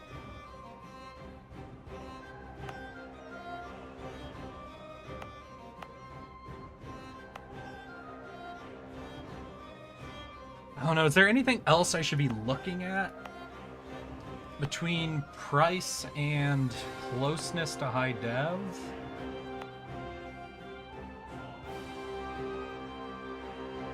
I guess, yeah, the culture and religion. Yeah, so if I dev this, though, then I'm making it harder to convert it later. Is a true thing.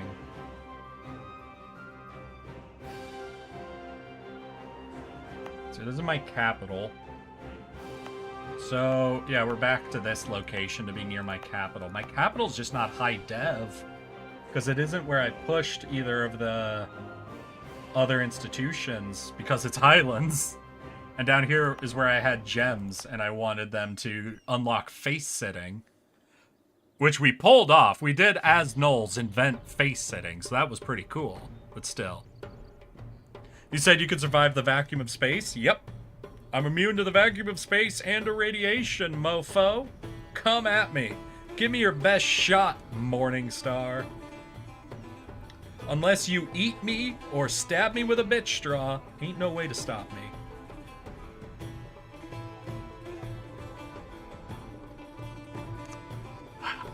Okay, another idea. I'm thinking of moving my center of trade over to here. This is the right religion, an accepted culture. Do we already have it cored? We already have it cored. Now, would we want here or here? Well, this has the actual trade location. Wait. This has an actual trade location. So, if I go into debt to get the 200 gold, about literally nothing, the absence of being, avoid that voids, the very word simply empty. I don't know. I'm my best friend. So if you put me alone, I'm still in a space with my best friend ever. Hey, what is streaming but screaming into the void, Miss Morningstar? Screaming into the void in the desperate hope that the void will yell something back. That is the reason streamers are so accepting, I think, of being yelled at and mocked and taking all your mean bullshit all y'all do to me. Is it's the void is at least acknowledging me. Ooh woo. Could do there. There was another trade thing we picked up here. Relatively cheap, good trade, bad religion and culture though. So yeah, so I think I do it here. I think I do. Ah, shit, but the religion and culture are also wrong. Oh boy, oh boy. Is there any bonus we get from trade power for this being the location of a trade node? I don't think it actually I don't think this literally hovering here makes a difference, right? It's just these actual emporiums and shit. And this one isn't cored, right?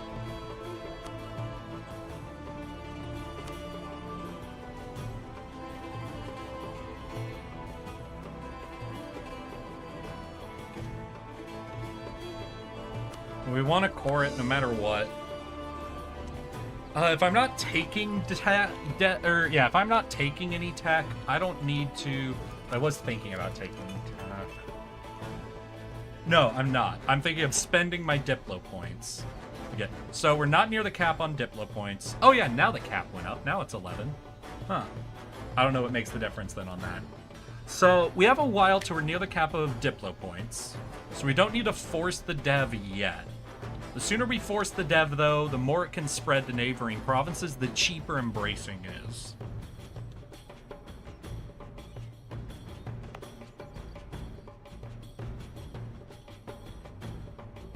Oh, God. So here or here would both work to be a place to push it, since they both have emporiums. They're both the wrong religion. They're both the wrong culture. This one, however, is already cored, right? Yeah, this is already a core. It has separatism. How much separatism? 10. And it's going to have separatism for another 20 years? Yeah, I'm not waiting 20 years to push shit.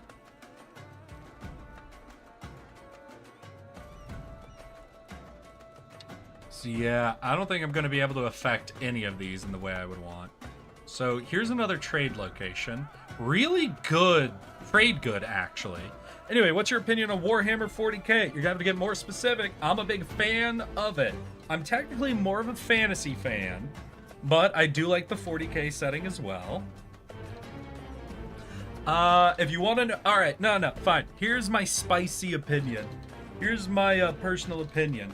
Of all of the factions in current Warhammer 40k canon, only one of them has an argument to be made for being the good guys. None of them really are the good guys, but only one of the factions could make the argument that they are. And it is the... What is... Do I own this? I don't own this. Okay. Well, what are you?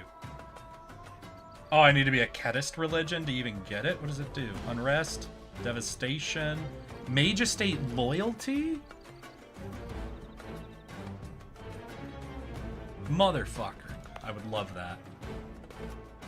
Yeah, so I think this is where we're gonna push. Oh, its religion is wrong though. We have no missionary. No, we have a missionary. Where's our missionary? They're down here. Can I convert this? And it is the Necrons. I believe the Necrons are the only one who have the argument for being the good guys. The Necrons are the only ones with the capability or interest of severing the material realm from the Chaos realms. And I think that is the only good at this point that could be done to the 40k setting. I think that is the only thing that would objectively increase the happiness and prosperity of all of the races within the region. So we turn on missionary shit.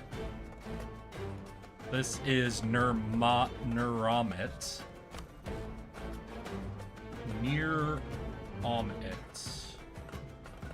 Neuramit is 101. Alright, that increases it quite a bit. Do I... Let's see, if I fire my cheap advisor, we can try to hunt for a missionary advisor. Necrons are mostly mindless robots? No, not since the command chip got burnt out. And that was done even before, like, the current start point of the 40k millennia. I heard Warhammer. I'm making the argument that the Necrons are the only ones within the setting that could argue themselves for being the good guys. I don't think they're the good guys. I just think of all of the factions, they're the only ones that could even try to make the argument. Oh yeah, Tau, the fucking mind-controlling blueberries. Sure. The Tau are better at being good guys. The Tau are better at mind-controlling people.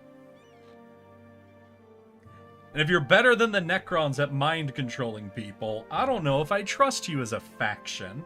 If you can't articulate what the greater good is, maybe you're not the greatest good out there. Oh, what's this? Yay, happy lizards! Yeah, fuck it. I don't need Diplo rep. No one likes me anyway. Okay, if you get rid of the ethereals, they are good. Oh! If you just get rid of the main leading faction that controls the Tau, then they become... Damn! You make a good argument, Just Water. I wonder if there are any other factions in the setting that would be better if you got rid of the current people overseeing them.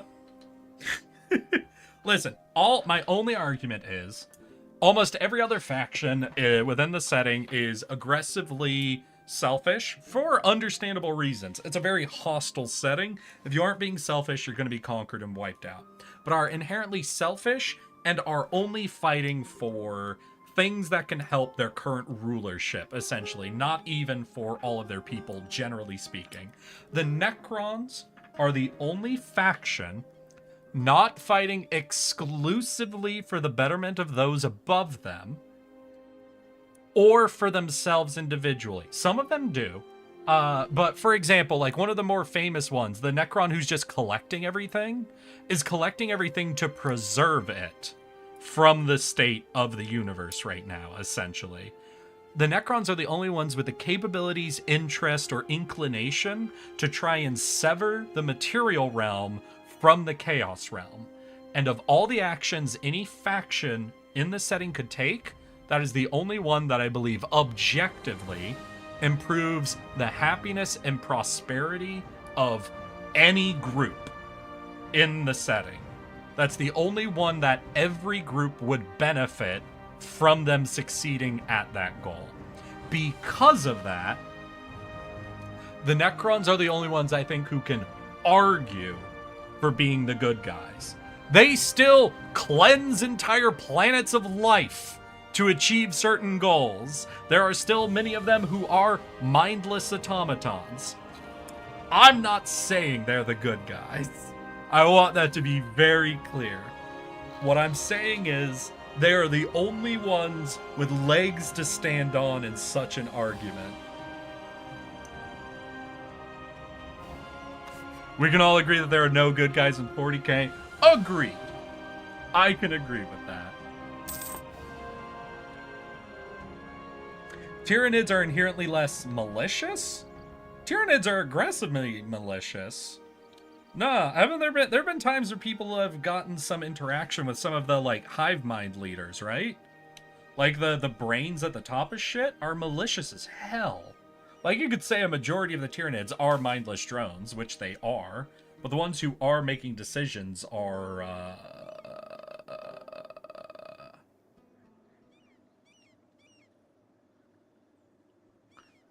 not without levels of maliciousness in them. We'll say. Like, if you want to say, you know, a lot of the lesser drones can't be malicious inherently, I agree. But we're not judging them by that, then. If there are members of their faction that would be considered leadership members, and those ones are malicious, then as a faction they're malicious.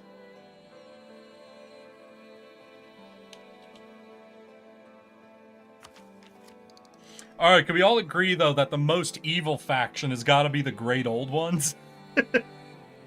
The power of God in the palm of my hand, and I will use it exclusively to not help anyone. God, I need a missionary, please. I don't have the money to rotate fucking advisors like this. So apparently my economy ain't doing trash. Hey, we've stalled out the economy. No longer negative. Let's fucking go. Yeah, the Hive isn't doing it purely out of necessity. It's doing it because it can and it wants to. Yeah, it's not a pursuit of survival. It's a pursuit of pleasure. You gotta remember, the Tyranids are not eating for survival. They're eating to hit their reward center. It's the same reason you snack on potato chips. The difference between snacking on potato chips and eating dinner is one is hunger, the other is appetite. And the Tyranids are more appetite than hunger. I love Hellraiser, so Slaanesh is a pretty interesting fact. You know what's hilarious? I do love Slaanesh exclusively for the Noise Marines. I'm sorry, the idea of a metal rock band being a major special forces troop is great. Okay, I'm sorry. Yes, I did play... fuck, what was the Jack Black video game? Fuck. Brutal Legends. Yes, I did play Brutal Legends growing up. Okay, so... what am I doing? I'm hunting for a missionary advisor. They're only giving me level 2s. Oh, I hate you. I hate you. I hate you. I hate you. Is there anything else I could do to make conversion faster? We don't have any estates that do conversions, so not there. I don't know. Stability? Does that affect my...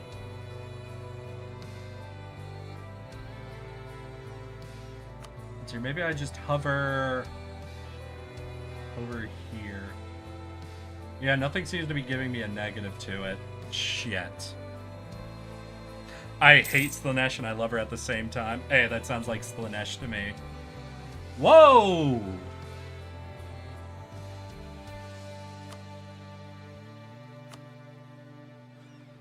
They tell us about the event The Schism spills into violent conflict, where among the possible options they went with, these leaders may only see sense through force. Oh no! What happened over here? Apparently this whole region just rebelled.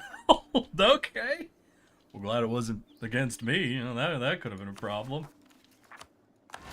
You know, I'm feeling left out. Let's get some rebels of our own, you know, just so we could feel attached to the people. Yeah, no, apparently, I think there's like a whole, like this whole region, I think is like an empire with a bunch of different factions are what these are. And it sounds like some event just happened that spawned rebels in all of the provinces. So I think the command might be about to eat those people. I'd love a game that has Slanesh as the antagonist that's so much more to the god of excess than lust. Ah, that's fair enough. To be fair though, I'm a Papa Nurgle stan. Listen, I want to be laughing through my diseases. Not taking that. We're looking to dev, but we're only looking to dev once we can convert here. The conversion's gonna take so long, isn't it? Yeah, like 100 months, unless I can get some more missionary power. Any of these give me missionary strength? No. Yeah, the only thing is gonna be an advisor. Oh, fuck. Also, Zinch has the drippiest curses. Damn. Listen, you right, but it's brave to phrase it like that. You got some bravery in ya. Okay, where do we have people still angry at us?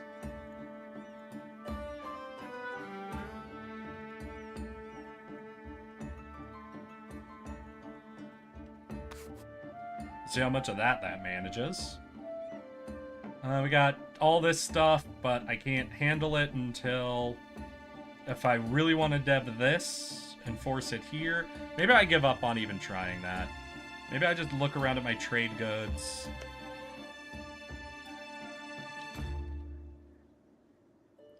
What does sugars do? Does sugar do something fun?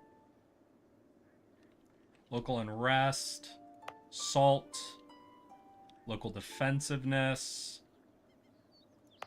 And this place is going to be expensive as hell to dev, right? And it's the wrong religion anyway. I mean, I've already over-devved it to get face-sitting to spawn here. I don't know. Am I being stupid? I feel like this is my best option, but I feel like I want to convert it before I try to dev push. Maybe that doesn't matter. Maybe I'm wasting my time trying to wait to convert it first. So my favorite example is one dude and half his body covered in white flames. That dude be kind of drippy. You know, he got that drip, don't he? Covered in flames? Well, I think you can see I'm a big fan of that kind of a visual design.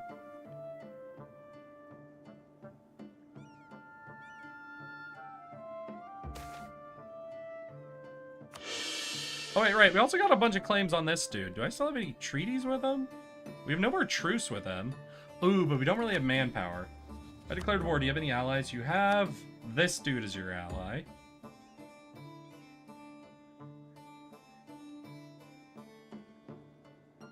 So, I think we beat him by raw standing army, but he has a lot of manpower reserves.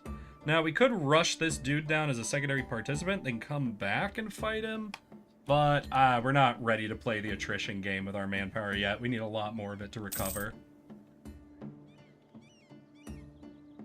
So we're interested in this war, but we gotta wait. We gotta wait till we have a little more strength behind us. Now I have a cool idea of a Chaos Legion. Sea sunken dudes. Ooh. 2 poor 4 mage tower. Oh. Didn't have to tell me that. So we do that. Wait, 1 second. Does temples increase? I think temples do technically increase missionary strength. But then I'd have to wait for the temple to finish and then do this. No matter what, let's get this started. Maybe I just fire this person? And I just rotate my level 1s? I don't have the economy to rotate like that. Cathedrals? 1 second. Is it only the 2nd level? Yeah, it's only even the 2nd level. Okay, never mind. Yeah, it doesn't matter. I don't know which god it would follow, though. Maybe Nurgle? Covered in barnacles and stuff? That feels a little Nurgle to me, but it sounds like you're really interested in the, There's a fantasy faction that just is that, which is the Pirate Coast. Yeah, basically in Warhammer Fantasy, there is a faction that is just, like, the Davy Jones crew, essentially. A bunch of undead dudes covered in barnacles growing, like, fish parts out of them. So if that's your vibe, I'd look into Warhammer Fantasy factions.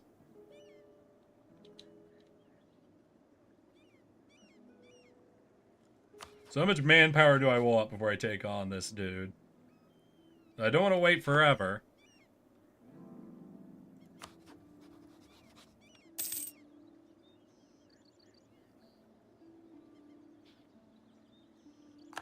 And what, we rush down the secondary participants, separate piece them, then come back and fight, I think, would be the best approach. Do we want to conquer? I believe the answer is everything, technically, but we only have these as automatic claims. But if we do Monstrous Conquest, everything's technically free, so it doesn't actually matter too much. Sadly, fantasy is not canon, nor is AOS. But who said they can stop us from making it? Yeah, just buy the fantasy models and use them, just plug them into whatever army you want. That's the funniest part of the tabletop game. Bruh, you could grab the models from any time and fucking art them up to be whatever the hell you want. So if that's your vibe, I do recommend, though, if that's your vibe, to look for that, look for models from that faction. If it, that might be exclusive to... Is that exclusive to the Total War game? Is that faction only for them? No, that's got to be a real faction, right? I guess I've never seen them on the tabletop when I did watch people play Warhammer Fantasy, though. So I don't know if they actually made models for them. Or if that was just like a lore faction. Like a faction that technically exists. Well, they didn't make a book for, you know?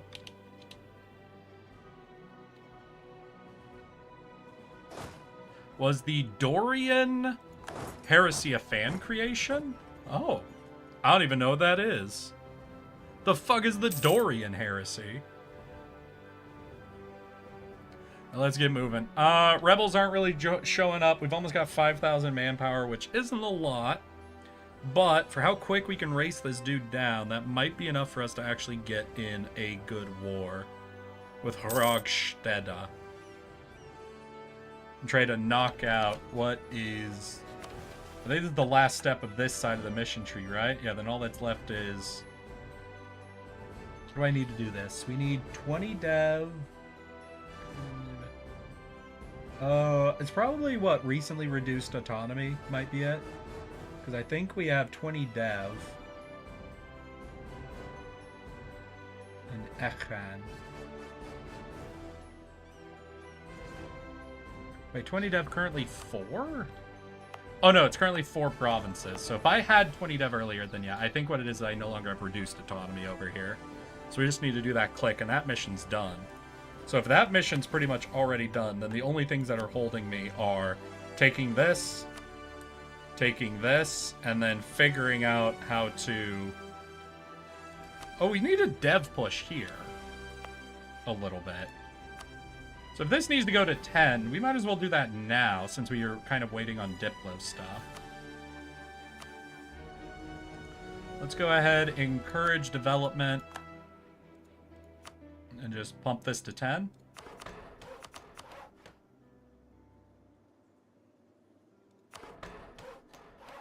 Do I pay for expanded infrastructure for that efficiency?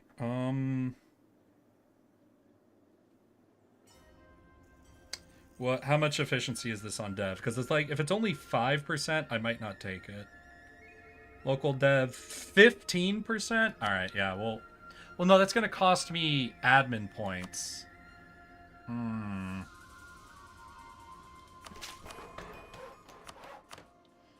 right, we'll just pump all that out. What does that do for my institutions? Yeah, it's not really a lot here. But still, that's part of our later mission knocked out, right? So we now have 10 production here. It needs expanded infrastructure. Fuck me.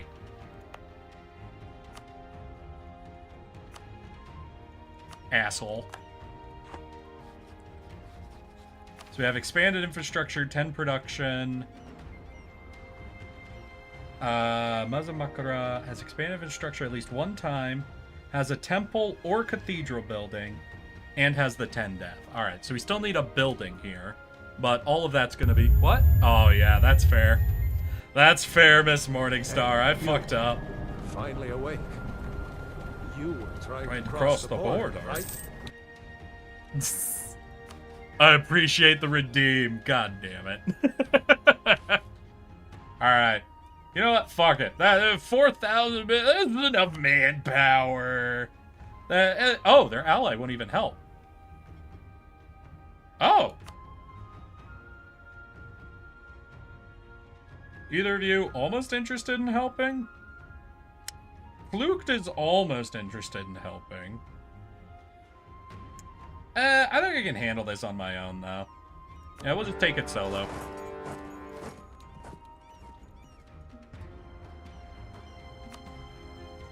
Alright, let's get involved. Let's get it fucking... Your weapon is overheated. Whatever that means. What? Oh, God. Fuck, wait.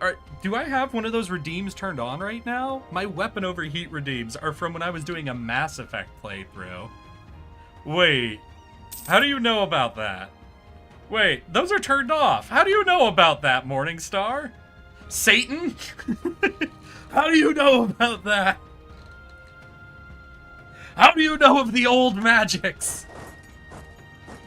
Those have not been present in this world for a millennia. It says in dead. Oh! I guess I never updated the description on that one. So that redeem was a repurpose I did. I was playing Mass Effect, the whole trilogy, on legendary difficulty as Soldier. And there was a redeem to overheat my weapons, so I couldn't use my weapons as the Soldier class. God, that is so long ago. Yeah, they technically exist as almost all of my redeems that I use now are overwritten from older shit. You worship the demons too hard, and the demons came to me. The demons are talking to me. Well, it seems like they're not interested. Oh, there they are. Oh, wait. And that turned on all of my forts. I don't need all of my forts. I don't need that fort. I don't need that fort. I don't need that fort. And you, between these two forts, I think he's locked in there, so we also don't need this fort. Beautiful. 2 forts, he's locked in the play place. Vassal, hit him. Kill him. God damn it, you missed. Oh, what's this mean? I have many redeems here that chat has literally paid me money to add. That were added like during a subathon. So I can't take them away because someone literally paid me, like gifted 10 or more subs to add them. And I am cursed. I am cursed with some of these redeems being present. That will always be humiliating, Miss Morningstar. And you have stepped onto one of them almost precisely. It's a hold the moan. And hey, Froyoy! Thank you for following me for 1 day. And 1 hour, my guy. I appreciate all the time you've committed to me. And I hope you end up enjoying hanging out in our chat, dude. I'm sorry. I'm just laughing because I'm so used to everybody who uses that redeem having been around for like 3 or more years. It catches me so off guard. So what you're saying is you'll fold if I pay you. Hey, during a subathon, yes. During a subathon, I will. Hey, thank you, Miss Morningstar, for following me for 40 minutes. I really appreciate the time we've spent together. It's been the best 40 minutes of this stream. Hey, is that V the Sleepy Bunny? Thank you for 3 years and 9 months, my guy. You're getting close to that 4-year mark. I get to call you Unk when that happens. I hope you're ready.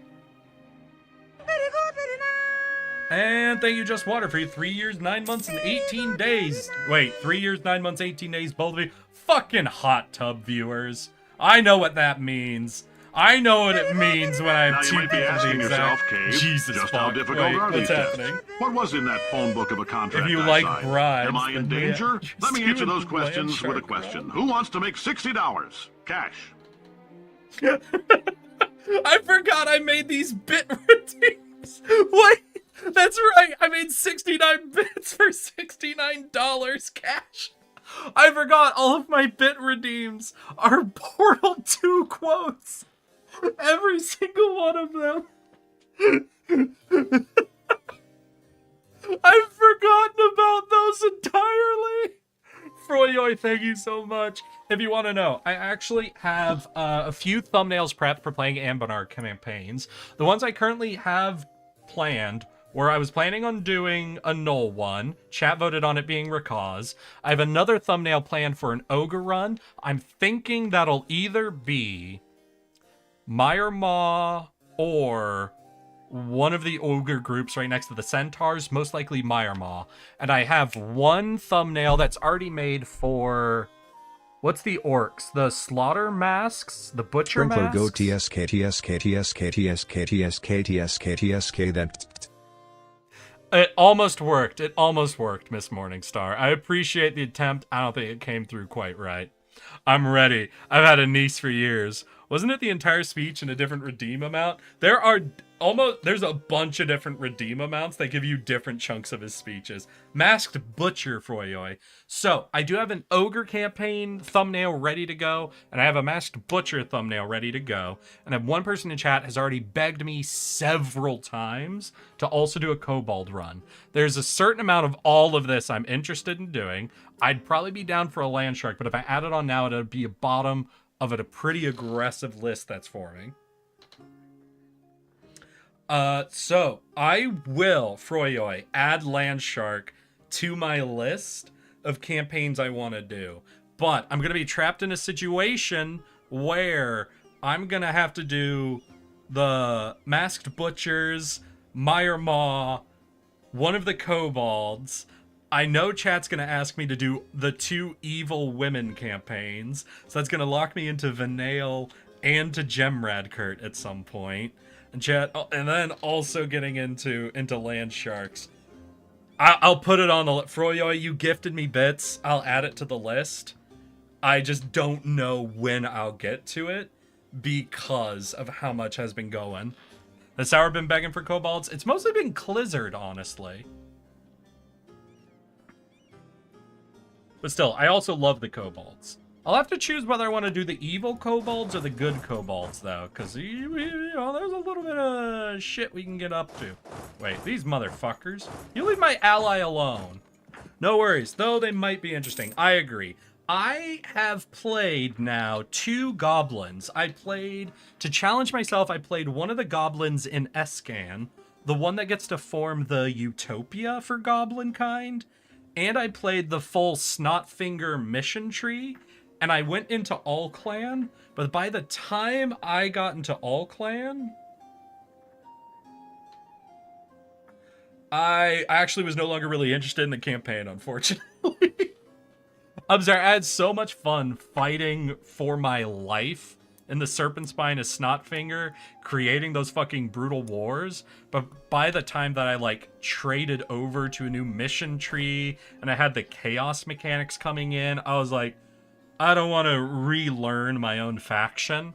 So I essentially went all clan, and then I ended that campaign. I consider that a successful Snotfinger campaign, essentially, and just yielded on doing an all clan campaign. Eric, considering good, he's going soft. What do you mean? I think I'm always amazing. Or wait, considering what?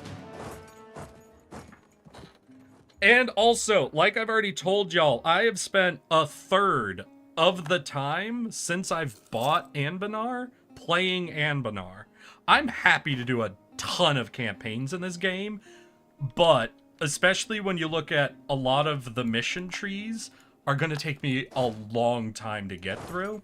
So while I'm down to play what everybody wants me to play, it's going to take some time to get through a list of them. So I'm going to say I encourage no one to bribe me to add one to the list until I'm most of the way down the list. That doesn't sound healthy. Probably not Just Water. Probably not. But there's only so many mission trees. I'll get through them all eventually. Oh, God. All the goblins in Escan form goblin compared to, then it was the northern one, I think Headwearer? The one that starts bordering against, what is it, Grombar? That was a rough campaign, but I made it through. Some of the most annoying nations to play, good job. Hey, yeah, no, I made it through. I got the mission tree that was like, congrats, you survived. And then once again, I got kind of sad because I formed up the Goblin Utopia. It didn't come with any new missions. It didn't seem like there was any more lore about it coming out. I felt like I just kind of got the pat on the back. Good job, you didn't die. And there wasn't like a goal to pursue for, you know? And that's where part of me really wants to do a Vanale or Gemrad campaign on stream sometime. Because those are some mission trees that, like, take you to the end of the game before you realize you're done, you know?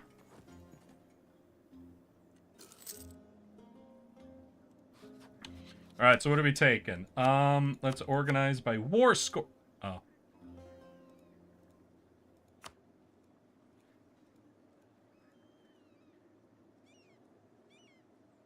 So taking his capital will cost me more war scores. So if I want... What is vassalizing you? 115. Damn.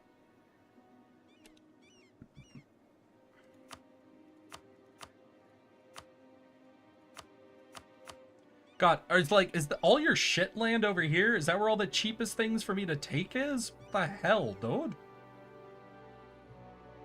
Okay, so we'll take 6 and 6. That unlocks some of the 4%ers. Okay, can I drop a 6 to get another 2 4s? Wait, why can't I get this? That's 96%. Shouldn't I be able to take up that other 4?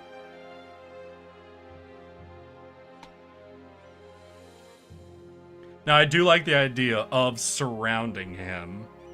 But to surround him, I need him not bordering anyone. So I need to take this province.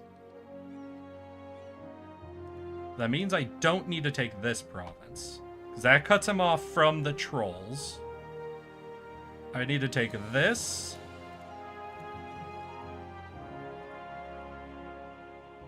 Alright, so if I do this peace deal, Haragsteda is cut off from everyone. This is going to cost me so much to core, though, isn't it?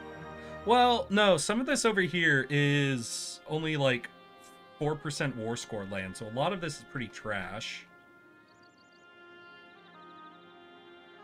Are there any 6%ers I can drop without losing my surround? What are you? How much are you? You're both 6%. You're also 6%.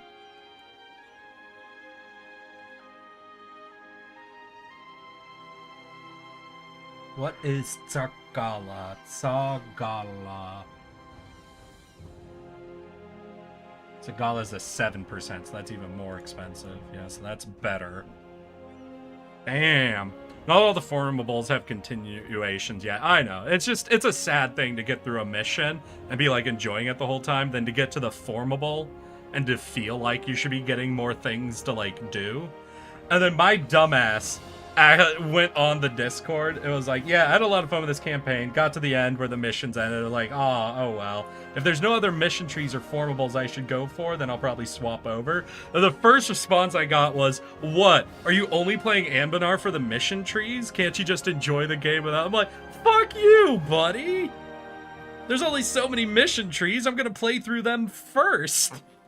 I'll come back and play not a mission tree later, once I've played all the cool, like, written content. Absolute asshat. Yeah. So, God, this is going to be so expensive to core. Now, I could give a chunk of this over to my vassal.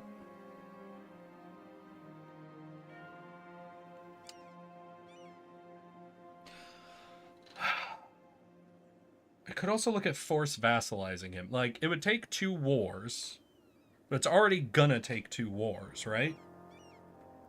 And the only way to make sure after I hit him hard that nobody else takes his land is to do the surround on him. So I think I have to do this. I can hand over, like, a row of provinces to my vassal, make him consume them for me, which eases up the amount of points I have to spend. Yeah, I think this will be the peace deal then. We just surround him, cripple him, make him easy pickings for our next war. We're not done with our missions anyway. We're still waiting on this to be doable.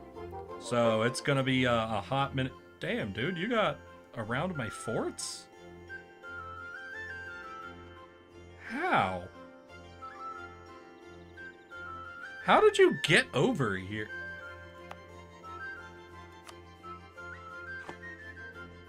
How did you even get here? I'm sorry, that's actually kind of fucking funny. Alright, buddy. You have fun. Damn, dude. Good fucking stealth mission, I guess. Vassal, you're free to go. Do whatever you want. Make sure it's helpful, though. Damn, I said make sure it's helpful. Immediately turned around. Are you also set to attack? Oh, that's why.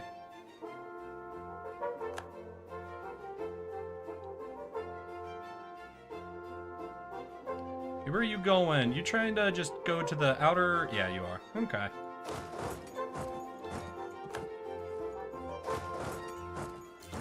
Keep sieging. He's not coming onto the fort, so I think the fort got a whole monthly tick, so that 2 stack won't be able to do a ton. What kind of diets we got? Warlocks, please tell me to fire somebody.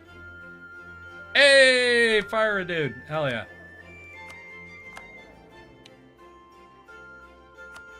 Alright, so we can get all power cost level 1. Fuck yeah. That's solid. Love it. And I think picking him up also just increases their loyalty. How are the warlocks? Hey, warlocks are loyal as hell. Okay, so this is the time we want to do ideas in dev before this ticks down below 64. Okay, so we want to finish this war. It's also a good time to core land. Alright. So warlocks loyal means there's a lot of things we want to do. Ideas are good while the warlocks are loyal. Hey, and that's the 15% morale. Hell yeah. And then this, no, we can't take this idea. We need all our admin points for doing coring. Shit. But this was an easy war. Very valuable war. I mean, maybe he'll pick a fight and make it not as easy or valuable, but I don't think he's gonna. I think he's real nervous. I didn't even check what his Miltech 8 to my Miltech 9, and I have demon hyenas? Yeah, I don't think he wants to pick a fight. How are you doing? You haven't moved. Homie, you good? I mean, that's fine. You know, have fun. Like, if you're not wanting to be involved in the war, then you can just sit there until the war's over. You know, that's the least harmful thing that 2-stack could be doing, I think.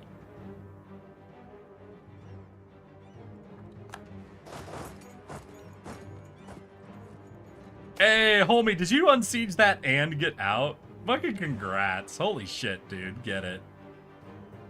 I could pay 60 crowns to get -2 unrest or 5 legitimacy. Legitimacy gives me some unrest anyway, plus tolerance. So obviously it's not going to equate out to 2. I think I get, at no cost, I get a pretty good value bump there.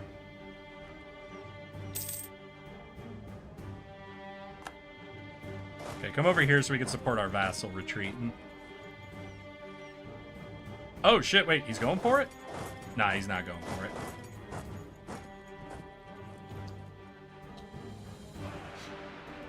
You're still doing nothing? Cool. Hey, get out of my land, you asshole! Unreasonable, this guy. And that to Kogzala. Actually, hey, yo, Kogzala, you got any claims or anything? You've got a few. Listen, I need access, I think, but... You're transferring your trade power, so yeah, I can hand that to you. I keep this, so I still get in on the peace deal, right? Oh, we're not taking any of this anyway. Where else do you have claims? Here? Alright, we'll transfer that to you as well. Oh, we don't even control it. But I think I'll transfer, like, this whole row over to him.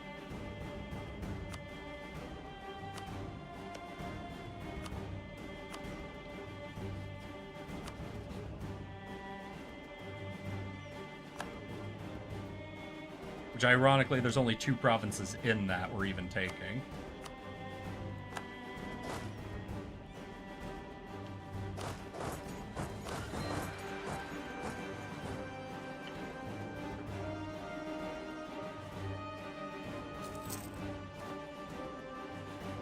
Damn, I've actually attritted away all of that. No, we had 2 fights. We did have 2 fights. I was about to say, I feel like there's no way I actually attritted away all of that. Alright, then what were we doing, right? We wanted to do... Cut off there. Do that. We want to hand over these 2... Now, if we do that, we do surround him. Maybe I take this province as well. And we keep our war score lower, means we can get a quicker return war while keeping him surrounded. And that should make him small enough that we could either vassalize or full eat him.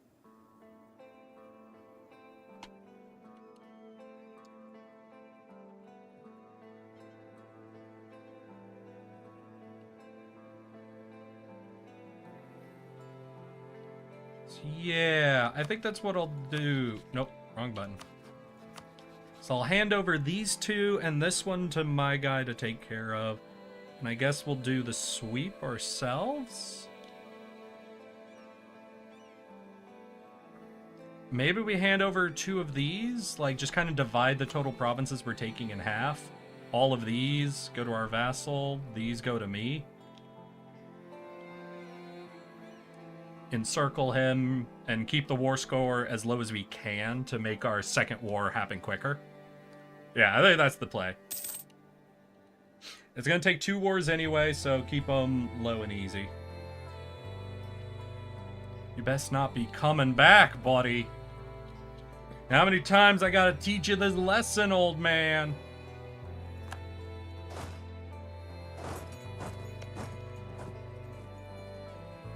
Alright, hey, vassal. I'm gonna need you to start,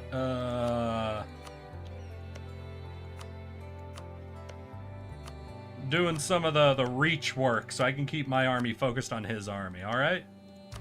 If you can come back and finish up the carpet siege, I'll take on the fighting portion, yeah?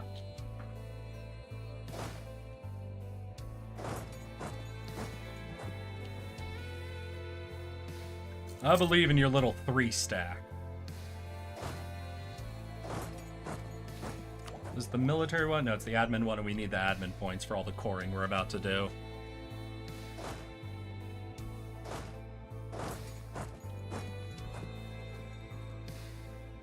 God, we're trying to hem him in, but he's just faster than us.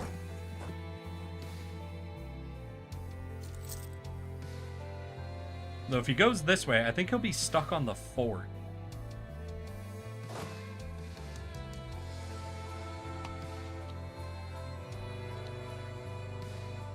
Alright, looks like we caught him.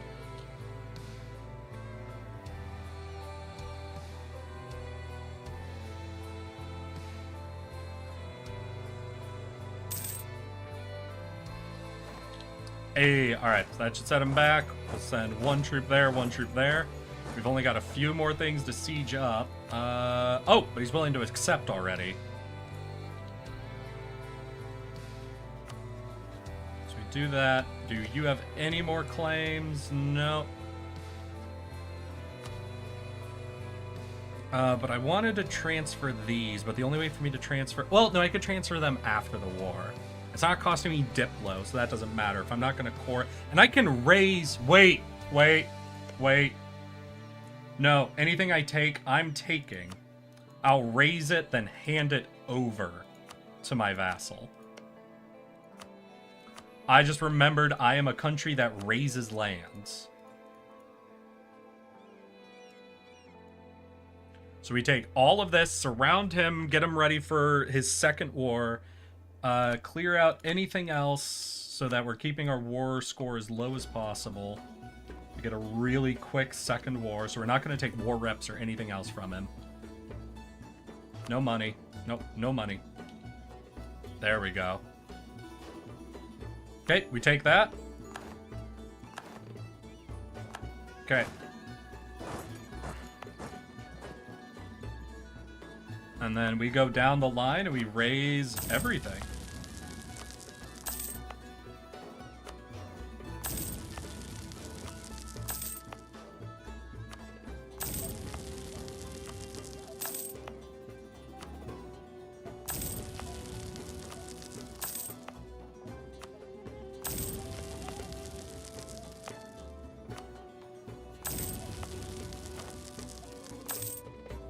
Hey, that got us enough points to do some crazy shit, I think. Yeah, okay, that's funny. Bit of money, got some points, yada yada. Now we're just gonna... Let's see here, vassal, you... Now that I've raised all the land to the ground...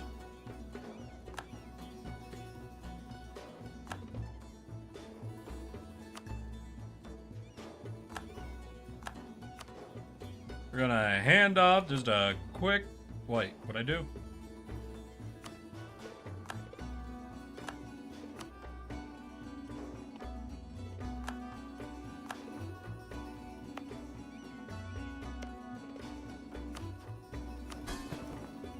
Yeah, I think we'll grant this one as well.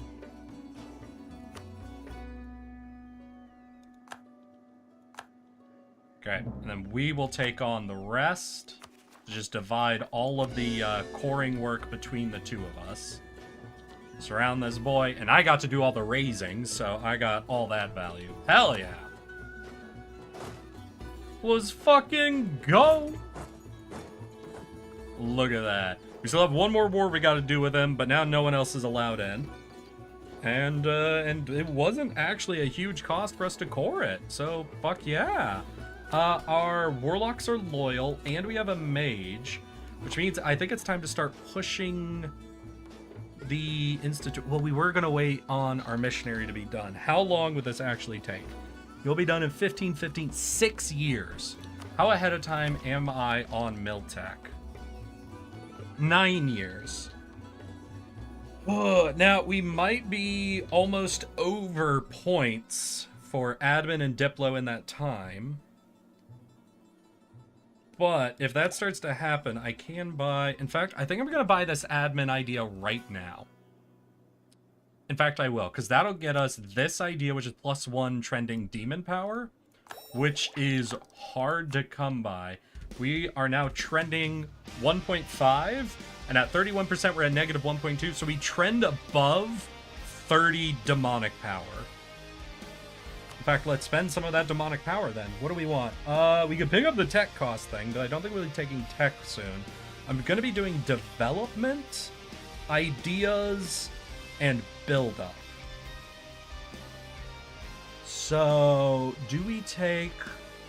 What's our war exhaustion? I don't think our war exhaustion actually got super high from that war. Yeah, no, it didn't.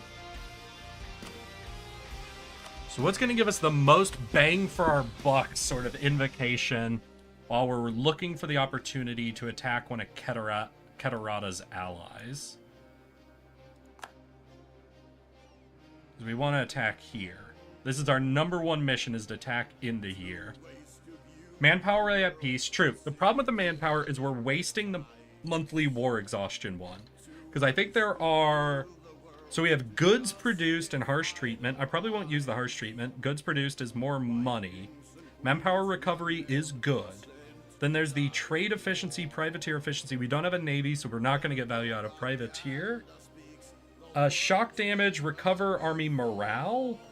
I mean, I do want that once we're in the war, but I don't know if we're going to pick a war with Keterata. Oh, wait, we have a gap. We have a gap. Keterata's not going to defend them. Fuck.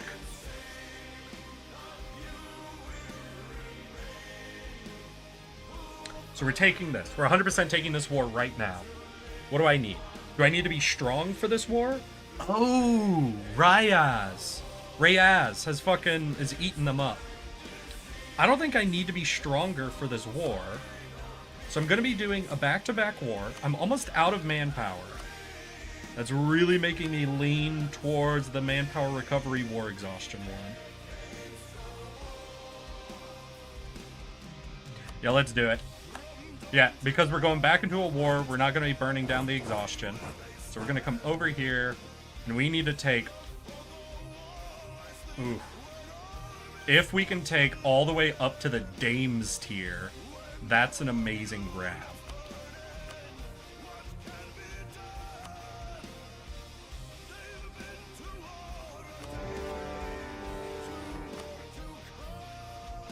Can we war score wise? Okay, that is doable. Let's make sure that doesn't miss anything for them. I might also take these two if we're like doing a full devour him style war. We might expand, but yeah, I don't even need the Dames tier 1 to get it. So ultimately, it'd be nice to own the mountain range, you know, have a clean line from mountain range to mountain range to mountain range. So this is the perfect war, if we can get it. If we have to give up some of the land, not a problem, but we'll mark this as our perfect war. Full money. Alright, wait. Do we do humiliate, then whatever money will fill in?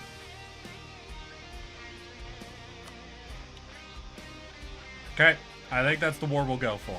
The reason we're taking humiliate instead of war reps is I think they're about to be consumed down here. Like, split up. I think they're going to be so small that the war reps ain't going to do much, but if we can pull off a humiliate to maintain our power projection, that is going to be solid. We can close down this fort. We got to keep the rest up, though. Now, unfortunately, I declared the war when I was still transferring over. I just didn't want to miss the opportunity in case any sort of a peace happened, because it's the perfect fucking war state for us to jump in on. Now, this does mean we want to occupy all of this land before any of these bitches get involved in it.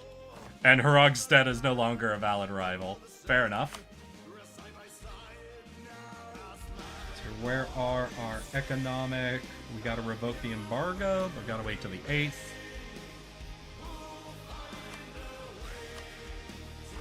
That's good. Hell yeah. What's your even standing? You're only 4K. You have 4K standing troops. You're losing your entire southern half.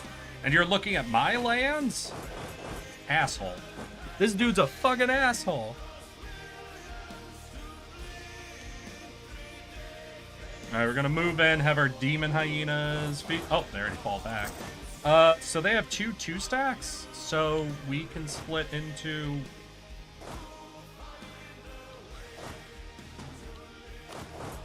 We can easily split in half and crush him's entire army. So do I split in half again? Or I'll likely be able to win or reinforce? Because I do need to get up to this land before any of the enemies do. You know what? In fact, I'm going to push ahead of the neighboring provinces. I don't care about the neighboring provinces. We'll be able to capture those easily. And ah, shit! Oh, they didn't even take it. They made him release someone? Wait, did he release someone without anyone protecting them? Uzuzabe? Nah, damn. That's alright. Neither of these were technically important provinces.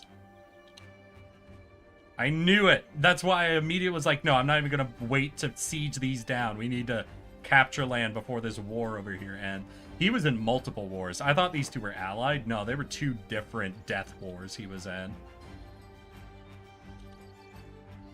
Oh shit, someone's coming here. No, no, no, no, nope, nope. Well, he's black flagged.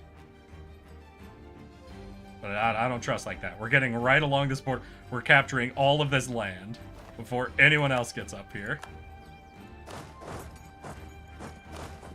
Okay, we got people in all the major territories then. So we'll now work our way back. And then we'll work our way forward again. We just got to make sure that this sort of shit doesn't happen. So we take this. We take war score. That does mean we could take a bit more money, I guess. And he doesn't have enough troops to actually siege that fort, so do we fight him? Well, we need to show superiority to get the ticking war score. And if I'm gonna go for a full war against him, I guess I need the ticking war score, so yeah, we'll start amassing our troops as they capture their current siege targets. Oh damn, homie already fell back.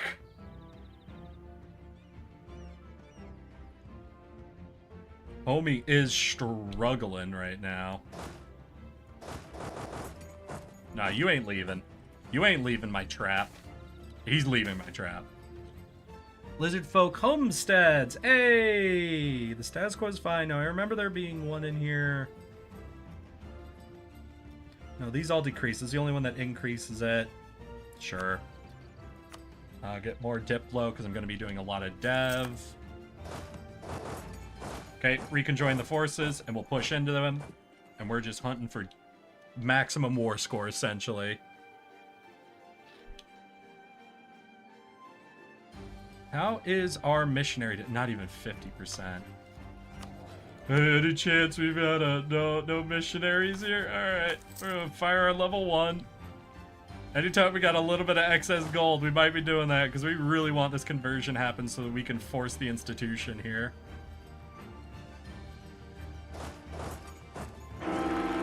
Ooh! No! Our leader died. Sag. They were... Oh, wait. They also had the minus 20% advisor cost. Our economy is going to be doing significantly worse.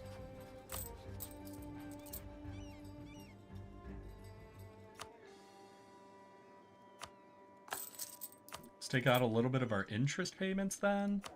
What are you? Hey, you're a zealot. Okay, that's good. No, wait, that wasn't our leader. Was that our heir died? Our heir died. Okay. Well, that's fine then.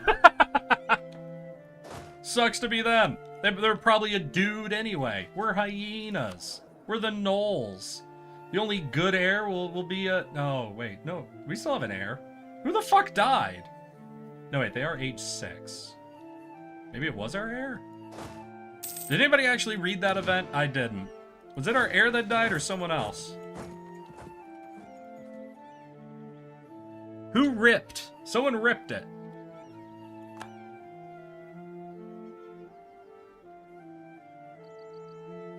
I think I can also stop paying for a couple more forts, because I think Buddy is struggling right now. Yeah, we got him pretty much hemmed in here. This dude's got him hemmed up there.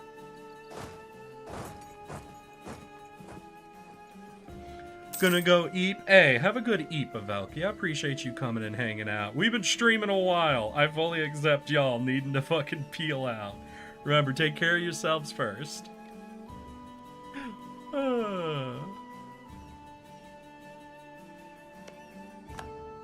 got that. Wait, is this my cannon? That's my cannon. I want it in the siege. Damn, that's only 9% war score? Oh shit, the Age of Monsters is gonna be ending soon. So what are we gonna be losing? We're gonna lose Monstrous Rule! No! Adaptive, more cavalry. I think Monstrous Rule is the main thing I'm sad about. God damn, unfortunate. Good night. Good night, Valky.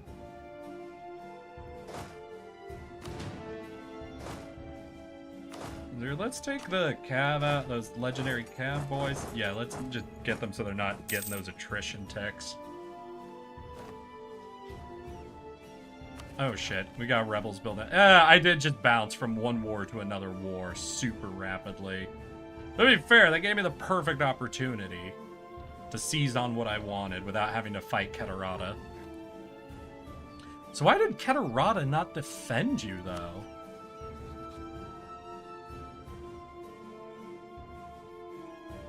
They have a true... No, so they're allied to Sariand, Irliam, and Jadari. So they're just doing this, then. I guess they're not interested in looking to the south anymore? Weird. We are so much weaker than all the people to the north. We'd be the easy expansion direction. Oh, maybe that's why they're abandoning their alliances down here instead to open it up. So we need to no edict. That'll save me some cash. Hell yeah. Hell yeah, yeah.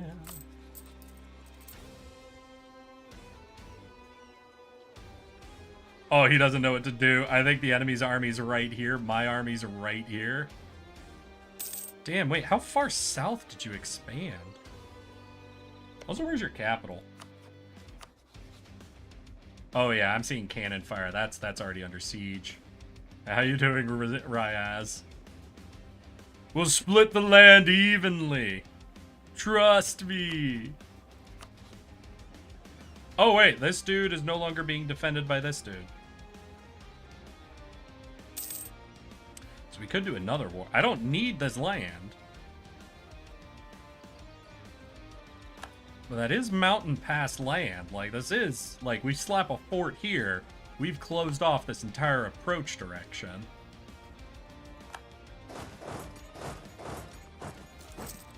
Things to consider. I don't know. We're already so deep in war exhaustion, negative manpower, all that. Probably not too worth it to over push for anything. Yeah, like, we're already spending so much admin coring up what we got. Even dividing it with our vassal is giving us a bit of an admin issue. So I need to, as much as I want this, I need to not overextend myself. Maybe you want to be vassalized? Maybe. Well, I do also have them insulated from these people. So this is your only border with someone else, and it's with this dude that released you, so you're gonna have a long truce with him, right?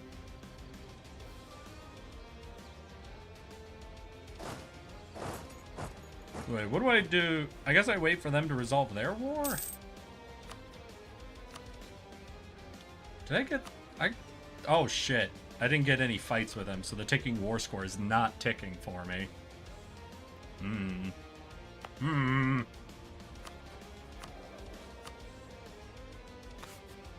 No prestige. I want missionary. I think this is the 5th fucking advisor I've fired looking for a missionary one. Hey, tons of cores. Let's go.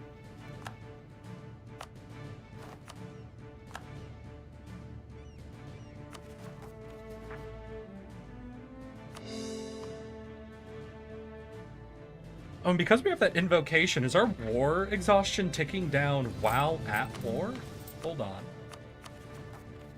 It is ticking down while at war. Hell yeah. God, I can't imagine having that and innovative ideas ticking at the same time. like -1 whole war exhaustion while at war and taking losses. We're never tired of war. Not in the Knoll Nation. What's this? Is this institution spread? We've got the demon stuff, so I might hold off on admin stuff. Land leader maneuver. What's over here? 15 combat for Cav. God damn. Oh wait, I haven't read any of these. 1 second. In the lands where desert sands meet desert grass stands a collapsed rocky dome 5 miles wide, ringed with scorched obsidian. The Mazu Makara, the Shadow Womb. The site is littered with trash, tools, debris, and other signs of ancient Knollish occupation, but its original purpose is lost to the ages. What is known, however, is that the place hums with demonic energy and has been a host to warlocks for many centuries. These warlocks are self-interested opportunists who contract freely with supernatural beings of all kind, seeking always to gain influence among the most powerful. And the Mazu Makara is their preferred site for conducting the fell rituals, by which they contact the otherworldly.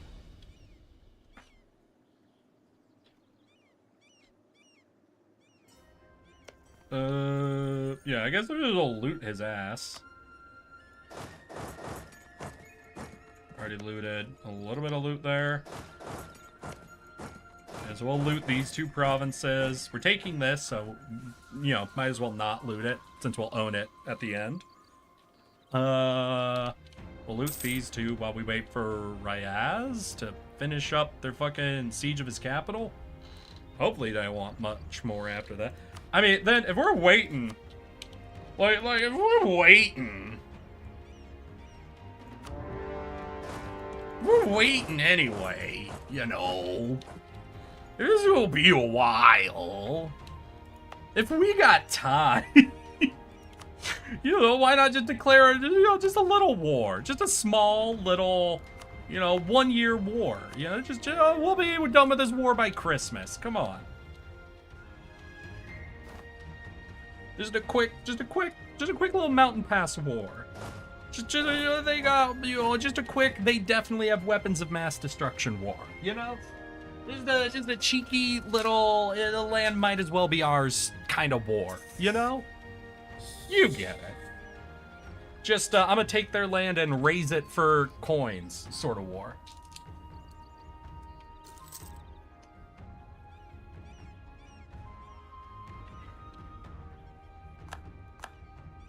Wait, I'm gonna have the, warhounds, though, wait out, just so we only bring in the cannon.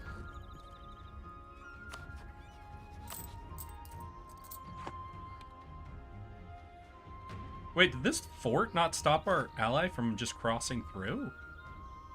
That don't seem right. Can you just walk through? Buddy, what's wrong with your fort? Wait, shouldn't this fort not just let us through? Ooh, and that's mountains. Are mountains -2? The mountains are still a -2 to dice roll. Oh god, that'd be a great fucking fort to own. Hey ally, how you doing? Hey, you seem to got this, vassal. You can handle that. I'll let you have the fun. Have a little fun, my guy. Yeah, we'll take the military idea. What is this? -1 national unrest. 1. Okay, cool. I don't even know if that hits a breakpoint for anything that could be happening, but hey, you know, have fun. It's only a oh, dude, I thought all forts still imposed, you know, influence, even capital forts. So capital forts don't impose an influence? I'm gonna say, I personally disagree with that then. I think they should. I understand that's probably just a base EU4 mechanic there, but I think they should. Hey, yo, homie, you willing to help me real quick with something? Oh my god, yeah, that's a good vassal. Hell, I might not even integrate you. If the missions don't require it, you've done so much good work for me, maybe I'll let you live. Maybe you gotta just exist as this weird scar across the land.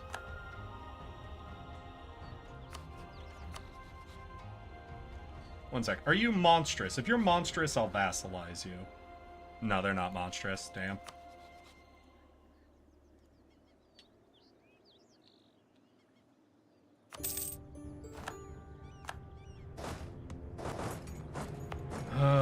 Sag. Then we go down the line. Raisin.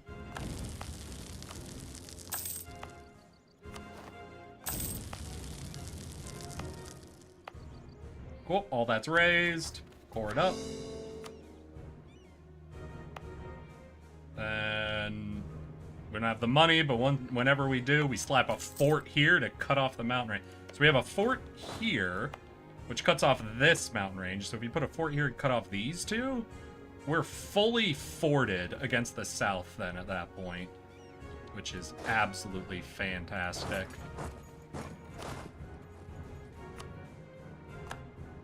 Now, I was about to just run all of my dudes. You know what? Where are these? What rebels? All the way over there? I think this dude's still gonna take a little while on his war, so yeah, we'll go deal with some rebels. We'll go hunt down all of our Will we encounter any rebels along the way? None that are in the route. So we'll just go deal with the rebels all around our land, come back, see if Rakkaz has finished his war yet. Because this homie ain't gonna accept this peace deal until we actually kick his ass. That is the one downside of trying to take advantage. Of like someone dying in multiple wars. Is you're gonna be sitting on them for a hot second.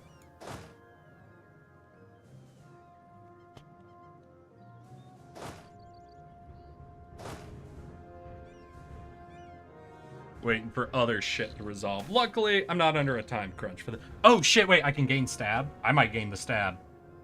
What is this? A traveling minstrel. This gives me a level 3 half price stag. No, I'm gonna just take the stab. Fuck that.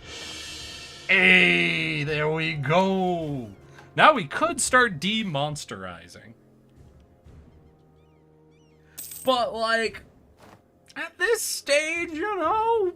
Why do monster? All being monstrous does is give us a really good war, like, to declare. You know, monstrous invasion. And it makes it so people don't like us, so we can't pick up a lot of allies. But our main ally is our vassal, who's also monstrous. We got Tlucht, we got Viacok, and Viacok's also monstrous. I don't know if there's a good reason for us to not be a monstrous group of demon-worshipping gnolls, you know? Shit, I should have checked. Yeah, the warlocks aren't loyal anymore. I paid a little bit more than I needed to for that. Shoot. I don't know why I chose corruption over army tradition there. Honestly, with the way my economy is, I probably should have chosen the other one. Ooh. Courthouse could be nice, but no, we gotta do pure economy first. And 0.38 out of 1 workshop is amazing. Especially with how low the actual trade values and all of the nodes are down here, we might be the guys producing all of the value. Hey, how you doing? Y'all mind waiting for me to finish up with this? You're not gonna wait for me, are ya?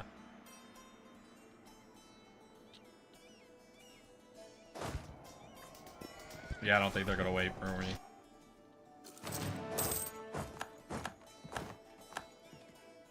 Did we take a loan? Oh, right, I bought a building. And didn't pay attention to what my... Oh my god, right, root out corruption. I nearly forgot.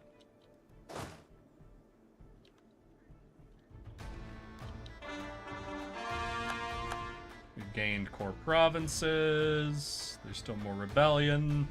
We can't do anything else in that war, so we'll hit up these rebels. And we got another group of rebels that are looking to go off, and they're down here. So we'll hit this, then we'll head south over here. Keterata has announced Rakkaz as their rival. Ooh, wait. Who did? Hey, buddy, what's up with you? Your color changed. Again? How's your mandate? ticking up, but not good right now.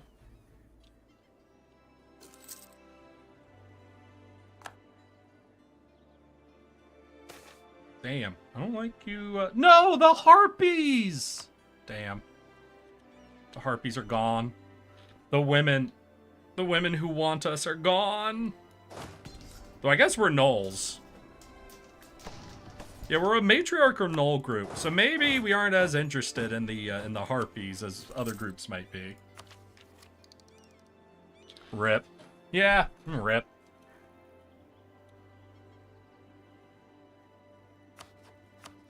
Will it give me any of this? No? Okay. Okay, so where are these rebels? Over here. Who's got the most? Dev 4, 3, 3, 5, 5. You're at 11.5 in both, so I don't know which it'll be. We'll just hit up the closest one. If we have to go one province over, that'll be fine. Then any others? Yeah, we got Nolkazi. Which will be what, the north? Yeah, right up in here. We got a little longer to deal with them.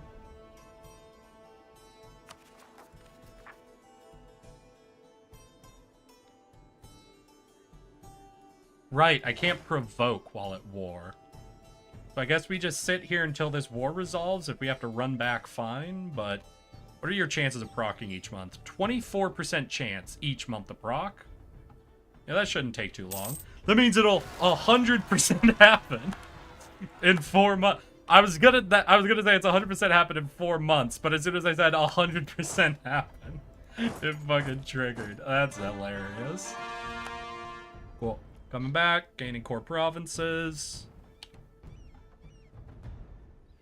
My missionary's almost done, so once that's done, I think we're going to spend everything we have deving this province and try to get the institution here. Have a good rest of your stream. Good fun watching the Gnoll Empire get strong. Hell yeah. And I appreciate your time here, Ultima. You go fucking get up to your weekend plans, my dude. Have a fun time. I love you being here. Admin, Diplo, Mill. We're going to be doing a lot of Diplo dev, but we don't need as many Diplo points. Military's the furthest ahead. We still have some ideas and tech on admin, so I think we'll take the admin points.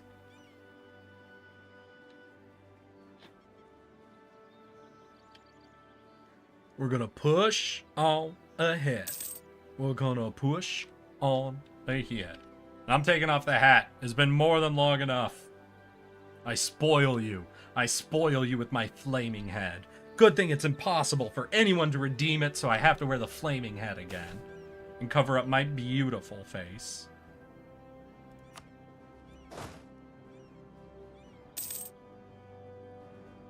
Rakkaz, how have you not crushed this dude yet? He's got like nothing, and you have 30,000 troops.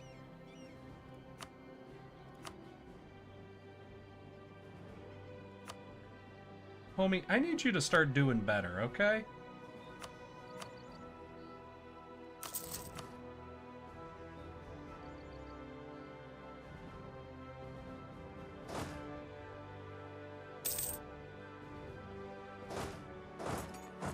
Let's go in here. Take a sneak peek. Try to see what's actually happening. That's causing Rakkaz to make my easy war take for... Son of a bitch. What was that? That was... There it is. There's your fucking egg. You monster Lotus. Alright, let's see if we can figure out at all what's actually going on. Because I saw some cannon fire over here. He's not sieging this back, is he? Rakkaz, with 30,000, you aren't losing to 8,000 troops somehow, right? Now all I need is an isle. Me and the egg isle.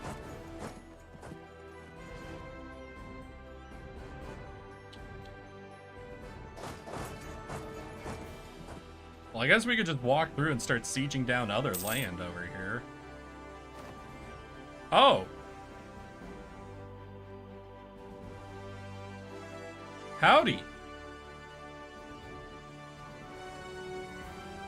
Y'all, Separatists having some fun?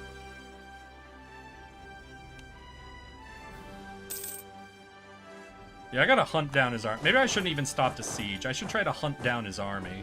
Because we need to win a fight to get the ticking war score for us. Though this fort's gonna fully cut us off, right? Yeah, okay. So we'll leave the cav here with a couple of infantry. We'll use the cannon to come siege this fort to see if we can't hunt down where his army is. We let it go there? Nah. Alright, just loot the province then, I guess, buddy. Just get goofy with it.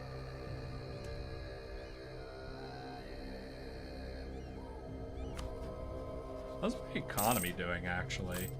Oh, shit! Wait, can I just pick up... land maintenance, morale of armies? Alright. Yeah, I think we can afford another advisor. Fuck yeah! We're back up to triple advisor, mofos! Let's fucking go.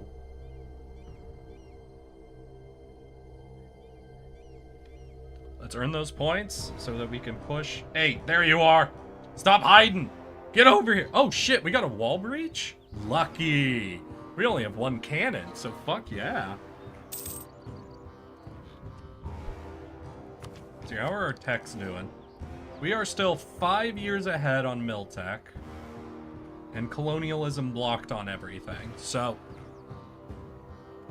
soon, 5 years, we're gonna have a threat to our innovativeness. So when it comes to dev pushing, we actually don't want to over push with mill points. We're already spending them on the mill idea group, so maybe I need to start holding back on spending my mill point. I think 5 years is more than enough time to still take at least one more mill idea and still build up again. But military tech is the main thing, preserving our innovativeness. So we'll keep that. We'll keep our mind on preserving our military points, so that we can become the most innovative face-sitting gnolls in the world. All right, so we've been running the corruption dude this whole time.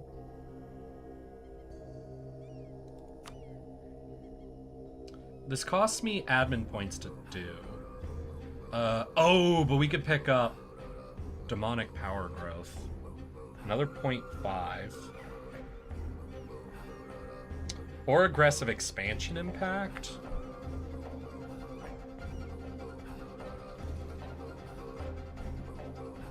I haven't even been keeping track of my aggressive expansion. Let's see, what's your provinces? So maybe if I look at you, what's my aggressive expansion? It's 50, so I do have quite a bit of aggressive expansion coming in. I'm gonna take even more land from people who care. So yeah, I think swapping over to aggressive expansion, homie. Yeah, so we only get 2, but that's fine. So we'll grab that dude before we do this peace deal over here, just to reduce our impact on these guys with aggressive expansion. And how are all these guys doing? You're still not happy. Where do you trend, though? You're basically at your trend point. Got it. 52. Ugh, gross. That's a gross amount. 55 would be pretty good. Right, we took out the fort. Let our vassal seize that, and we'll push forward looking for a fight, because we need to win a fight to get the war score. I'm seeing some flashes over here, so maybe combat's happening. But I imagine they've retreated maybe into, like, unoccupied lands or behind the fog of war.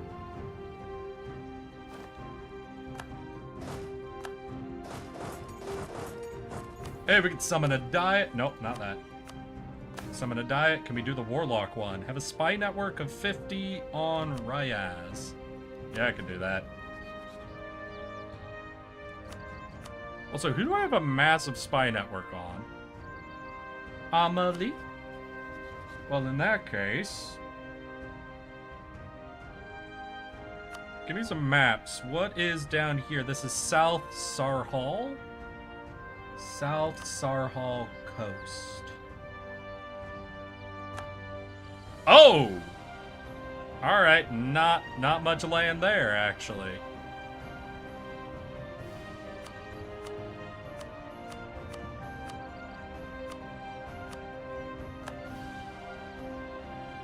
Aha! No more fog of war. A good couple of maps to steal right there. Hell yeah.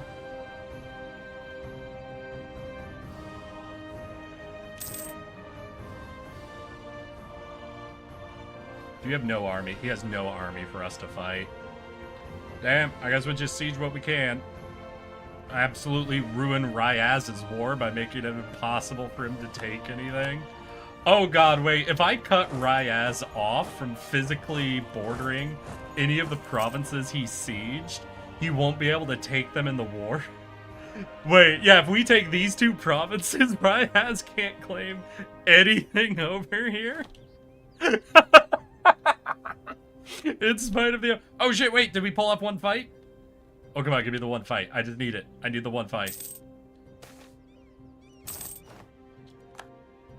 We got it! Oh shit, we also lost who? Okay, not our all powers, that's fine. Diplorep, don't care. I'd like a trade efficiency, dude, but... Diplorep doesn't do anything for me. I guess we'll take spy network construction since we're on a spy mission anyway. Crowns and prestige, yeah, we'll take both if we can take both. Oh shit, wait, did I go... Hey, we're upgrading our government! From duchy to kingdom, mofos! Hey, that means we get a state, even more states. Let's go.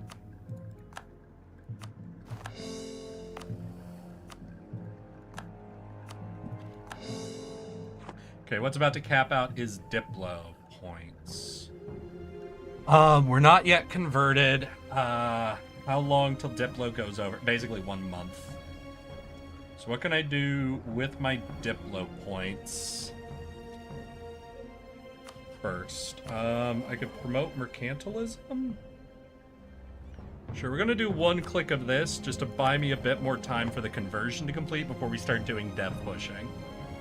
Because we're gonna spend all of our Diplo points dev pushing the institution into this province as soon as the missionary is done there. And we got here for... We just ruined Rakkaz's war.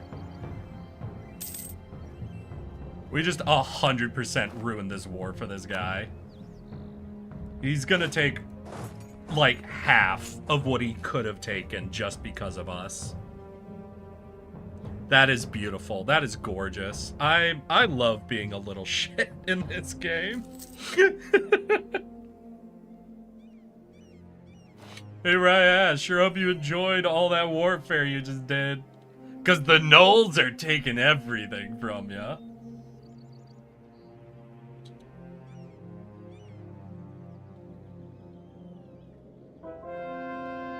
Hey, there's the conversion. Fuck yeah. Which means this gets swapped over from missionary to encourage development. And we get in here, and the number one thing we want to spend is Diplo points. Which means we want to do our any Diplo dev we're going to do, we want to do last, so it's more expensive than the other ones. If possible, we also want the Warlocks Loyal. We have their mission, but they're at 56, so even if we completed their mission, they would still almost instantly trend below it. We could sell titles. And I will, actually. I'm gonna sell titles. We're about to do a bunch of dev, so we're gonna get a bunch of Crown Land back. So we're gonna sell titles to make them loyal to get us another, like, 7% all power cost reduction. We're gonna sell titles. Come here. We're encouraged to dev. We have all power cost. This place has an emporium, but we can't upgrade it while we're at war. So this would be great to do, but we can't do it while we're at war. Okay. Then we're gonna spend our other points first.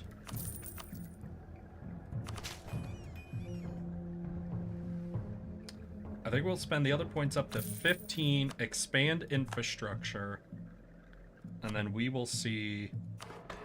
Let's see here, so 13.5 to 16.3. So a little under 3.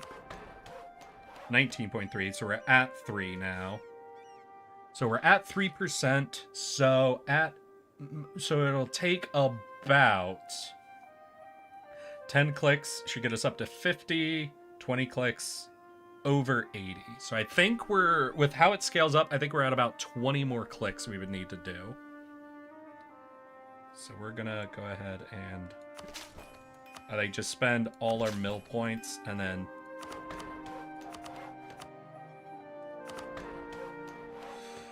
oh man, that got expensive quick. What can I do? I could also, yeah, so we can do this, reduce the cost a tiny bit. And we're gonna have to wait for enough points to click up mill and admin again to get much more Diplo going. So we're at 63%. I think we're going over 4 per click. At about the point you get to 70%, I think you start gaining about 5 per click. So we'll see. We need to be at 80 points before we can do our next mill click. And until we do our next mill click, we can't do any more Diplo clicks. Alright, you want to convert somewhere? Fucking sure, dude. Go autonomously. Go with God. Yeah, we're gonna pull our troops back a bit. We might just park them on top of the capital so we could instantly... No, we're gonna park it next to the capital so we don't get black flagged. And then with our economy, can we afford... Yeah, we can't afford to upgrade any of our advisors. Got 400, so we could look at building one building if we've got an easy high profit building. Yeah, we do. Right there. Of course right there would be suddenly a high profit building. How are we doing on government costs? Should I work toward... Like, I want courthouses, but if I'm not pressured, then... Yeah, we're not really pressured for that. Trade. 1.9 is okay. So we'll do that, and then we'll save the rest of our gold to be our fucking cost benefit shit, you know? Alright, we'll split up, and we will honestly maybe speed for it a little bit, waiting for Rakkaz to just fucking peace out. Oh shit, wait, did you unconditionally surrender to me? You did not, okay. We got rebels, so hey, homies, let's get over here. Turn on this fort so the rebels do not spread. And let's get moving. We're gonna wait till admin hits 80, then we'll do another 4 clicks here.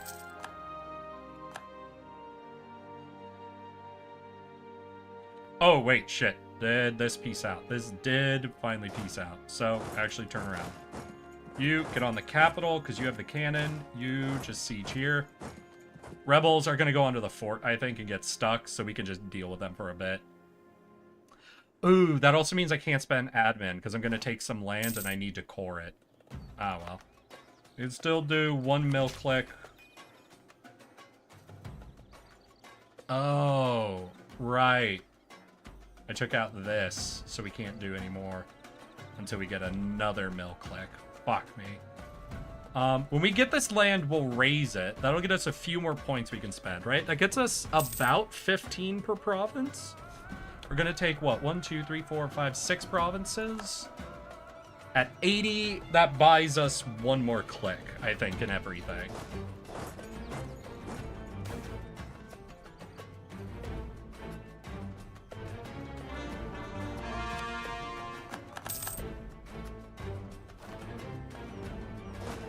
One sec. No, I can't fight him. Oh well.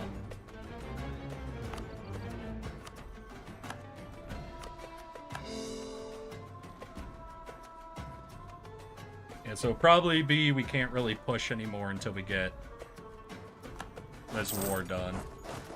And once we get the war done, we can also... You know what? Yeah, we'll just wait till the war's done, because once the war's done, we can upgrade the Emporium, which will get us another, I think, 5% dev cost.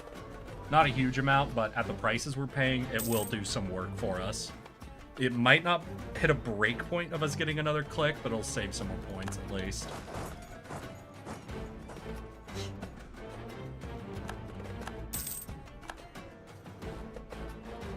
Oh, damn. This dude's getting an army belt real quick, and I'm trapped behind his capital. Jerk.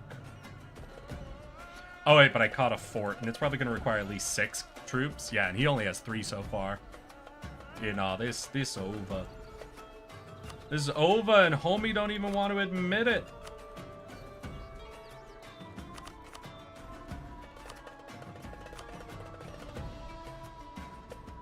Yeah, he says there's 100 reasons for me not to agree with that.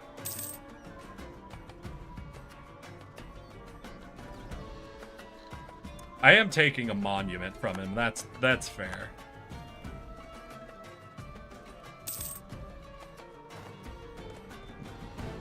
Oof, we got rebels trying. Here's what we'll do. Because we are so aggressively outmatching him, I'm actually going to pull a majority... Ah, shit. We're going to pull our cav and some infantry out. This stack here. Do we have a spare leader? We don't have a spare leader. I'm going to send them to go maybe deal with this shit. What do we got? 4, 4, 3. So I don't know which of these it'll be on. So we'll park them in the middle here. That way if those rebels proc, we'll have a solid stack of troops ready to go. And this is more than enough to deal with this army. Economy still dripping down, unfortunately. Oh, and if it drips too much, we won't be able to afford to upgrade that marketplace.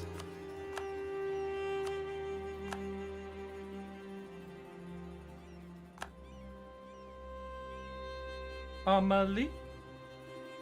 You need to recruit at least 2 more troops. You don't even have the manpower for it, though.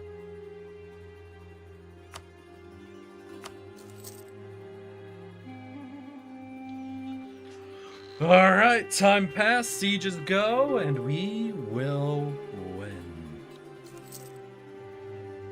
Nope, not non-conditional. Dude, you gotta just yield at this point.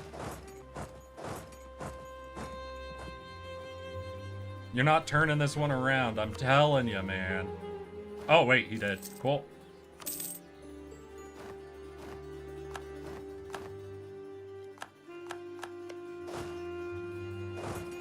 Okay, we're gonna head on back, and we are going to raise everything we just got.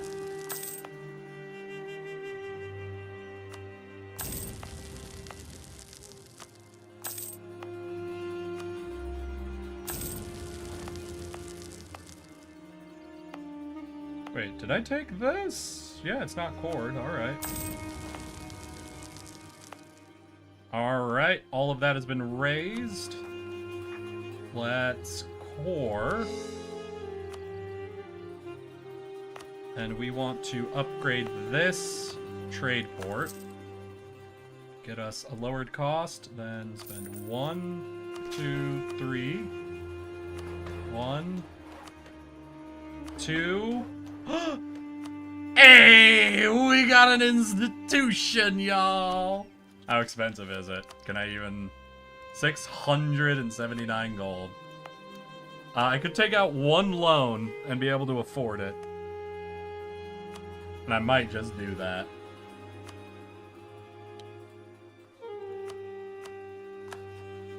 You know, I might... Yep, I think we're just gonna do it. We'll take 1 loan. No, that's repay. Take out 1 loan.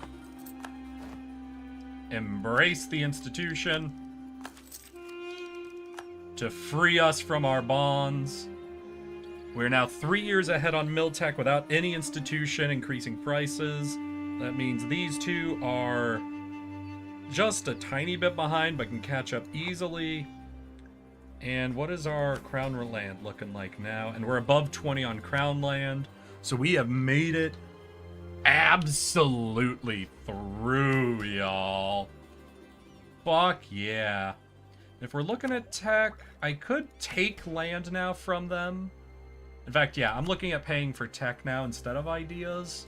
So we're going to go ahead and seize a lot of that crown land from them. That makes them unhappy, which brings all our tech prices down by another 15% and sets us on a path to some real fun victory. But, y'all, that seems like the perfect fucking cutoff point for today.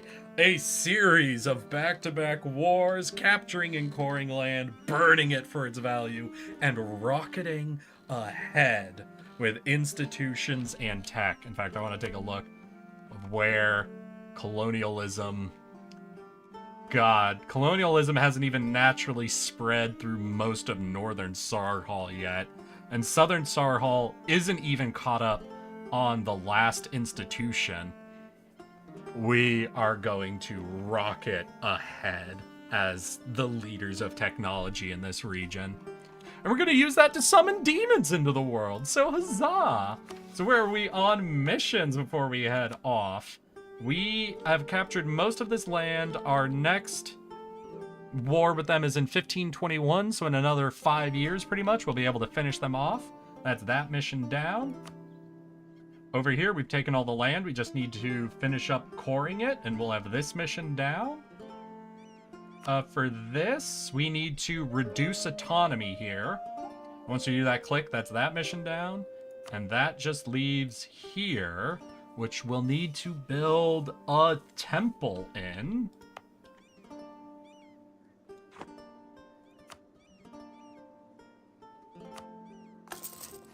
And then that'll be that mission down. So I want to thank you all for coming and hanging out with me today for our latest part of the fucking Rakkaz Knolls, where we are pushing ahead and getting closer and closer to finally going to war with Keterata. Then we'll see what sort of demonic things we can get up to before then. For now, I want to wish you all a good evening, a good night, a good rest of your fucking weekends. I want you all to know that I love each and every one of you. So let's get ready to raid, y'all. And you know what? It's been a long-ass time since I've given a raid out to Emil Tanuki, so we're going to be going and hanging out with them. Here is our raid target. Here is our raid message. And I hope y'all have an amazing fucking weekend. Have fun. If you've got a long weekend coming up, make sure you enjoy it. And we'll see if I can take advantage of my own long weekend to maybe hang out with you guys again. But, it's time for us to head on off.